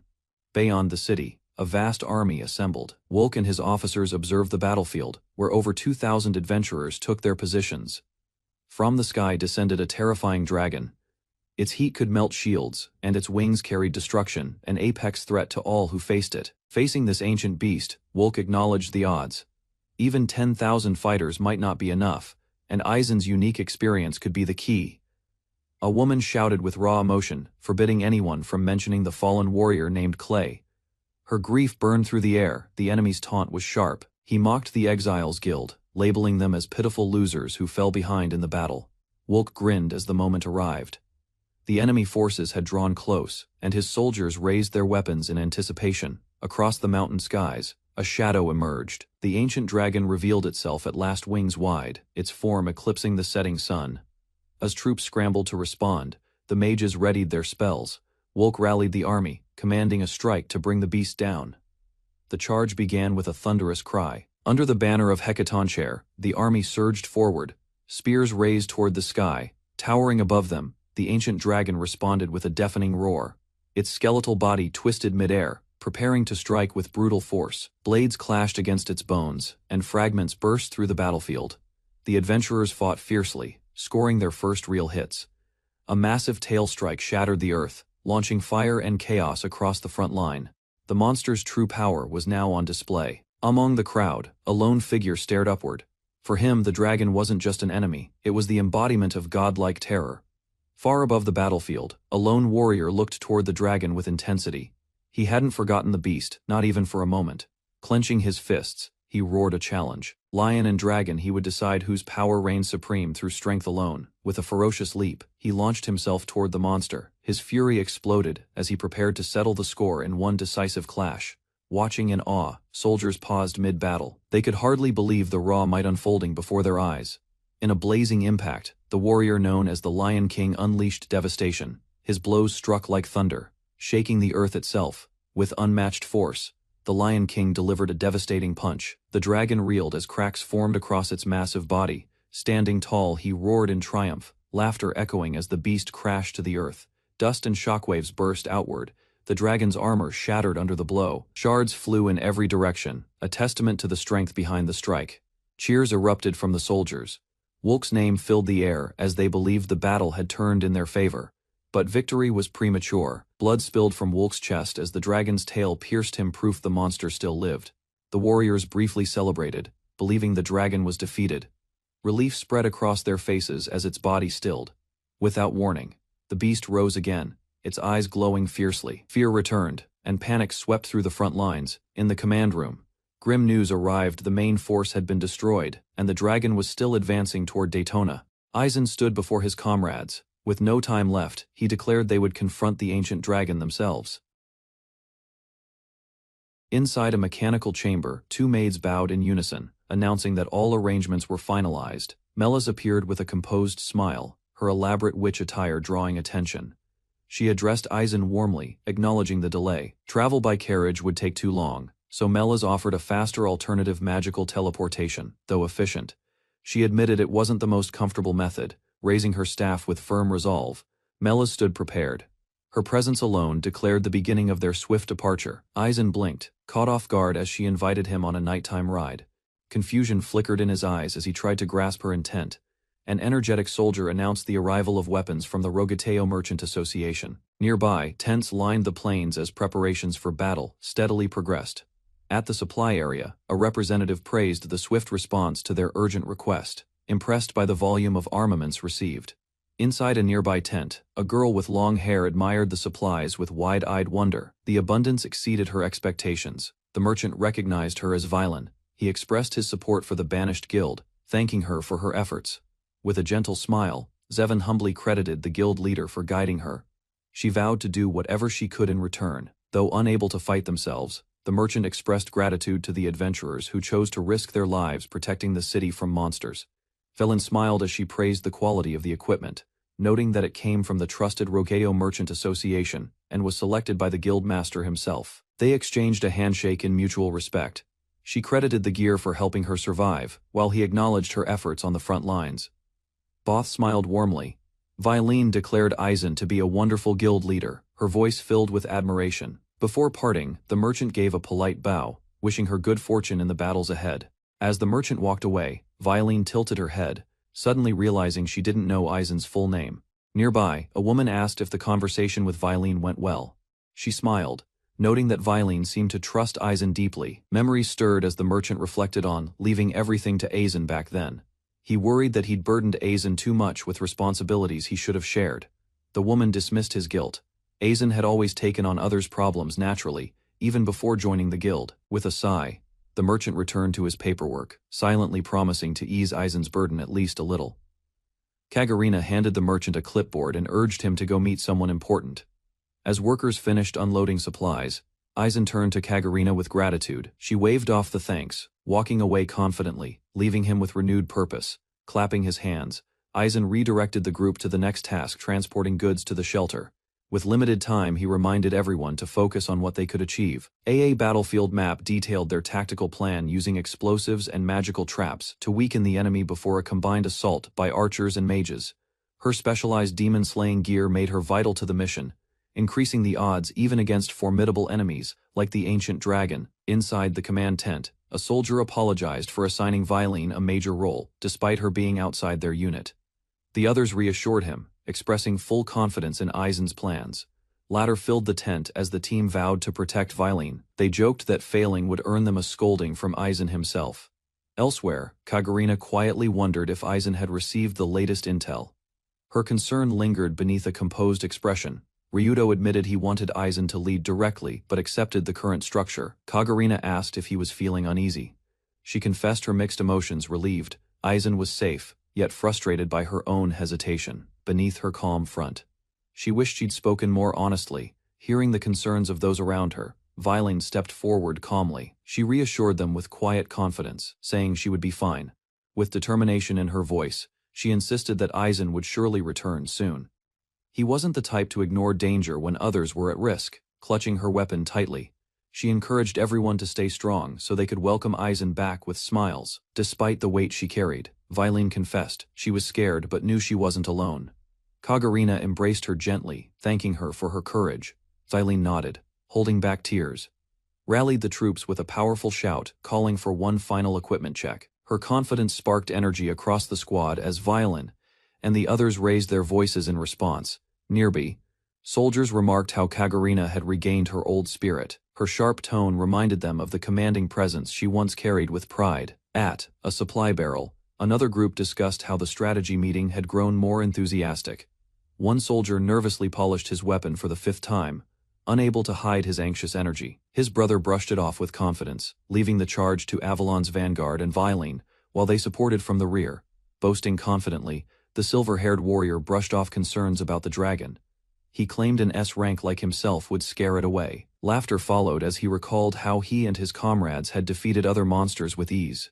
This time would be no different, or so he thought. Without warning, the earth shook violently. Explosions echoed from the distance. Shouts filled the camp as panic spread. Out from the trembling plains emerged a terrifying beast, the ancient dragon, its monstrous form towering over the battlefield. The ground split beneath its arrival, signaling the true start of the battle. Dragon slammed into the earth, its sheer force kicking up dust and flames. Its wings stretched wide, announcing its dominance. Traps and magic mines triggered at once. A coordinated detonation shook the field, the result of careful planning now in motion. Despite the explosion, the beast pressed forward. Scouts confirmed the dragon remained uninjured. Commanders issued orders to engage as planned. With steeled nerves, the archers and magic users released their attacks. The air filled with arrows and spells in perfect unison. Impact after impact struck the dragon's scales, testing whether their assault could pierce its ancient defense. The frontline fighters unleashed a relentless barrage. Arrows and magic struck with precision, giving no room for rest, despite their efforts.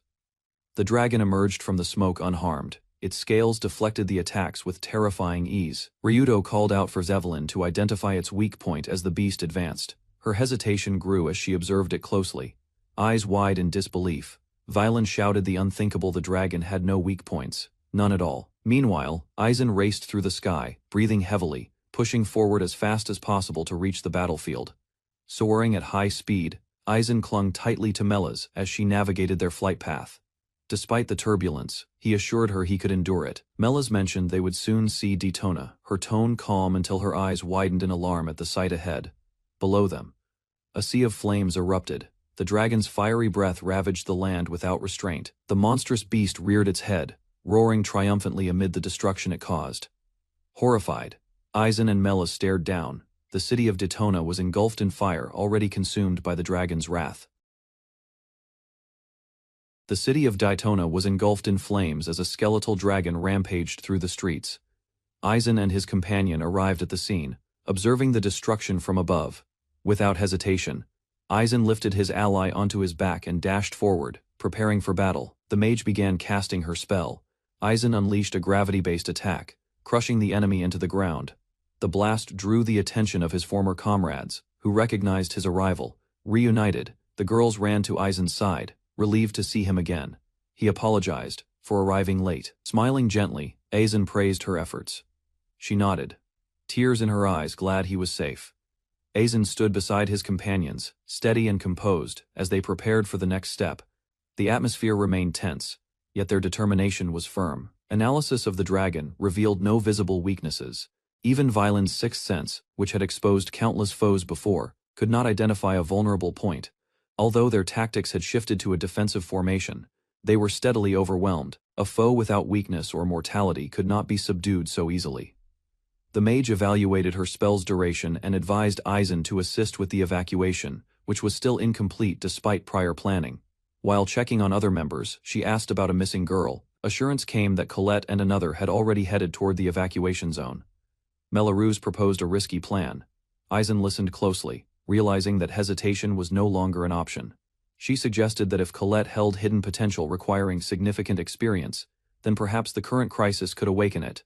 Aizen began to consider the implications seriously. The idea that an awakened Colette might be capable of defeating the dragon sparked a sliver of hope in Aizen's mind. He clung to the possibility. He theorized that Colette's secret skill, once awakened through harsh training, might be uniquely suited to counter the undead dragon's overwhelming power. Ultimately, the outcome rested on Aizen's judgment. Everyone turned to him, trusting his insight as the group's strategist and leader. Aizen reflected on the words of a former leader who once taught him to look beyond appearances.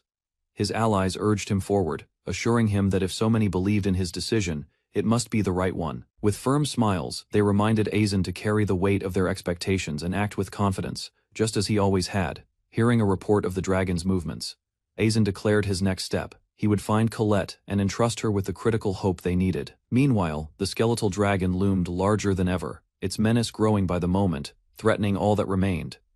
The group watched Aizen depart, placing their hopes entirely on his shoulders. Determination filled their eyes as they sent him off. Meanwhile, Colette led the civilians through the night. Her voice rose above the panic, urging everyone to stay calm and move quickly. As the crowd grew restless, the weight of responsibility bore down. Cries for help echoed as people clung to any remaining hope. One woman reported her daughter had vanished. Colette guessed the girl had returned home to retrieve a treasured doll. Panic escalated when someone screamed the child's name, Saria, while pointing toward the now dangerous First District under threat. A desperate mother begged to search for her child. Colette tried to reason with her, but another voice stepped in, asking to be allowed through. With a fierce grin, the armored man declared he would join the search. Confidence surged as he promised to find the girl in seconds. They requested an item belonging to the child. A handkerchief was offered, and the dog Alex perked up, ready for action. The man teased Kagarina as the dog picked up the scent. Despite past doubts, the creature proved unexpectedly reliable. Laughter echoed as he dashed off, while Kagarina shouted after him, hiding her worry behind scolding words. Shouting echoed through the streets as the rescuers called out to the lost girl, urging her to respond. Her mother's tears gave their mission urgency. They finally discovered the child, trembling and in tears. Alex the dog had led them directly to her, proving his worth once more. With a confident smirk, the warrior announced it was time to return.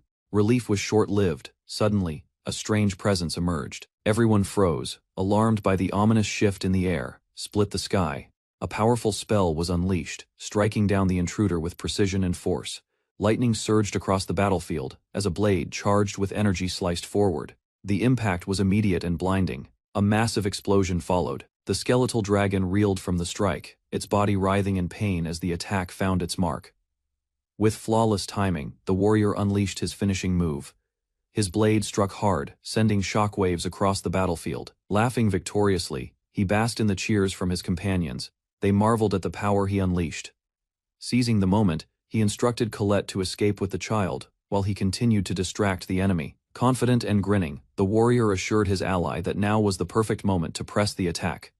Reinforcements, he claimed, would arrive soon. With unwavering spirit, Colette entrusted the child's safety to Salvio. The veteran adventurer accepted with gusto, charging ahead without hesitation. Perched atop a rooftop, Salvio addressed the shadowed streets below. He challenged the lurking enemy, prepared to showcase his full strength. A cloaked figure approached silently. Salvio, mistaking him for a fellow warrior, tried to engage, but tension filled the air. Without warning, the stranger unleashed a sudden strike. Salvio took the full blow, caught completely off guard. Salvio took a critical blow, blood bursting from the side of his face. The ambush was swift and brutal. A new figure appeared, cloaked and composed. With disdain, he labeled Salvio a nuisance and dismissed him without mercy.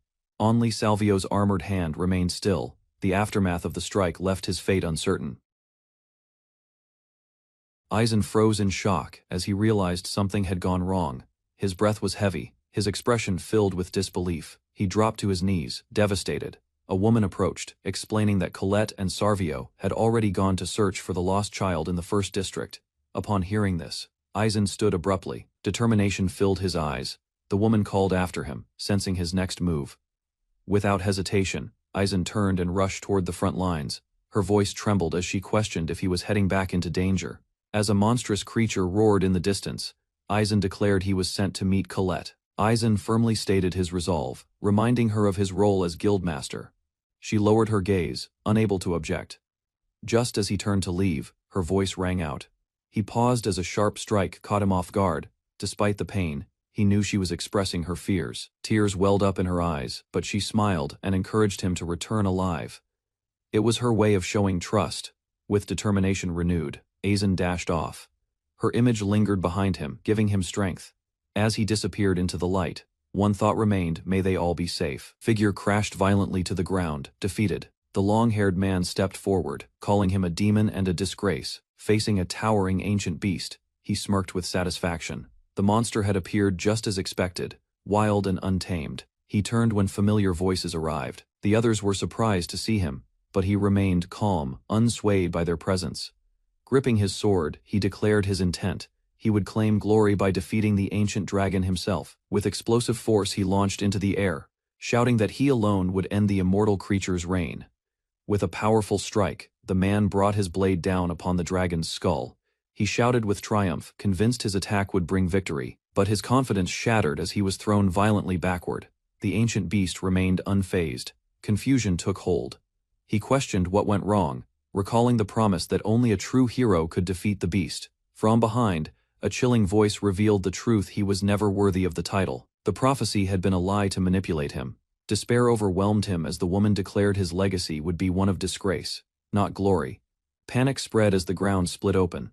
A monstrous roar echoed, drawing terrified reactions from those nearby. Moments later, the street exploded in a violent blast of stone and dust. Buildings crumbled in every direction. The ancient dragon stood tall, its dark form looming over the city like a force of nature, unmoved by the chaos it caused. Elsewhere, a girl ran through the streets with a child in her arms. She reassured the younger one, vowing to protect them at all costs. As debris rained down, she leapt to safety, eyes wide, as she feared for her brother's fate. The ground shook violently as another impact shattered the buildings. A cry escaped from the girl as she shielded the child in her arms. Beneath the rubble, the girl stirred. Relief washed over her sister, who reached out with trembling hands, grateful they had survived. Tears welled up as she urged her younger sister and their animal companion to run with all their strength.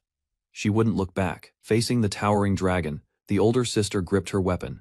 She vowed the beast wouldn't lay a finger on them. With burning resolve, Colette declared herself the dragon's opponent, shouting her name and readying for the battle ahead. Colette turned in surprise as a familiar voice called her name. Her brother stood, bloodied but alive, gripping his weapon. Despite his injuries, he grinned with energy. He declared he'd never felt better, his body feeling light and ready for battle. Laughing wildly, he faced the dragon without fear. He mocked the creature, shouting that it didn't scare him in the slightest. Flames surged behind him, yet he stood firm. He welcomed the hellish sight, addressing his team with unwavering resolve. With a smirk he launched himself forward, vowing to lead the dragon away toward the enemy's side. A violent burst of black and white marked a sudden impact. Silence followed the eruption as smoke curled above the shattered town. The fallen man rested in the arms of a mysterious woman dressed as a witch. She comforted him with eerie tenderness, whispering promises of eternal love. Dark energy consumed his remains, while the woman watched with a chilling smile. Transformation had begun. A new figure emerged from the shadows, armored and cloaked. Exuding unnatural power, she called him wonderful. Together, they looked on with satisfaction, ready to disappear after watching their child finish destroying the city. 3 girls confronted the woman behind the chaos. They realized she had survived due to a protective blessing. The witch appeared with her allies, smug and unapologetic. One girl recognized her as the one who unleashed the monster. With determination, the girls declared they would stop her. The witch smiled, amused by their resolve. She couldn't comprehend why anyone would unleash such a monstrous creature upon the world, risking countless innocent lives. In response, the necromancer remained defiant. Research into death and spirits was her only concern, and she saw no need to explain that to anyone. Grinning, the witch scoffed at concepts like belief or ideals. For her, the pursuit of knowledge outweighed everything else. People were nothing but tools for her amusement, all destined to become corpses in the end. She saw the sorrow beneath the cruelty, and shed a tear for someone who had likely never been loved. The armored warrior lunged forward with deadly force as the witch shrieked, demanding the girl not to meet her gaze. Reacting swiftly, the blonde girl stepped in, weapon drawn. Her eyes locked onto the enemy as the blade swung with precision. A clean strike pierced the knight's defenses, catching him off guard. The girl, trembling, muttered an apology as her attack landed. Without hesitation, the beast-eared mage prepared her spell. Sacred energy swirled around her as she called for divine retribution. Lightning erupted from her staff, engulfing the armored foe in a crackling storm, the spell unleashing its full righteous fury. The knight's core shattered, disintegrating as purifying magic overwhelmed its undead essence. It hadn't expected such a high-level spell. Nearby, the beast-eared mage explained the reason the girl's magical potential rivaled that of an S-rank adventurer, especially with divine blessings active. Frustration spread among the enemies. The undead witch, seething with rage, began to retreat as the group's resistance disrupted her control. Before vanishing, she left a chilling vow. One day, she promised, their eyes would be filled with despair, just like the others before them. Far off, a scout caught sight of movement. He called out urgently. 2 of their allies had finally been found. Aizen rushed through the rubble, calling out desperately. Amid the chaos, he spotted his injured allies and ran to them. Inside the ruined building, a bloodied warrior sat motionless. It was Salvio, his brother barely clinging to life. Dropping to his knees, Aizen pulled him close, shouting his name. Salvio's breath was faint, his condition dire. Tears welled in Aizen's eyes. Salvio was alive, but every part of him was battered and broken beyond recognition, determined to save him. Aizen summoned healing magic. Light gathered in his palm as he poured it into his brother's wounds. A bright glow surged from Aizen's hand as he released the healing spell with unwavering focus, pouring energy into his fallen brother elsewhere. A tearful ally pushed through the debris, desperately trying to reach them before it was too late. Aizen heard a faint voice, Salvio's urging him to see what he could not. Beneath the blood and pain, a knowing grin formed on his brother's lips. Salvio's arm twitched, his eyes opening slightly. Aizen steadied him, shocked at the flicker of life still clinging on. Crumbling in the rain, Aizen clutched him tightly. He called his name with trembling voice, hope and grief entwined in his heart. Aizen fought back tears, forcing a brave smile as he steadied himself. A strange light reflected in his eyes. Colette activated her appraisal magic. A glowing aura formed as she searched for something hidden beneath the surface. In Aizen's gaze, the same magical symbol appeared. Something long dormant had awakened inside him.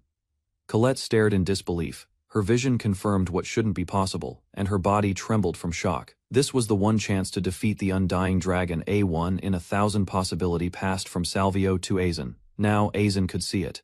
The undead dragon surged forward, its massive jaws threatening to crush everything. Colette and another warrior moved in to intercept. Steel clashed against fangs as the warrior held the beast at bay.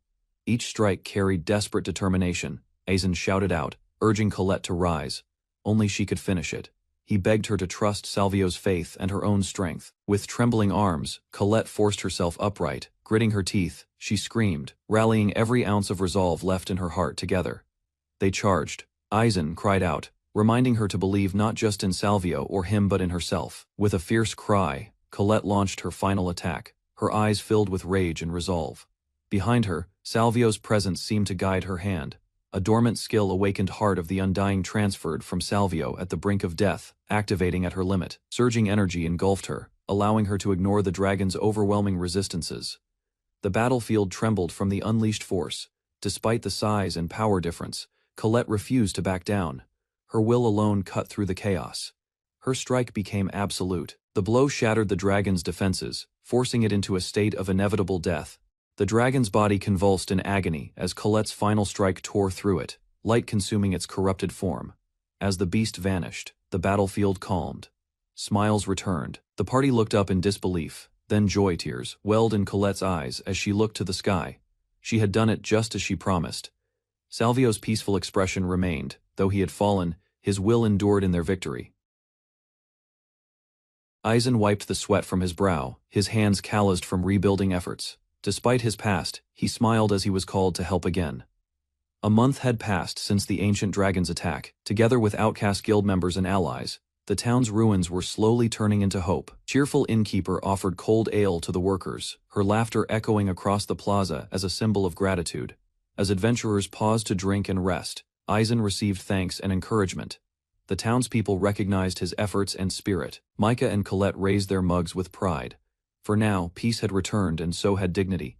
Colette grinned with confidence, boasting her resilience and strength. Aizen laughed, comforted by the group's energy. Their conversation shifted as they recalled recent struggles. Though once bedridden, Colette now stood with renewed vigor. Plans were made to visit someone important. Amid the tall grass outside the town, a lone grave waited in silence. The group approached with quiet steps, knocking on the door of a church-like building. Aizen led the way. The mood was calm but filled with meaning. He entered with a gentle smile, asking about the occupant's health. Their visit was one of care and remembrance. The group was warmly welcomed by a loud, grinning man named Salvio, who bore heavy bandages and a carefree laugh. Water was gently poured into a bowl, a quiet moment in contrast to the earlier greetings alone at a grave. A man paid silent tribute. He spoke to the departed, promising to drink together again someday. Colette burst in cheerfully, overjoyed to see Salvio awake and recovering. His return meant more than words could say. Though his body remained damaged and frail, Salvio smiled. Living on was already a miracle. Aizen listened quietly as Salvio cracked a joke, masking his true feelings behind a sharp grin. Reflecting on past hardships, Salvio admitted he had expected to fall long before Colette ever gave up. Still clutching flowers, Colette refused to accept the idea that good deeds shouldn't return. To her, survival meant something. A child handed over the bouquet, saying Salvio's strength had protected everyone. His life was proof that kindness echoed back. Beaming with energy, Colette declared that his journey wasn't over yet. She still had much to learn from him. Colette's voice trembled with conviction as she vowed to shoulder half of her brother's burden, refusing to let him carry it alone. Though unaware of his full past, Micah affirmed her trust in the person Salvio had become through action, not memory. With a bright grin, she brushed off. Talk of curses, confident her blessings could overcome anything. Thrown their way, Anna, their companion, stepped forward, asking to share his guilt and reminding him he had already changed for the better. Bathed in light, she welcomed him without condition. To her, Salvio was family no matter his scars. The group exchanged light remarks, summarizing the discussion with smiles as the tension in the room faded. With a calm expression, Aizen declared that both he and the Outcasts Guild welcomed Salvio as one of their own, offering to carry his pain together. Though overwhelmed, Salvio voiced disbelief, questioning their expectations for someone who could no longer fight. Outside, news of the guild's success had begun to spread.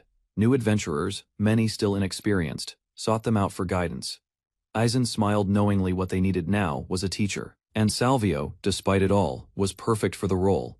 He reached out with quiet determination, asking Salvio to take on a new purpose within the guild. Holding back his emotions, Salvio clutched the flowers tightly, realizing that even without battle, he still had worth. Tears welled in his eyes as he shouted his acceptance, overwhelmed by the warmth extended to him. A soft smile formed on Aizen's face, watching as Salvio began to embrace his place among them. The peaceful moment was suddenly interrupted as a new member burst in, loud and energetic, stirring fresh chaos. A sudden entrance from a lively witch named Melithas disrupted the room. She teasingly assessed Salvio, recognizing him as the hero who had once protected his allies with his body. Caught off guard by her directness, Salvio's mind raced. The idea that he had somehow charmed someone so unexpected left him visibly shaken. When Melas revealed her true age many times, his own Salvio froze, unable to comprehend the situation. Trying to recover, Salvio dramatically proposed marriage, completely serious in tone, but absurd in context. His declaration glittered with misplaced confidence. The rest of the group stood stunned, their synchronized scream echoing across the room in disbelief. Melas laughed off Salvio's earnest proposal, kindly rejecting him. She explained with a wink that she had no interest in men under 40 without a touch of mystery. The room fell silent as Salvio collapsed dramatically, heart crushed under the speed of his rejection. Trying to recover, Salvio declared he'd found new hope in living, despite the pain. Everyone around him reacted with confusion as he rambled on, barely clinging to coherence. At that moment, a new presence entered. A tall commanding figure appeared. Gerarch, a high-ranking official, accompanied by a knight named Kagari. Gerarch explained that he had come to inspect the town's recovery after the dragon attack. Gerarch spoke with gravity, explaining the impact of recent events on the guild alliance. Aizen listened intently, aware of the stakes. In a surprising turn, Gerarch revealed that Aizen had been nominated as a candidate to become one of the new 4 emperors. Shocked beyond words, Aizen could only stammer as the reality began to sink in. Outside, flags of support filled the streets. Adventurers from across the land had already begun to rally behind Aizen's leadership.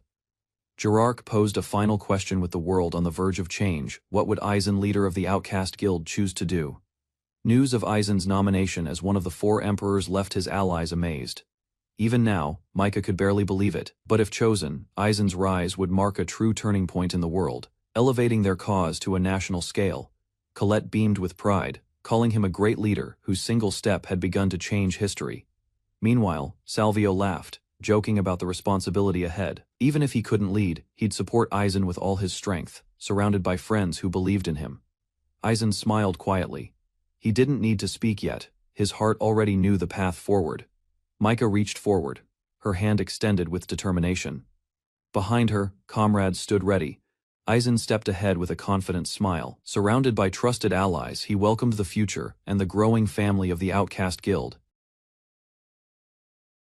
Beneath a star-filled sky, a blonde woman stepped into the serene hot spring, surrounded by glowing autumn leaves and distant dark hills. With careful steps, she entered deeper into the water, steam rising around her. A second woman joined, lowering herself into the bath. Her silver hair floated slightly, and her relaxed posture showed she was fully enjoying the soothing sensation. Elsewhere in the spring, cheerful voices rang out. Smiles spread across everyone's faces as friends gathered, stretching and playing beneath the fluttering leaves in the open air. Back at the guild, a fierce instructor barked orders, his sharp teeth bared in a wide grin. Aizen greeted his returning guild with confidence, raising his hand to acknowledge their efforts. Walking beside Salvio, Aizen expressed satisfaction with the training results. Entrusting the harsh instructor with new recruits had proven effective, and the team was showing steady improvement. Meanwhile, Colette stepped up to distribute water, smiling warmly as she supported the exhausted trainees. Encouragement flowed as Colette praised the younger members. Their progress was visible, and the gratitude in their eyes reflected growing confidence and respect. Watching from afar, Aizen smiled faintly. He recognized that her personality uplifted others, inspiring those around her just as much as battle experience ever could. Colette knelt with a bright smile as she engaged the new recruits, encouraging them with warmth. Aizen returned from his task, greeted by joyful voices. From a distance, Vereen and Micah returned from their mission. Their team approached briskly, reporting the successful elimination of nearby threats without delay. With a gentle hand, Aizen praised Vereen for her safe return. She beamed with pride under his praise, visibly moved by the recognition and affection. Micah smirked as she teased Vereen, claiming she and Aizen made a strong pair. Despite their victories, responsibilities grew. The guild now handled higher-level quests, and while operations ran smoothly, chances to explore together had become rare, a quiet cost of growth. Though the guild ran smoothly, some members felt a quiet loneliness. Suddenly, Salvio collapsed in front of everyone. Colette rushed forward with medicine, while Aizen shouted his name and ran to his side, despite his condition. Salvio grinned through pain. He spoke of the new life he'd found here, unwilling to give up just yet. The doctor's report was grim: major internal damage with little hope of recovery. Even so, Sarvio resumed his duties, pushing forward with Aizen's support, troubled by the outcome. Micah silently resolved to dig deeper. She decided to recheck the library, unwilling to accept things as they were. As Micah walked in silence, a thought took root: a rare healing spring mentioned in old records might offer a cure. Doubt still lingered, but the hope was enough. She paused by a window, staring outside. Memories weighed heavily on her heart. The place she once avoided now held the key to someone's survival. The next day arrived, and the scene shifted to the Guild Hall of Avalon, a different adventurer base bustling with activity. Aizen entered confidently, greeting Raidu, who welcomed him warmly. Their conversation hinted at old familiarity. Tesla appeared through a magical communication device. Smiling, he greeted Aizen and apologized for not being there in person due to work obligations. While meeting with Raidu, Aizen received news that one of the 4 emperors, Volk, had fallen. Tesla explained that the Adventurer Guild Alliance had not yet selected a new emperor. Approval from all 3 guild heads was still pending, leaving leadership in limbo. As the discussion deepened, Aizen was shown disturbing reports. Ever since hidden skills and the banished guild's existence became public, strange incidents were increasingly reported. One alarming claim stood out: some adventurers insisted their hidden skills had been forcibly stolen. The truth of this remained unclear. With resolve, Aizen posed a critical question: had anyone met a figure who connected all these afflicted adventurers? Reports from multiple victims pointed to the same detail: a man with heavy tattoos on his left arm had been present before their skills vanished. Aizen speculated that advanced hidden skill research could lead to dangerous new items. However, the genius capable of such work, Faust, remained imprisoned. Their expressions grew grim. The tattooed man was identified as someone who possessed a hidden skill, capable of stealing others' abilities. To take them from someone was no different than stealing their very identity. With determination, he promised to investigate further. As head of the banished guild and wielder of the appraisal eye, he would uncover the truth. The conversation with the Alliance wrapped up, and Aizen was thanked for his help. He brought up Sarvio's lingering condition. The effects had surpassed medicine, suggesting the problem now lay in the realm of magic. Without warning, the eccentric mage Melas appeared through a magical transmission. With dramatic flair, she cheerfully claimed the task as her own, despite the surprise. Her casual attitude clashed with the urgency. Still, she insisted Aizen could always come to her with problems. Suddenly, her tone turned serious. She revealed the shocking truth: Sarvio wasn't just injured, he was under a powerful curse. Aizen was shocked to learn the truth: Sarvio's condition wasn't just a disease, but a powerful curse, likely born from spiritual corruption after death. Even healing magic and potions wouldn't suffice. The curse had become so potent, it could surpass regular magical boundaries. Still, Melas offered a glimmer of hope. While a full cure might be out of reach, she believed she could at least weaken the curse's grip. Tesla approved Aizen's involvement. Melas playfully agreed, acknowledging Aizen's skill and resolve to tackle the curse. With a wave of her wand, Melas suggested a journey. Aizen, Sarvio, and a few companions would need to travel together for the cure. A magical burst lit the room as Melas activated her spell. Aizen looked up, startled, as the floating quill marked their next destination. The map revealed a distant land Shirokane village. To their surprise, it was Micah's birthplace, hidden deep within the eastern frontier. A troubling report was delivered as Aizen watched in silence. The priestess, once blessed with sacred power, had lost her ability.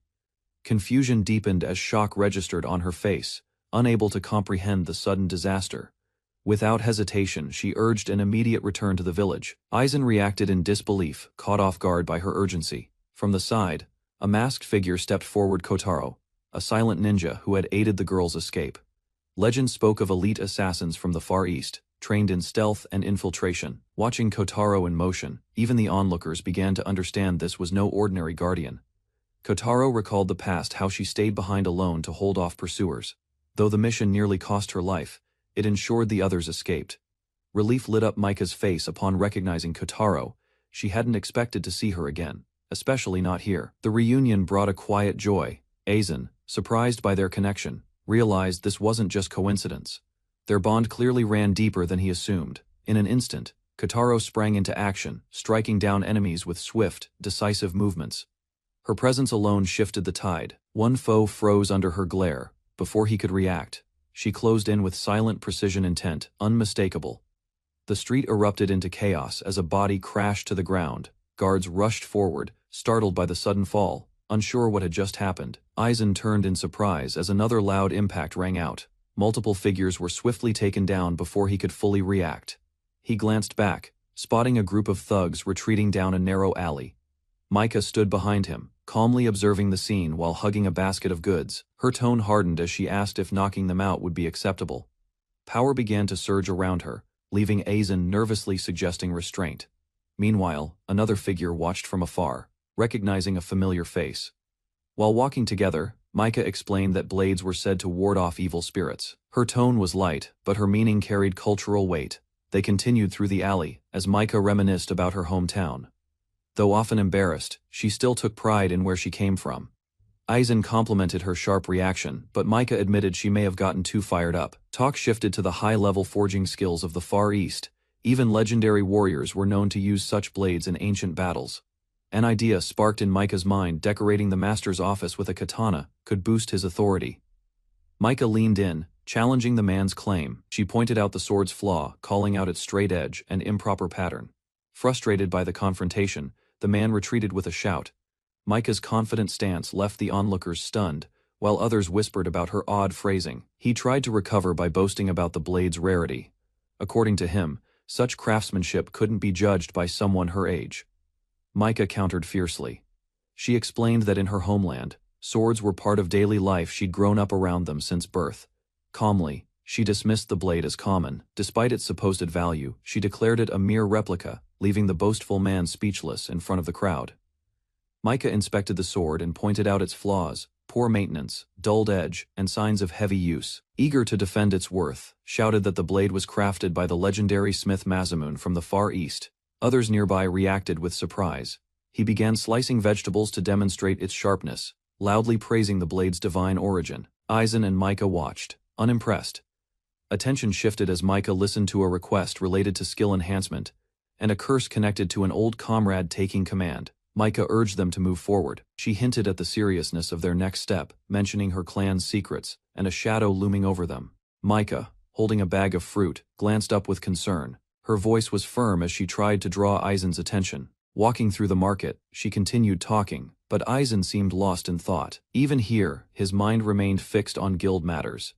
Later, Micah stood solemnly, channeling energy into her hands. Her inherited priestess powers began to awaken once more. Flashes of past battles emerged, times when Micah's sacred skill had saved many. Her strength had always been a shield. Aizen recalled her powerful younger sister, who once surpassed even Micah. Now that sister had lost her powers, raising new questions. Roughly 20 days earlier, Hisui's divine blessing vanished without warning, causing unrest among her people. Disputes erupted over the priestess's vacant role, leading to internal strife within the village. Suddenly, Micah felt dizzy. Her body trembled as darkness clouded her vision.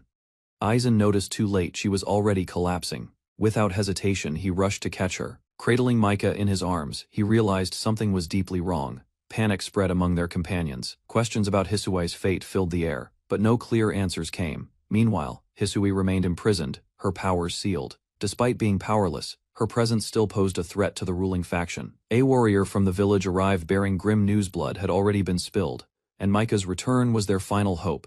As the weight of responsibility settled on her, panic surged through Micah's chest. Only she had the power to stop the conflict. Her voice trembled as she broke down in tears, overwhelmed by the impossible burden placed on her shoulders.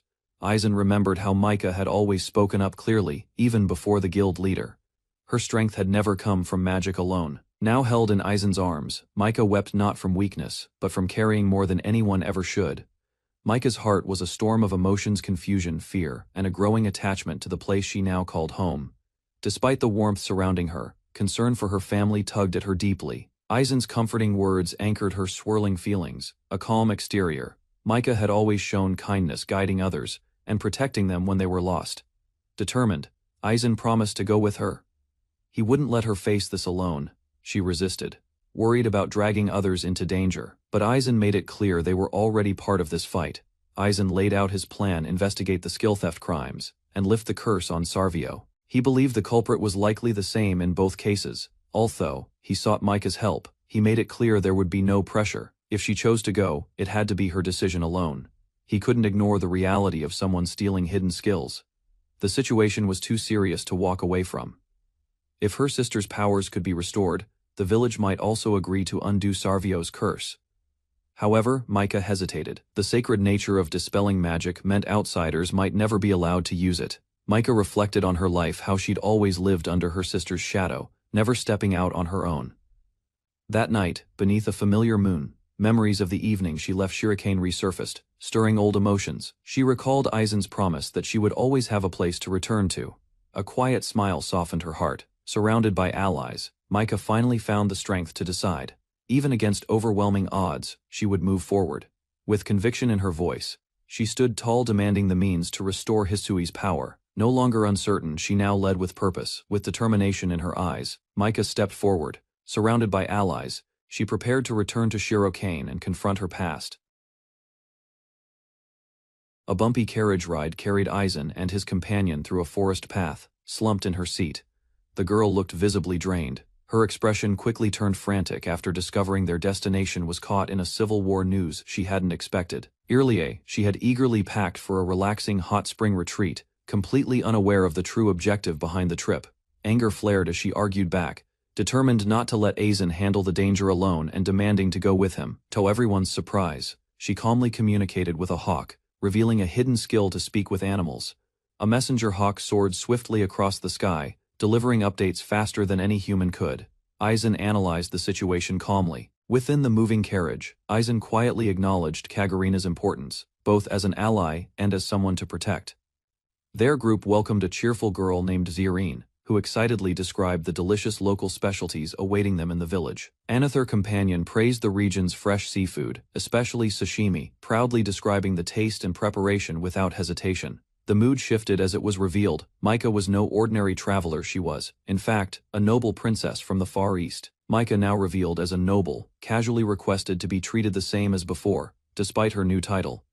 Zerine embraced her with affection, happily affirming their friendship, while Micah responded with quiet appreciation. From behind the curtain, Aizen smiled at their bond while others looked on, envious of the closeness between the two girls.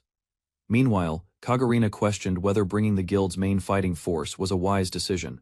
The response was short but confident. Aizen then laid out their 3 objectives: stop the village unrest, dispel a curse, and investigate a hidden skill theft incident. Plans were made to temporarily leave the guild in capable hands, while the strongest members advanced toward the village. Rito agreed to assist personally, not just to sharpen his own edge, but also to guide the newer recruits. Concerns about costs surfaced, especially with moving everyone together. Apologies were exchanged as the topic shifted to logistics. Motion sickness hit one passenger hard, causing him to clutch his face in agony, alarming everyone nearby. Voices rose in panic. Shouts to stop the carriage echoed, as they tried to prevent an embarrassing disaster in motion. Despite motion sickness nearly derailing things, the group finally departed without further issues, heading east on their long journey. Elsewhere, inside the Adventurer Guild's central office, higher-ups monitored the team's progress from afar. 3 weeks had passed since Aizen's group set out. Excitement built among those waiting for updates on their arrival. Discussions behind closed doors revealed how Aizen's involvement was more deliberate than assumed. His presence served a greater purpose. Even so, some officials debated whether sending support had influenced the region's unrest or helped stabilize a delicate situation. Eyes locked in silent tension hinted at deeper motives beneath polite words. Speculation arose about the Alliance's failure to establish a base in the far eastern continent, despite its growing strategic importance. Rare metals from Shirokane village, vital for weapons and armor, had far-reaching economic value across multiple industries. Control of its ports, surrounded by powerful nations, offered access to vital trade and intelligence routes spanning the continent. Due to the village's closed nature, High Command decided Aizen's team would be the key to opening long-sealed diplomatic doors and extending guild influence. A strategic vision was forming. If influence reached the east, the Alliance could justify future intervention under noble pretenses. Behind polite chatter, layers of political calculation unraveled. Subtle maneuvers were cloaked in formal hospitality. Suspicion flared. A piercing glance demanded clarity, questioning what hidden intent lay beneath recent actions. Yet her calm smile dismissed concern, insisting that shared interests aligned for now. Attention turned back to Aizen. His potential wasn't just recognized, it was quietly accepted as the cornerstone of whatever plans would unfold. Next, expectations soared. Even high-ranking officials admitted that the group's potential exceeded their original predictions. Shared laughter followed the exchange, masking the weight of the calculated risks beneath their smiles. Back on the field, a fierce fighter lunged forward with deadly precision, calling out a finishing move mid-attack. His target collapsed instantly, overwhelmed by the sheer force of the blow, while cheers and wild laughter erupted. Celebration was short-lived. A backlash injured the attacker himself, prompting shocked reactions from allies who had warned him moments before. The party neared Shirokane's borders. Using a combination of keen senses and Kagurina's animal communication, they avoided an ambush just in time. A tattoo was discovered on one of the fallen enemies, an ominous dragon crest, none of them recognized at first. Shock spread as the symbol was identified. It belonged to the Onijima group, a powerful underground syndicate operating within the village. Worse yet, the mastermind behind the uprising was revealed.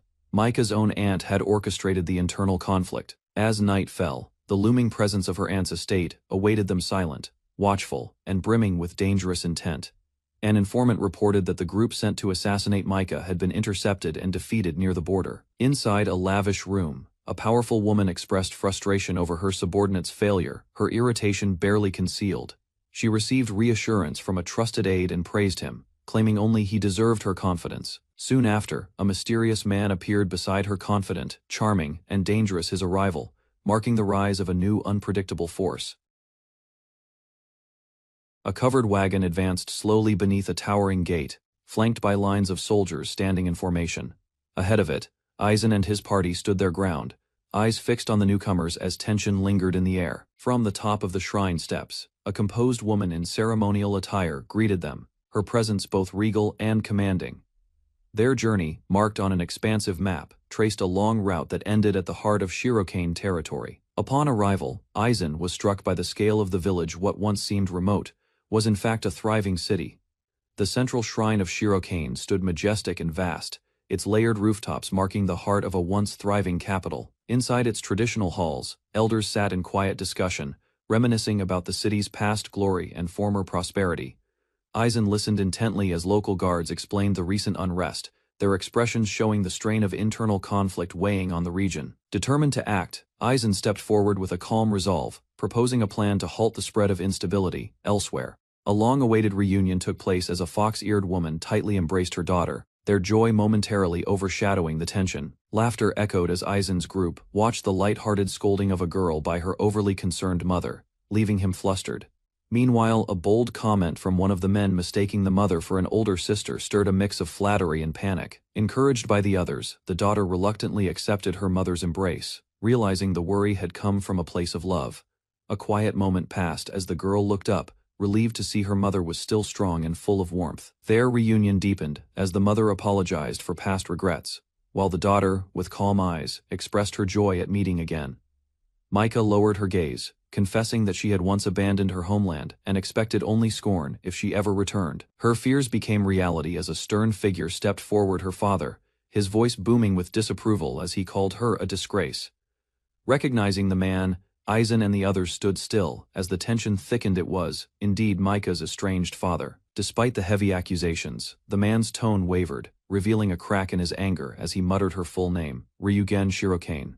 He then lashed out again, declaring that neither Micah nor her sister were worthy of setting foot in Shirokane's sacred grounds. Rumors from the battlefield reached the shrine, suggesting that some rebel soldiers were being protected by Shrine Maiden's blessings.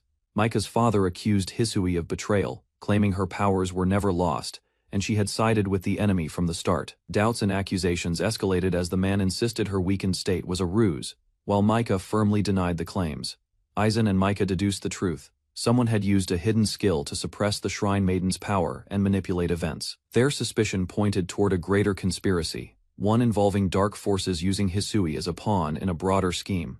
Seated before the clan heads, Aizen respectfully requested their cooperation, asserting that only the expelled guild could uncover the truth. He confidently stated that Micah's strength would be essential in resolving both the internal strife and saving Hisui from danger.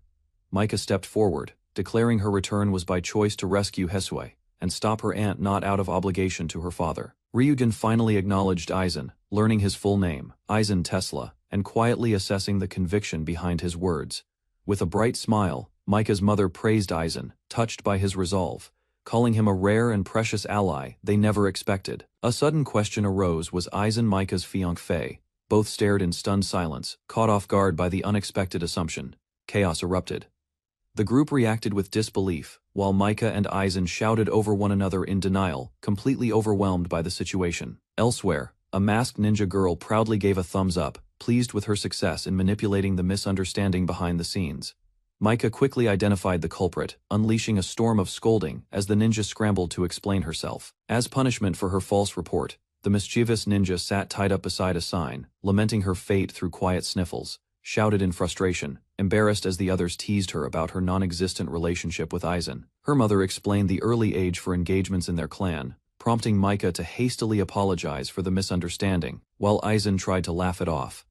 Elsewhere, one of their companions smiled, glad to see Micah enjoying time with her mother after years apart. Later, Micah replayed the conversation in her head, unsure if Aizen had actually offended her or simply made her heart flutter. Red-faced and flustered, she struggled to calm herself, unable to explain why her heart was racing so wildly. Micah grew flustered, unsure if her earlier reaction had upset Aizen, while preparations were announced for what came next. Tension rose as Micah's mother suddenly addressed the group, revealing that one of them carried a deadly curse. Without hesitation, she proposed cleansing it using a sacred ritual bath known as the Heaven's Blessing Spring. Two girls arrived at a mountain inn and marveled at the scenery. Wrapped in towels, they stepped out eagerly toward the open-air bath. As night fell, they joined their companions in the hot spring. The stars shimmered above, and laughter echoed through the quiet. One girl stretched her arms into the warm water, relaxing completely. The others chatted, soaking and appreciating the peaceful moment. A woman leaned back, basking in the steam. Her calm expression showed deep contentment as another girl glanced her way, clearly impressed. Admiring her friend's mature aura, one girl commented aloud, unintentionally flustering her with a bold compliment. The conversation turned awkward as one girl innocently praised another's figure, unintentionally sparking embarrassment in the group. Trying to justify herself, the flustered girl explained her body took after her mother, yet the others still stared in disbelief. Meanwhile, the fox-eared girl silently compared herself to her mother, questioning if she too would develop the same traits in time. Suddenly, a loud outburst erupted as another girl jumped to a wild conclusion, causing even more confusion in the steamy bath. Caught off guard, the older girl turned red as compliments about her body continued, leaving her overwhelmed by everyone's blunt honesty. Each girl imagined a future holding Aizen's child, their minds spiraling into vivid daydreams of family life. Suddenly, laughter broke the tension. One girl spotted a shooting star, and everyone's attention turned skyward. On the other side of the spring, Aizen relaxed with a friend. Though distant, they could hear the girl's lively chatter echoing.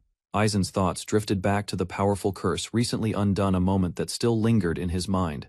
In a quiet shrine, a ceremonial space stood as evidence of the village's long tradition of purification and spiritual rites. Within a sacred cave, a ritual master prepared rare medicine linked to the Shirokane clan's hidden bath known only to a few. This mystical spring was said to cure illness and dispel curses, but deeper purification demanded a ceremonial process passed down generations. A young priestess revealed her inherited skill, drawing from her mother's concealed spiritual abilities, and began the rite in silence. She explained that priestesses of Shirokane were born with divine blessings, though those powers evolve differently in each successor. With a knowing smile, she told Aizen that once he became a true master, he too would see that hidden strength. A vision surfaced, faint yet vivid, stirring something dormant inside him. At that moment, the priestess began chanting. A divine glow encircled her, releasing a sacred technique that awakened hidden potential. She unveiled a transformed skill, born from her spiritual blessing, bathed in the sacred spring. Her ability now restored abnormal conditions. Aizen observed silently. He realized the power had evolved, becoming more suited for healing than combat, yet undeniably potent. He understood, then the Shirokane clan's mastery was no accident, but a force earned through generations of devotion and growth. The priestess raised her ceremonial tools, invoking spiritual power with unwavering resolve. Her chant grew stronger with each passing second. A corrupted aura swirled violently around the afflicted man as sacred ripples expanded outward from the spring. Darkness erupted in every direction. Cursed energy fought back in waves, as the man struggled to maintain focus amidst the chaos. Aizen watched in shock, as the ritual revealed the true horror. An evil spirit had long possessed the man, feeding on hatred. Despite the fierce resistance, the exorcism pushed forward, the priestess refusing to waver until the final cry of the spirit vanished. The priestess announced the evil spirit had been suppressed. Aizen smiled in relief, unaware the effect was only temporary. She explained that the man, Salvio, had unknowingly cursed himself a pain buried deep in his soul. His overwhelming guilt acted like a beacon, drawing the spirit back no matter how often it was expelled. For years, Salvio had blamed himself for everything, shouting his regrets to the world, yet silently inviting darkness inside. In the end, the priestess told him the only path forward was to confront his pain and forgive himself to be truly free. As the night wind settled, Salvio turned to Aizen, expressing gratitude for bringing him to this sacred place. With a confident smile, he vowed to walk forward again to live, not just atone. Their laughter echoed across the water, a sharp contrast to the heavy silence that once lingered between them. Aizen agreed to join him on his return, offering his support both in journey and in spirit. Under a sky lit by stars, the two clasped fists in promise, sealing a bond born from battle and renewed by trust. After everything, Aizen and Salvio took a moment to recover, letting the warmth of the spring ease their tension. Elsewhere, a new mission formed. Information about Micah's sister, and a hidden skill began circulating. A confident man stepped forward, declaring the start of a new operation under the expelled guild's banner. In a festive hot spring town, cheerful crowds filled the streets, and the market buzzed with life. One member of the group, cloaked in mystery, made a bold appearance. She declared her intent to participate fully, revealing a surprising truth about her identity. Her attempt to brush off concerns only sparked curiosity. The choice of disguise drew mixed reactions, leaving her companions both amused and intrigued. As they strolled through the venue, doubts surfaced about whether their visit was too leisurely amidst ongoing responsibilities. Meanwhile, others were already gathering intelligence and strategizing. That contrast made one girl pause, quietly reflecting on whether their carefree time had been too indulgent. With a playful gesture, the cheerful girl placed her finger on her friend's lips, urging her to rest instead of worrying. A wink accompanied her light-hearted command. Encouragement turned into reassurance. She reminded them that Aizen had approved the break, making it perfectly acceptable to enjoy the moment. Standing nearby, another girl quietly admired how understanding her companion was. The scene made her feel both envious and amazed. Something suddenly caught her attention. A distant storefront shimmered with an oddly familiar aura, drawing her gaze. Startled, she froze. Recognition filled her eyes as she whispered about the mysterious shop ahead. A quiet step brought the girl into a room filled with weapons, where blades lined the walls in neat displays. Her eyes scanned the place with growing curiosity. She stood in awe, quietly muttering in surprise, as she realized it was a weapon shop completely unexpected in a town like this. Suddenly, a fierce woman appeared, shocked to find a young girl in such a place. Her tone was intense and questioning. Without warning, the woman erupted in emotion. The rest of the group arrived, puzzled by the heated atmosphere. Recognition dawned.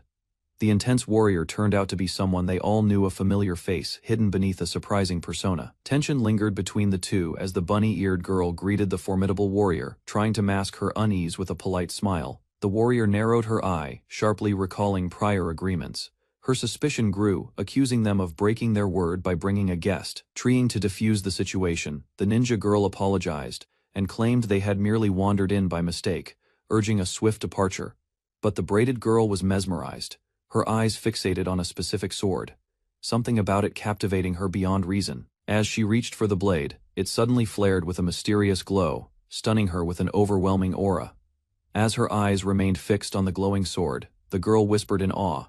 Something about the blade pulsed as if it were alive. Just as she reached out instinctively, someone's hand grabbed her arm, pulling her away with urgency. The shopkeeper, alarmed, stared intently. She muttered something under her breath, questioning if the girl was truly a swordswoman. Instead of scolding her further, the warrior's tone shifted. Offering a cup of tea, she invited the girl to talk more. Inside the cozy room, the group sat around the table, slowly realizing they were in the presence of a legendary blacksmith. The warrior finally introduced herself as Masamune Suzuki, a third-generation blacksmith of legendary lineage. Her confidence filled the room as she lifted her drink. Hearing the name, one girl lit up with recognition. Masamune's work was renowned. Her forged weapons sold at exceptional prices. They marveled at her skill. Despite her youthful appearance, she had earned deep respect as a master smith. With a grin, Masamune revealed her true age: 13 years. Shock spread across the table. To explain, the bunny-eared girl sheepishly admitted she had once called Masamune-chan, unaware of the blacksmith's long-lived race. With a mix of pride and annoyance, Masamune scolded her old friend for how she'd been addressed. Masamune declared that everyone present looked like adorable children to her. Her tone softened, and she even offered a new nickname for herself. As the conversation grew serious again, they acknowledged the girl's strange ability, a supernatural sensitivity that let her perceive the essence of the flame within swords.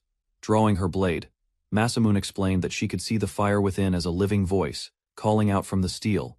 Her memories poured out. She had been born beside flame, crafting swords her whole life, each stroke embedding the fire's spirit into the blade itself. Masamune acknowledged the girl's rare sensitivity as a hidden skill, one that surpassed many seasoned swordsmen she'd worked with before. For the first time in ages, Masamune felt a spark of excitement. The girl's reaction to the flame within the blade reignited something long dormant. Their conversation shifted to past decisions. Masamune had limited her weapons sales to essentials for protecting the village. Despite her efforts, some weapons had ended up fueling distant wars, their reach and impact spreading far beyond her intent.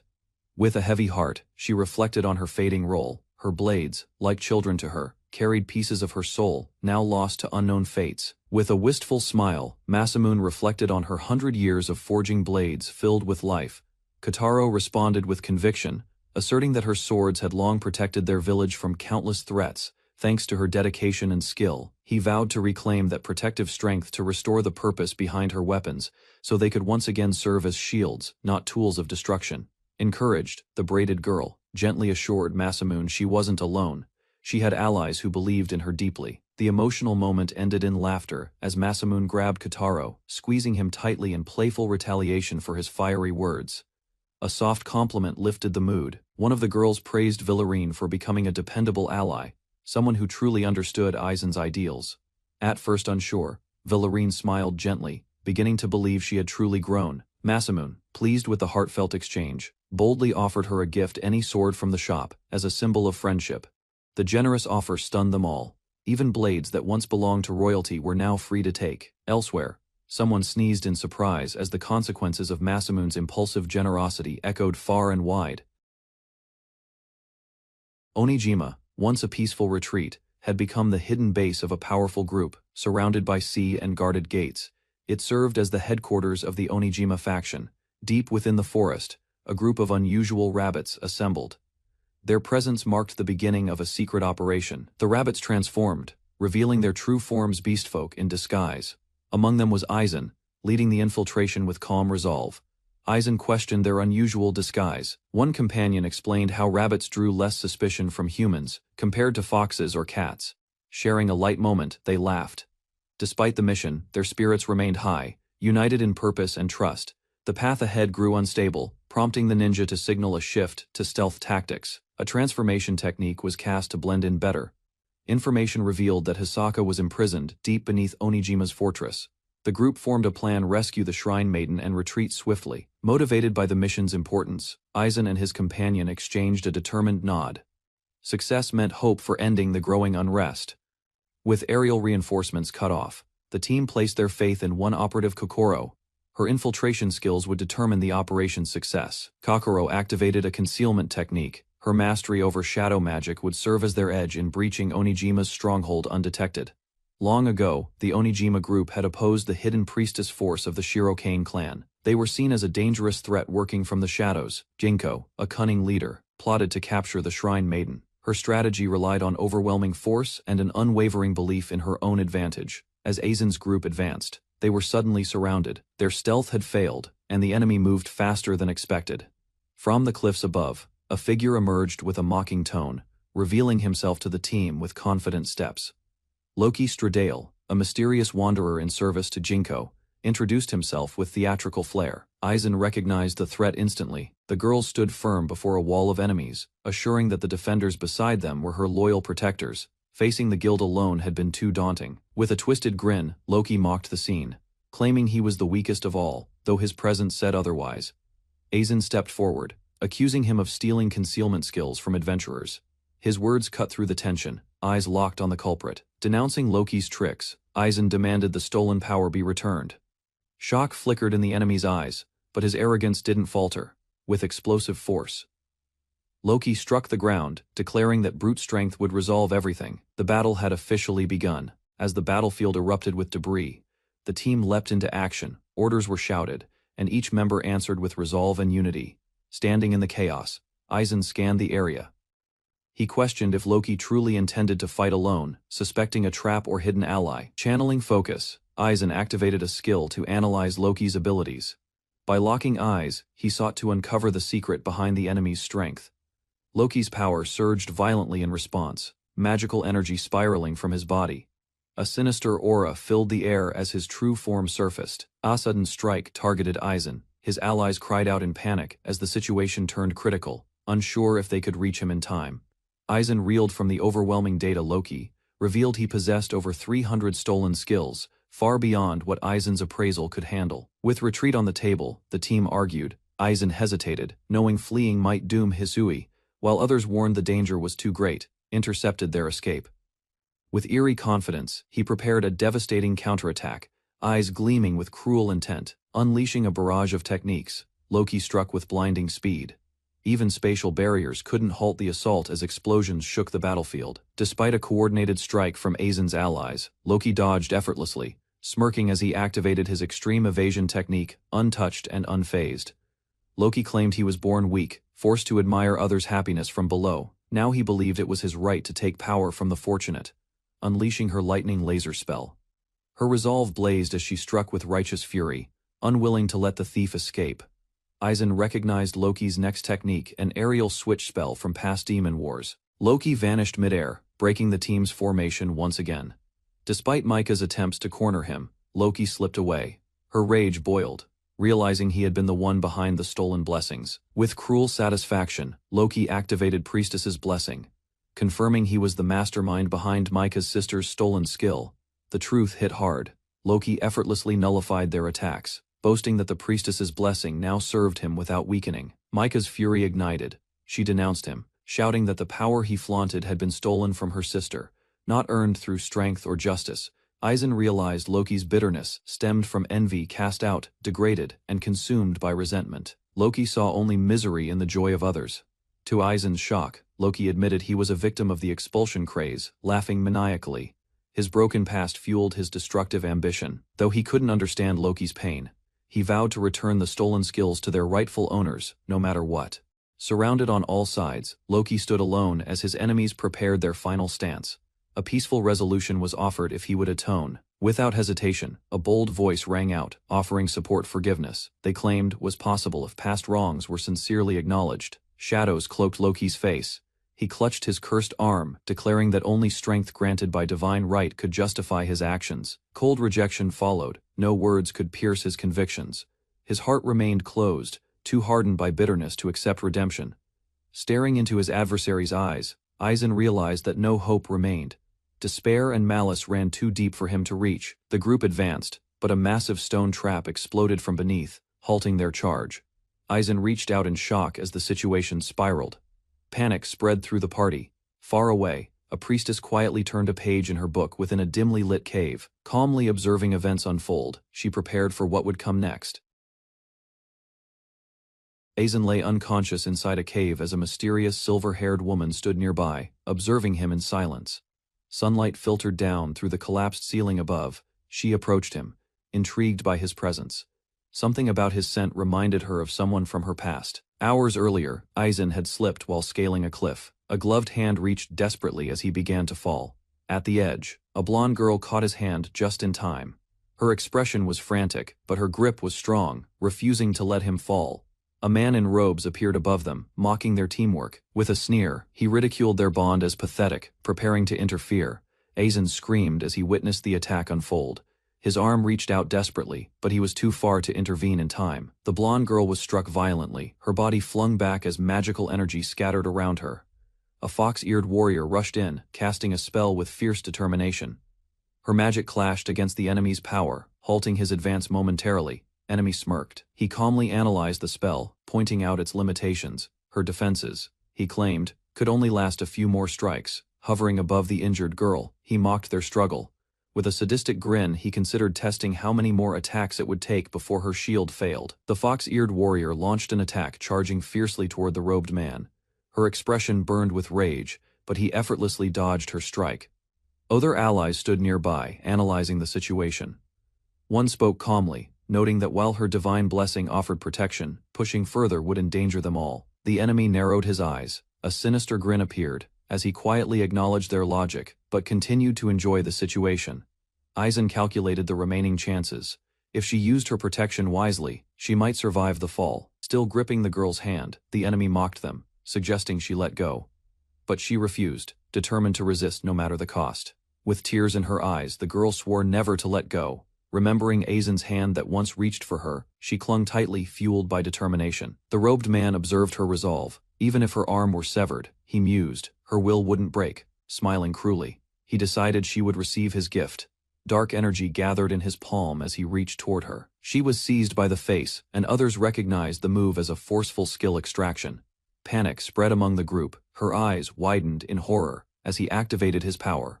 With twisted pleasure, he began stealing her skill, declaring himself the skill taker. A surge of magic erupted as the enemy activated his power. The girl's spiritual form was forcefully pulled away, exposing her soul to the assault.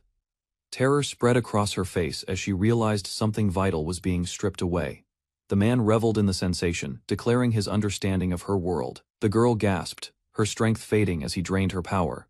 He explained that everyone subjected to his theft experienced a sudden void. Her strength waned as she clung to Aizen with failing hands. Even weakened, she refused to let go. Her grip tightened, tears falling, as she feared that releasing him would lead to his death. Tears streamed down the girl's face as she cried out Aizen's name. Her heart shattered, unwilling to lose him. Without hesitation, Aizen kicked off the cliffside, severing her grip to save her. His final request was that she survive and pass along a message. She trembled, stunned by his words. Aizen assured her not to worry about him. He believed in her strength. With tears in his eyes, Aizen vowed to reclaim what was taken from her. His determination burned as he fell. The villain sneered from above, watching Aizen vanish into the forest below. He promised to await their next meeting to take everything next time. In a quiet estate, new figures entered. The armored warrior, a fox girl, and the enemy arrived at a traditional room to meet a woman named Micah. Fox girl recognized her aunt Jinko and called out emotionally. Jinko teased her for surviving an ambush using smoke magic. The armored man remarked that he'd heard she had become a dangerous adventurer. He admitted to secretly worrying about her. Tension rose between Jinko and the girl. They traded barbed words, each testing the other's patience and pride, despite their sharp exchange. Jinko hinted she might let the past go if the girl proved herself by capturing her. Their rivalry turned into a personal challenge. Jinko stood before a map, donning a fearsome mask. She declared her intent to become the next Shirokane, claiming dominion over their homeland. The fox girl, shaken, asked if Ginko's resentment truly stemmed from not being born with Shrine Maiden powers. In a violent outburst, she struck the girl, shouting that yes, she was envious, and always had been. She recounted her past born without powers in a land that valued only Shrine Maidens. Cast aside, she bore the weight of rejection for years. What stung most was seeing the useless defective she once mocked treated with reverence. Bitterness consumed her, twisting admiration into hatred. Jinko lashed out, grabbing the fox girl and screaming her hatred. She couldn't stand how someone born into privilege had thrown it all away. The girl shouted in protest, questioning if Jinko truly believed that the man giving her special treatment wasn't just using her. In response, Jinko abruptly kissed Loki. The man in question, shocking everyone with her boldness and defiance. She smirked afterward, mocking the idea of being used. To her it was better than being irrelevant. Loki embraced her. Jinko claimed that as long as she was useful, she had value. The fox girl, angered, rejected her cynical view of relationships. Jinko's resolve had solidified. As troops gathered, she gave the final order to prepare for war. With a maniacal grin, Jinko declared the Onijima clan would attack Shirokane's village. Her goal was clear avenge herself by bringing ruin to her niece's homeland. Mocking any concern, Jinko vowed to rebuild her own twisted legacy. She declared the girl would bear heirs to preserve their lineage. Horrified, the girl screamed her aunt's name in protest. Jinko simply laughed, amused by the defiance. Surrounded by allies, Jinko marched confidently, declaring her rise as the dominant ruler who would tame even the fiercest beasts beneath her army's heel.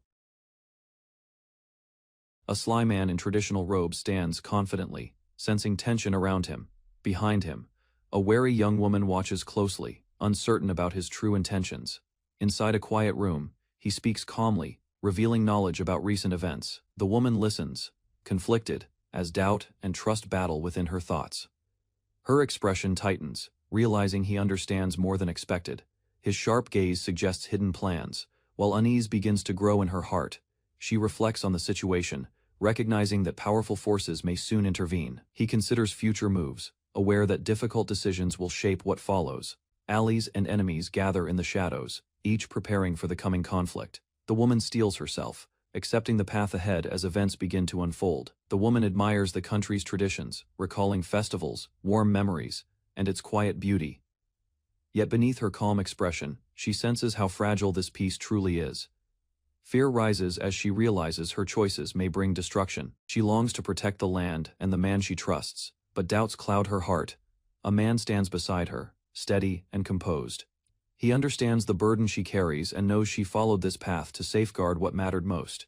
She forces a small smile, choosing to believe in his return. Hope becomes her shield as she accepts the uncertainty surrounding their future. Far away, the sea roars violently around a dark figure. The danger he faces is immense, yet the bond they share refuses to fade. Aizen slowly regains consciousness inside a quiet room, his vision blurred and body heavy. A young woman stands nearby, watching carefully as he struggles to rise. The woman introduces herself with calm authority, revealing her noble status within the shrine. Her composed gaze studies him, ensuring he understands the gravity of her position. Recognition strikes Aizen as he connects her name to someone important from his past. Shock spreads across his face while fragments of memory fall into place. Realization deepens when he understands her true identity and relation to Mika. Tension fills the space between them as the truth settles heavily in his mind. Pain surges through his injured body when he attempts to move, forcing him back down. She observes quietly, noting his condition, while granting him temporary forgiveness. Aizen introduces himself as the leader of the exiled guild and explains his connection to Mika. The shrine maiden listens closely, measuring his sincerity and purpose. Sudden misunderstanding flashes across her face as she assumes a deeper relationship. Surprise fills the room, and tension briefly replaces her calm composure. Confusion grows when she analyzes his scent and behavior with unusual seriousness. Aizen remains uneasy, unsure how to respond to her strange observations. Despite her refined manners, she struggles to fully grasp his intentions. His expressions and actions seem difficult for her to interpret accurately. From outside, the damaged shrine stands, silent, reflecting past turmoil. Inside, she concludes that her earlier suspicions were mistaken while Aizen watches carefully. The shrine maiden analyzes Aizen's scent and recalls the battle on the island. She concludes he survived the fall due to her sister's hidden blessing. Calmly, she explains that the underground chamber belongs to a covert group. Aizen listens from his bedding, piecing together how the collapse created an opening into this refuge, with measured honesty. She admits striking him earlier was impulsive. She had discovered him unconscious and chose to observe before deciding his fate. Suspicion lingers in her eyes as she studies his relaxed smile. Aizen casually sips tea, attempting to soften the tension between them.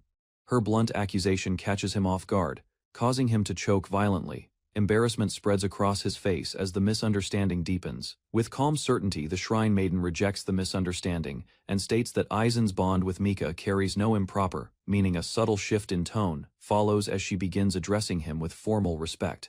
Suddenly, alarming news disrupts the fragile calm within the chamber. According to her explanation, the priestess's power has disappeared, memories of the enemy leader, and the lingering curse resurface in Aizen's thoughts.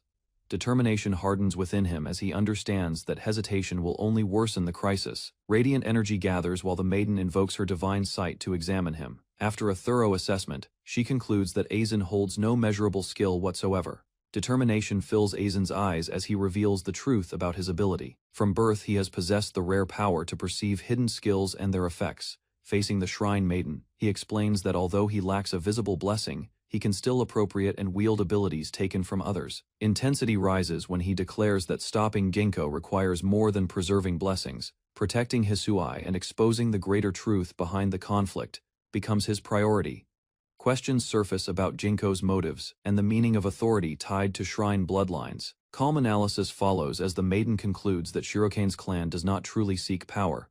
Instead, she suggests that Ginkgo has misunderstood the very nature of authority. Tension rises as the shrine maiden explains that misunderstanding authority has repeatedly driven the village into conflict and painful sacrifice. An old record reveals that this struggle over power has occurred many times throughout the nation's long history. Calmly, she states that personal wishes become insignificant when compared to the survival of the entire country. With steady resolve, she declares that her bloodline exists to grant blessings and defend the land from outside threats.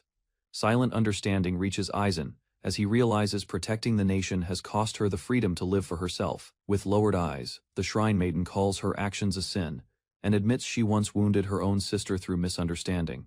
Accepting responsibility, she declares she will bear that guilt alone, even if it means spending her life confined within the dark underground chamber. Memories surface of Mika's desperate resolve and the burdens forced upon her by tradition. Those recollections reveal how deeply the sisters were shaped by expectation. Quietly, she reflects that perhaps Mika only wished to protect her in her own way. Doubt trembles beneath her composed expression. Resolute at last, she urges escape from the chamber. Aizen steps forward, ready to act. Debris explodes outward as Aizen breaks through the barrier, determined to confront Mika directly and end the conflict decisively. Dark clouds gathered over the sacred ground as countless blades rose from the earth, forming a threatening forest. Soldiers froze while tremors spread through the land. A fierce woman commanded destruction, her voice sharp and wild. Flames ignited across the field, swallowing defenses and spreading chaos through the once protected territory. Mad laughter echoed as she celebrated the invasion. Behind her, warriors prepared weapons, believing justice belonged to their cause and no resistance would remain. A determined Shrine Maiden stood firm before the gate, fear in her eyes yet resolve unbroken. Armored guards supported her, refusing to allow the enemy into the sacred city. Warships advanced across the sea toward the island. The approaching fleet signaled that the battle would soon engulf the Holy Land entirely. Within the Oni Island stronghold, a horned woman listened as reports confirmed the enemy had fallen into their trap. Outside, countless ships surrounded the fortress, sealing every path. A map revealed the target, the sacred hall of Shirokane. The invading forces prepared to strike its heart, believing victory was already secured. Inside the shrine's command room, leaders gathered calmly while a dark armored figure prepared for battle. Soldiers stood ready, awaiting orders to defend the sacred land. In another chamber, an exhausted girl was cared for by attendants. Warmth surrounded her as she recovered, while protectors vowed to handle the coming threat themselves. Nearby, companions watched over her, ensuring she stayed safe. The calm before battle lingered as everyone prepared for the inevitable clash. Through the forest canopy, a lone figure fell toward the ground while far away a girl wept, fearing she had abandoned her companions during the chaos. Memories of the battle resurfaced as she recalled the explosion, and the moment she lost sight of him, guilt weighed heavily on her trembling heart, flowed freely as fear and regret overwhelmed her. Clinging to her protector, she confessed her weakness and blamed herself for failing to help. The other girl held her firmly, refusing to let despair consume her. At last, she admitted fleeing and leaving him behind. Though terrified and ashamed, she realized she still wished to return and make things right. Kagari gently corrected the crying girl, assuring her that Aizen had chosen her because he trusted her strength. Those steady words slowly began easing the weight. She explained that Aizen never asked to be rescued, but to have his message delivered. By surviving and returning, Marina had already carried out his will. Emotion overwhelmed Marina as she clung to Kagari, finally believing she had not betrayed him. Relief washed through her trembling body despite lingering fear. Around them, Masamune and the others watched quietly, their stern expressions softening at the sight. The suffocating tension inside the room gradually faded. Light teasing soon replaced sorrow as companions reminded Marina of her courage. Surrounded by allies who refused to abandon her, she found strength to rise again. Kagari leaned over Marina, urging her to steady her trembling hands, and remember the sword training meant for moments like this. Marina stared ahead, still shaken. Tears welled in Marina's eyes as she questioned whether she deserved to wield Aizen's blade. Outside, the clash of steel signaled enemies breaking through. Shouts erupted as armored soldiers stormed inside, identifying Shirokane's shrine as their target. Panic flashed across Marina's face while chaos closed in. One warrior raised his weapon and charged straight at her, intent on ending her life. Marina froze, fear paralyzing her body at the critical instant. At the last moment, she gripped the sword and moved. Steel collided with force, and Marina's desperate strike deflected the fatal blow, proving her resolve had awakened. Marina staggered back after her strike, breath ragged and arms trembling from the impact. Kagari watched closely, measuring the fear still lingering in her widened eyes. Sweat and tears streamed down Marina's face as she struggled to steady her grip. Doubt resurfaced, whispering that the power she once felt was gone. Masamune stepped forward and grasped her hands around the sword, insisting the blade had never lost its flame. He reminded her that strength was carved through experience. His firm hold guided the weapon upright, showing her that the fire she sought was not a vanished skill but the accumulation of her resolve. Marina tightened her fingers around the hilt, accepting the weight at last. Understanding dawned that protecting what mattered had always been the true source of her power. With trembling breath, Marina pressed the sword against her chest and gave a firm nod. Aizen's faith echoed within her, strengthening the resolve she nearly lost. At her side, Kagari and Masamune cautioned that the inner gates would not endure much longer. Enemy forces were already breaking through the remaining defenses. Stepping forward without hesitation, Kagari refused any thought of withdrawal. Protecting the townspeople outweighed her own safety as she prepared to confront the attackers. Beyond the doors, a ruthless commander struck down guards while proclaiming his intent to seize Shuriken's leader. His troops surged behind him, blades drawn. Across the courtyard, steel rang violently against steel. Surrounded by chaos, yet no longer wavering, Marina steadied her stance and chose to fight beside her comrades. On the rooftop, the enemy commander clashed with a masked warrior, steel striking hard enough to scatter sparks into the night air. Recognition flashed across the commander's face when he heard the warrior's voice. Suspicion quickly shifted into anger as he realized who stood before him. The armored figure stepped forward, revealing himself as Jinko, once a loyal general now returned with unwavering resolve. His presence alone unsettled the opposing ranks.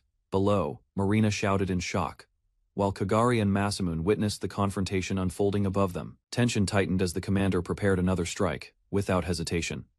Jinko countered fiercely and drove his blade forward. The rooftop shook as he declared his intent to reclaim what had been stolen. Blades collided violently as Jinko drove his weapon against Ryujin's guard. The impact forced the commander back, surprise breaking through his earlier confidence.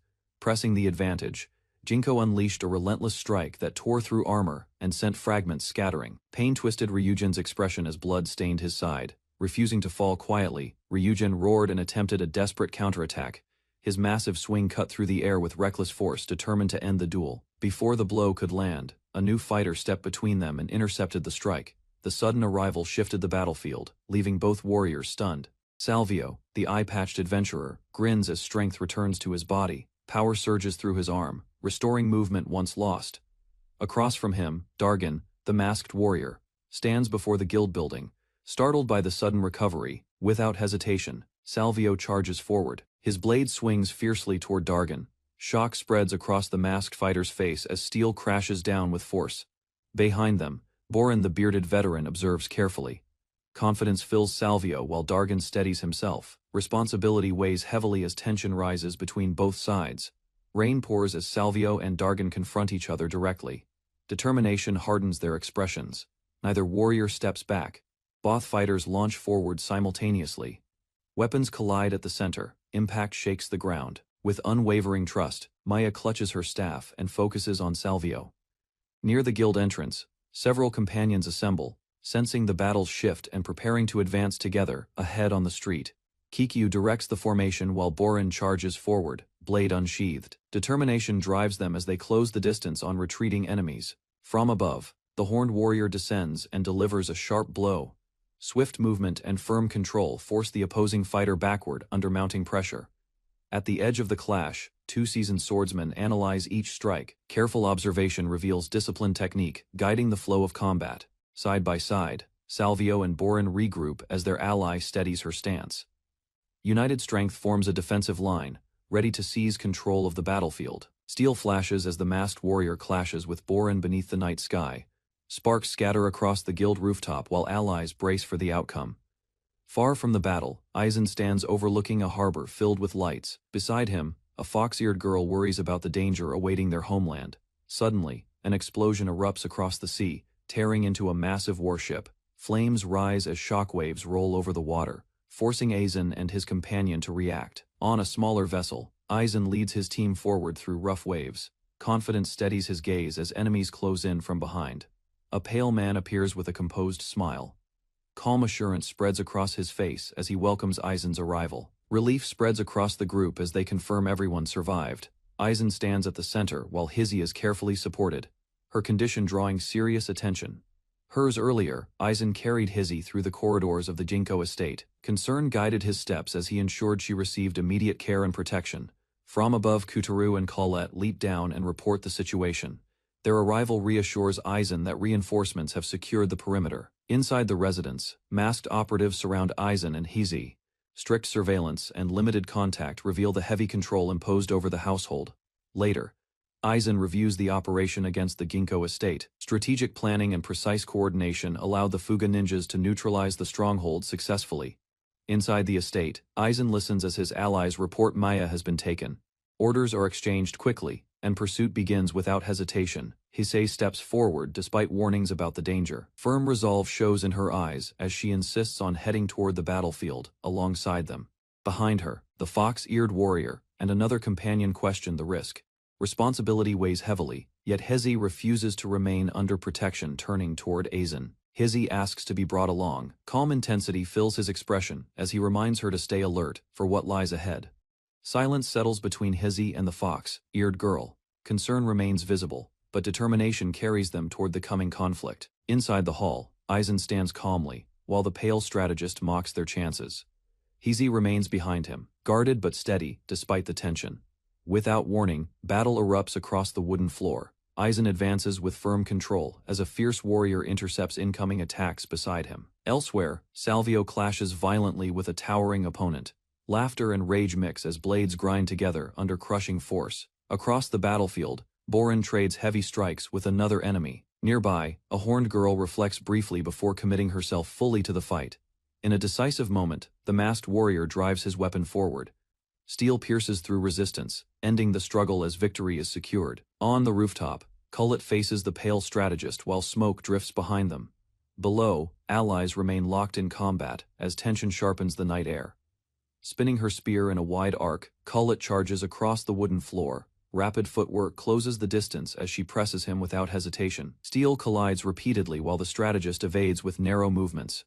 Each strike from Kullet grows faster, forcing him to abandon a relaxed posture. Determination hardens in her eyes as sparks scatter around her. Pain and exhaustion fade beneath rising focus and sharpened intent. Lowering her stance, Kullet prepares a decisive thrust. Confidence returns to her voice and movement as she commits fully to the finishing assault. Aizen lunges across the rooftop as Kullet sweeps in from the opposite side. Their combined assault forces the pale strategist to retreat under sudden pressure. Momentum builds when Kullet drives forward with relentless speed. Aizen follows closely, sealing off escape routes and limiting the strategist's movement. A blinding burst erupts at the center of the clash. Shock ripples outward as Kullet endures the impact and refuses to fall back. Through the smoke, she steadies her grip and activates a defensive skill. The blessing she carries suppresses damage and negates the worst of the counterattack. With a final surge, Kullet thrusts her spear straight ahead. Power concentrates at the tip as she commits everything to a decisive finishing strike. Aizen, the black-haired young man, stands calmly as a brutal strike cuts down a large opponent before him. Blood scatters while nearby adventurers watch in shock. Suddenly a strange armored figure appears and launches forward with violent speed, unleashing a powerful attack toward the group. An explosive impact bursts across the battlefield, sending debris and force outward while the surrounding fighters struggle to react to the sudden strike. Sharp slashes tear through the air as the enemy's cursed blade strikes again, overwhelming the nearby adventurers and leaving them wounded. Despite the heavy damage and blood covering his chest, Aizen slowly rises again, enduring the pain while the mysterious attacker watches with cold interest. Strange shadowy figures gather behind the battlefield, their hollow forms watching silently as the wounded fighters struggle to understand the sudden appearance. A dark armored warrior steps forward with the eerie spirits surrounding him, standing above the injured Aizen while observing the chaotic battlefield below. Nearby enemies react with confusion as they notice Aizen still moving despite his severe wounds and the overwhelming pressure surrounding him. A swift counterattack suddenly unfolds when Aizen moves behind the enemy and drives his weapon forward with precise force. Shock spreads across the battlefield as observers realize the attack bypassed defenses, revealing Aizen's hidden ability that ignores damage and limits. Aizen studies the battlefield carefully, sensing something strange in the air while the surrounding fighters begin noticing the pressure of an unusual power. Confidence spreads through the enemy as a powerful blessing surrounds him, and the situation appears to shift in his favor. However, the sudden surge of energy overwhelms one fighter, forcing her body to react violently while nearby allies panic. Seeing the chaos, Aizen moves quickly and prepares his own ability, focusing his strength as the enemy attempts to maintain control. Chains suddenly tighten around the opponent's power, revealing that Aizen had already disabled the enemy's skills before the battle could turn further. A sudden blow strikes Aizen's face with brutal force, blood scattering, as the attacker attempts to stop his advance. Despite the attack, Aizen steadies himself while a nearby ally steps forward, briefly creating an opening in the tense confrontation. Acting quickly, Aizen pulls the girl Mika close and shields her, recognizing that she was the true target of the enemy's pursuit. High above the battlefield, something large begins descending toward the arena, drawing the attention of everyone below. As the object approaches, Mika looks upward with surprise while the fighters prepare themselves for the next unexpected arrival. Aizen arrives while carrying Mika safely in his arms, stepping into the room as another ally rushes forward after reaching the battlefield late. Relief spreads through the group when a woman named Virene appears, smiling warmly after confirming that Aizen and Mika are safe. Nearby enemies observe the situation from a distance, while strange shadowy spirits still linger around the battlefield. One wounded enemy struggles to understand the battle's outcome, realizing that Aizen's companions continue fighting despite the danger. Meanwhile, the dark-armored figure laughs loudly, confident that the chaotic battle still serves his greater plan. Fear spreads among the soldiers as the dark-armored warrior steps forward, forcing one fighter to retreat in panic. The armored figure advances relentlessly while a wounded man shouts desperately, realizing the enemy will not stop. With brutal force, the warrior strikes again, cutting down another fighter and proving his dominance over the battlefield. Laughter echoes as the enemy declares that the lives of the soldiers mean nothing beyond serving his command. Nearby, a frightened girl watches the chaos unfold, while the defeated fighters lie scattered across the ground. The dark-armored warrior reveals his ruthless belief that only strength and usefulness matter in battle. His cold gaze shows a man who abandons anyone unable to serve his purpose. Nearby, a frightened girl trembles with tears streaming down her face while witnessing the brutal situation. Fear overwhelms her as the terrifying reality of the fight sinks in. Elsewhere, Aizen watches the enemy carefully while preparing himself for the next exchange. His focused eyes follow the armored warrior's movements, while the tension between both sides continues rising. Meanwhile, the wounded man with the eye patch struggles to remain standing. Despite his injuries and exhaustion, determination forces him to keep facing the enemy threatening his allies. Finally, the armored warrior raises his weapon again, while the injured fighter shouts in fury. A smoke bomb suddenly explodes across the battlefield, covering the area with thick clouds and blocking the armored warrior's vision. The sudden disturbance forces him to pause as movement spreads inside the smoke. Through the confusion, a hidden strike lands with brutal force, cutting down one of the armored warrior's allies. Blood scatters across the battlefield while the enemy realizes someone moved unseen. The dark-armored warrior quickly turns toward the disturbance, searching through the fading smoke while preparing to react to the unseen attacker. Without hesitation, the eye-patched fighter charges forward and swings his weapon with fierce determination, unleashing a powerful attack aimed directly at the armored warrior. The armored enemy blocks the strike at the last moment, halting the attack as both fighters lock weapons and prepare for the next decisive clash. The eye-patched warrior launches himself forward and strikes the armored enemy with a powerful downward blow. Nearby soldiers panic and begin retreating after witnessing the brutal strike. Fear spreads quickly as the armored warrior screams in pain while blood pours from his wounds. Suddenly, allies rush toward the injured eye-patched fighter and grab him before he collapses. They support his exhausted body while checking his condition after the fierce clash. After catching his breath, the wounded man looks toward Aizen and the others, while recognizing the people who returned to help him during the battle. Overcome with regret, the exhausted warrior lowers his head while strange spirits linger nearby.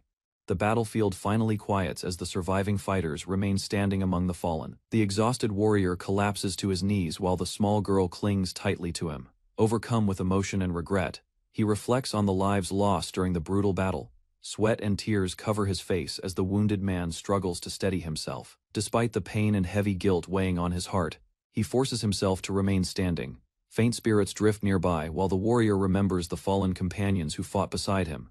Their sacrifice and loyalty remain deeply carved into his memory. Lowering his head beside his sword, he makes a firm decision to continue living. Carrying the weight of those who died, he vows to protect the lives entrusted to him. Not far away, survivors begin gathering and supporting each other, while the defeated enemy lies motionless, marking the quiet end of the fierce battle. After the battle ends, the survivors gather around the fallen enemy while reflecting on the heavy cost of the conflict.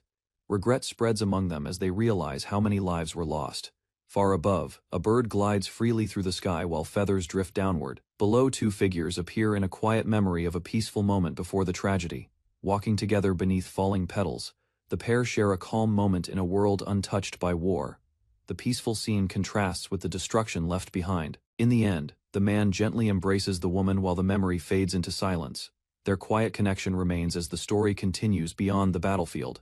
On the deck beneath a dark sky, the blonde woman stepped forward and faced Aizen without hesitation. Confidence filled her eyes as she raised her sword and declared her resolve through action alone. Determination strengthened her stance, while energy gathered around the blade. Protecting those behind her became the only purpose guiding her movement. Power erupted outward as she unleashed a blazing technique, the force spiraling across the battlefield. Aizen reacted instantly, meeting the attack with hardened focus. Shock rippled through the wen, the light faded. A transformed sword remained between them, its presence overwhelming the field. Awe spread across both sides as the living weapon hovered in silence. The blonde woman tightened her grip and invoked a sacred blessing, light forming around her sword as energy gathered under the night sky. Relief crossed her face when support reached her, strengthening the aura surrounding her body and steadying her breathing. Across the deck, Aizen sensed the surge and raised his guard while power flared violently between them. Steel met swirling force as she pressed forward, insisting through sheer will that her blessing would not break. Yet Aizen countered calmly, declaring that hidden skill alone defined strength, while the clash proved that without true ability, power could not prevail.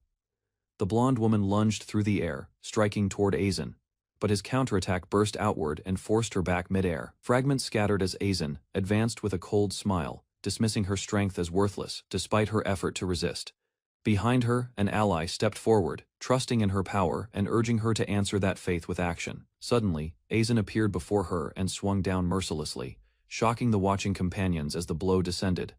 In an instant, his figure split across the deck, evading every incoming strike while repositioning with overwhelming speed around the battlefield. An ally watched in disbelief as the blonde woman launched forward, light bursting from her blade, despite the skill taken from her. Spinning through the air, she shaped the radiance into controlled force, refusing to let the loss define her limits. Careful observation sharpened her movements, while Aizen studied her stance, measuring breath, gaze, and timing across the deck.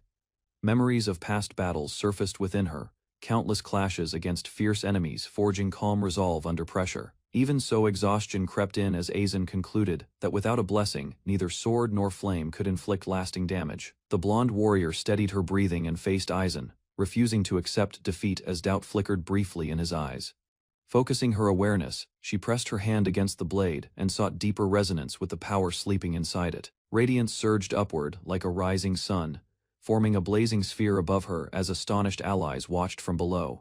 Heat engulfed Aizen's arm when he tried to block, scorching his skin and forcing a cry of pain from him. Before the flames could fade, her companions cast a freezing barrier, while observers realized the fire contained something beyond ordinary blessing. With unwavering focus, the blonde warrior activated a piercing gaze, analyzing the flow of energy surrounding her blade and Aizen's stance. From the swirling flames emerged a fox-shaped spirit, revealing the sword's hidden skill and its authority over fire and heat. Allies stared in astonishment as they realized the weapon carried life within it, far beyond ordinary enchantment. Aizen attempted to endure the rising temperature, yet the spirit's presence proved that hidden power could inhabit steel itself. Observing closely, the others understood that her blessing differed fundamentally, nullifying attacks while allowing something far greater to awaken. A sudden torrent of water struck the blazing sphere, disrupting its balance as Aizen seized the moment to counterattack. Unshaken, the blonde warrior advanced with the fox spirit circling behind her, flames spiraling tightly around her blade. A companion shouted for her to move now, recognizing the brief opening created by Aizen's strained defense. Understanding he could not use multiple skills at once, they targeted his injured side while he struggled to recover. With a decisive swing, she severed his left arm, ending the clash in a burst of heat and shock.